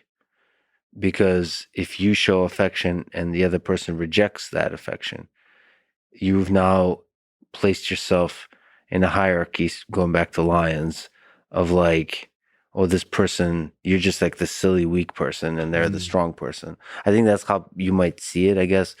But I don't. To me, the display of vulnerability is a display of strength, not weakness, at least in human society, at least at this time. I don't know. Let me ask you about love. I must ask John Danaher about love. What do you think is the role of love in the human condition? At the highest philosophical level, let me first ask. What's like romantic love? Romantic love, let's say romantic love. I have 1 or 2 areas of apparent expertise in my life. Romantic love, definitely not one of them. So like lions versus bears. I'm good. Animal combat. I'm good. Pretty good at. And then different grappling arts, judo, sambo, jiu-jitsu. Decent. Wrestling, for MMA, so fighting and so on. Romantic love. You don't see them as similar? It's a kind of fight. It's a kind of dance.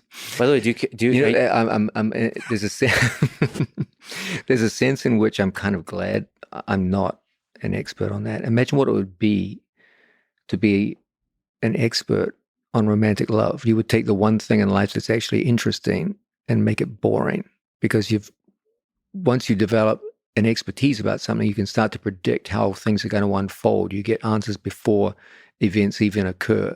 You can read into the future of everything. I think there are certain parts of human life where you want to be a beginner at all times, and you don't want to gain expertise. So excellence and systematizing something in order to achieve excellence might destroy the very magic of the thing. Yes, and I think that the magic of romantic love is the fact that we're all beginners at it. And the minute you try to gain expertise in it, what does that even mean? Like, what would it mean? And would it be good? I don't think it would. I think you're better off just having fun with it and plowing through and making dumb mistakes and looking like a fool, and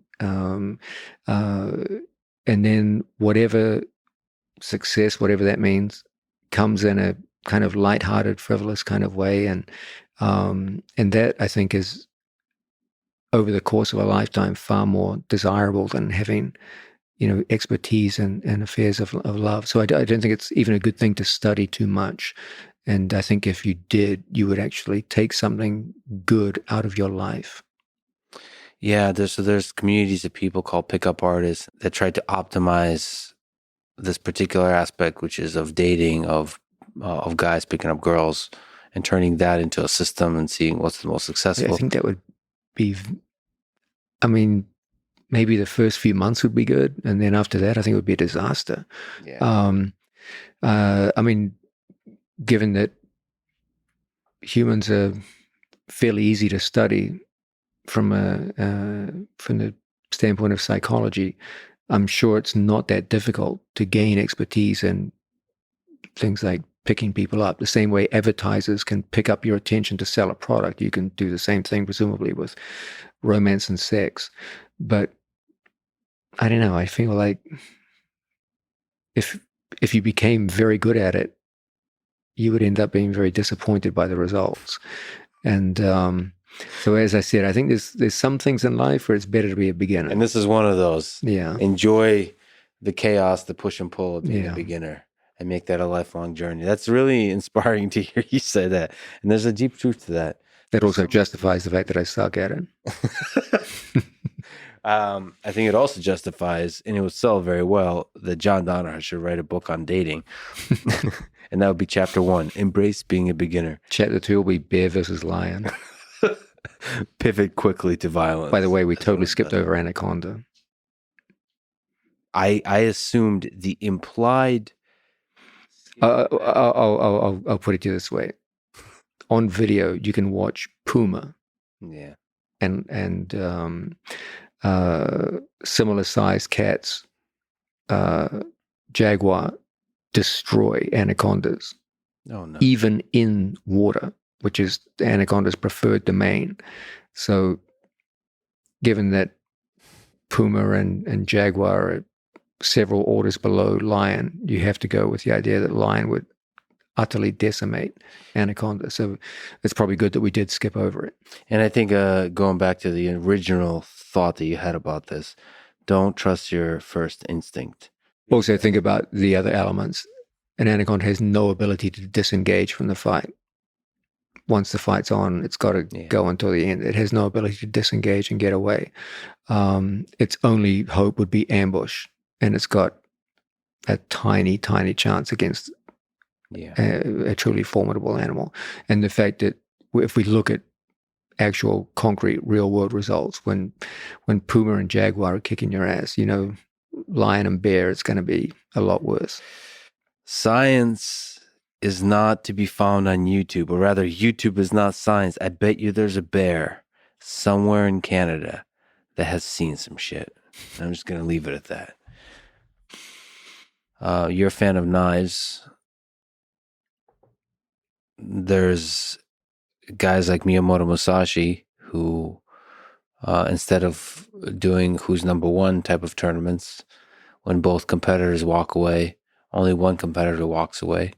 Miyamoto Musashi is known for somebody having John Danaher-like philosophical skills, but also is known for having fought 61 duels to the death and won them. Incredible. Obviously. What do you think made him so good? I don't feel qualified to talk about him because I haven't made an in-depth study of his life and times. And we also don't know how much truth there is to his recollections. And there's a lot of controversy over this. So I don't feel like you can give a definitive statement of, certainly I can't give a definitive statement of his prowess.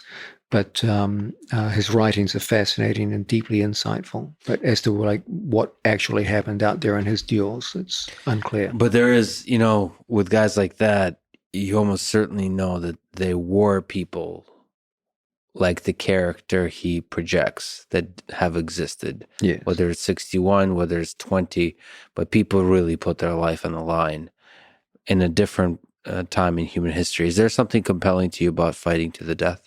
I think it's not just compelling to me, but to anyone. I mean, there's nothing we value more than our lives, and to be able to say I'm prepared to die for a sense of honor, things that are so foreign to our modern society. Imagine, we criticize people for something as simple as like road rage, and yet you can imagine someone who has a sufficiently developed sense of honor. If you took them out of the 17th century and put them in a modern car, they might be killing people on the side of the road on a regular basis, just over smallest acts of honor. To say that your sense of self overwhelms your sense of self-preservation. It's a very unusual thing in the modern age, and yet it appears to have been quite common back then. You often wear a fanny pack. I'm not going to ask you what's inside the fanny pack, but if you were to design a perfect killing machine that also wore a fanny pack, what would you put in that fanny pack? Would it be something mundane and practical, or would it be something surprising and hilarious? Would it be something of philosophical significance, or maybe sentimental significance, or would it be empty as a troll on human civilization? But if it was a perfect killing machine, it would have to be some kind of weapon. But in a fanny pack. Then it would have to be a very compact weapon.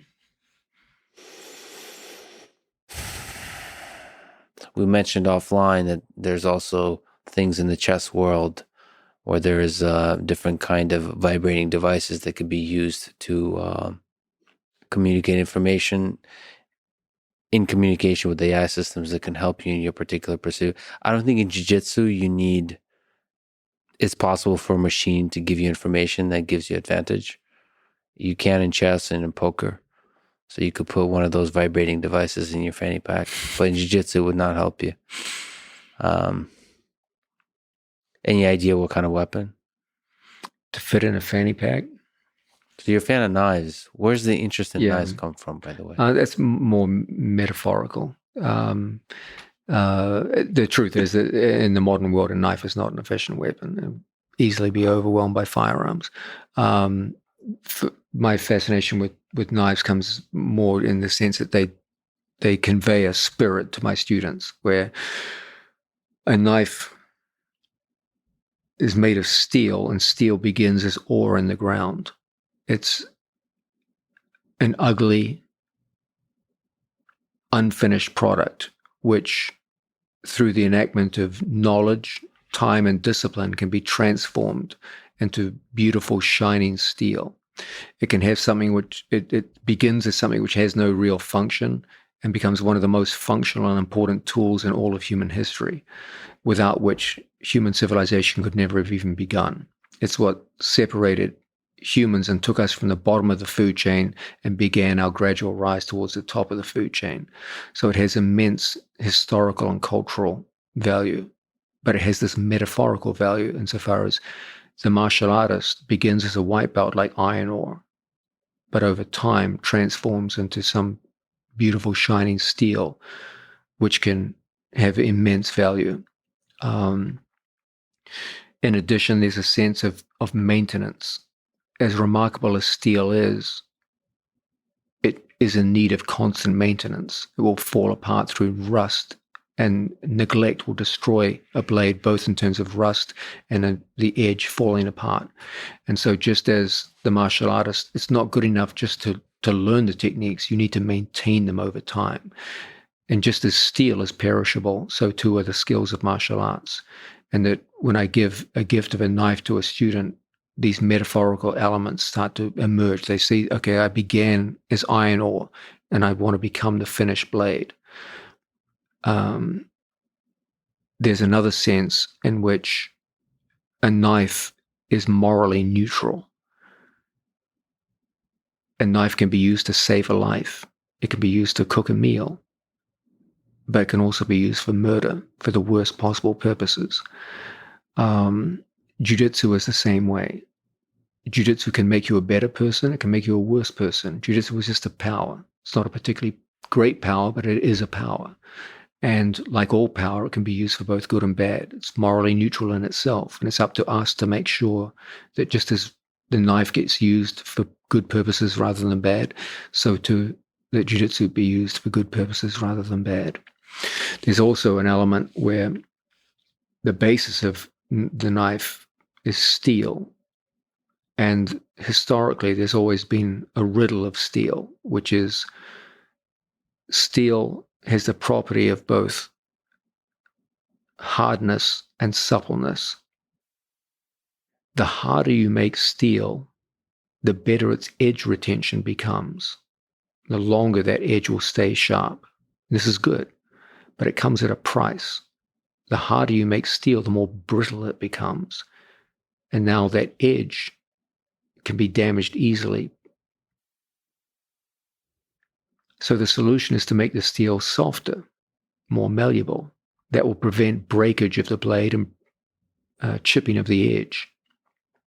But when you make the steel softer, that comes at a price. And that price is now the edge loses its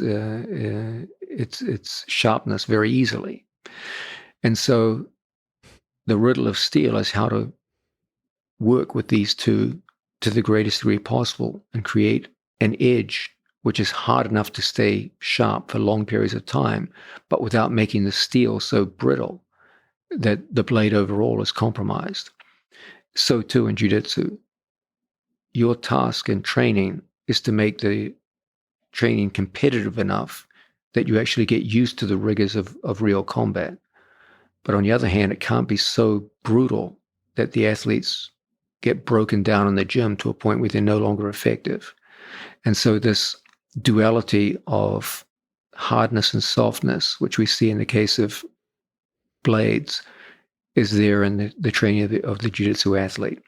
So I often give a gift of a knife to a student when they've done something significant, because it demonstrates in a metaphorical way these key themes of the sport. Well, I've been honored to be a student of yours. I've been plagued by injury, but I hope to one day earn one such knife, and I think that's a really powerful metaphor.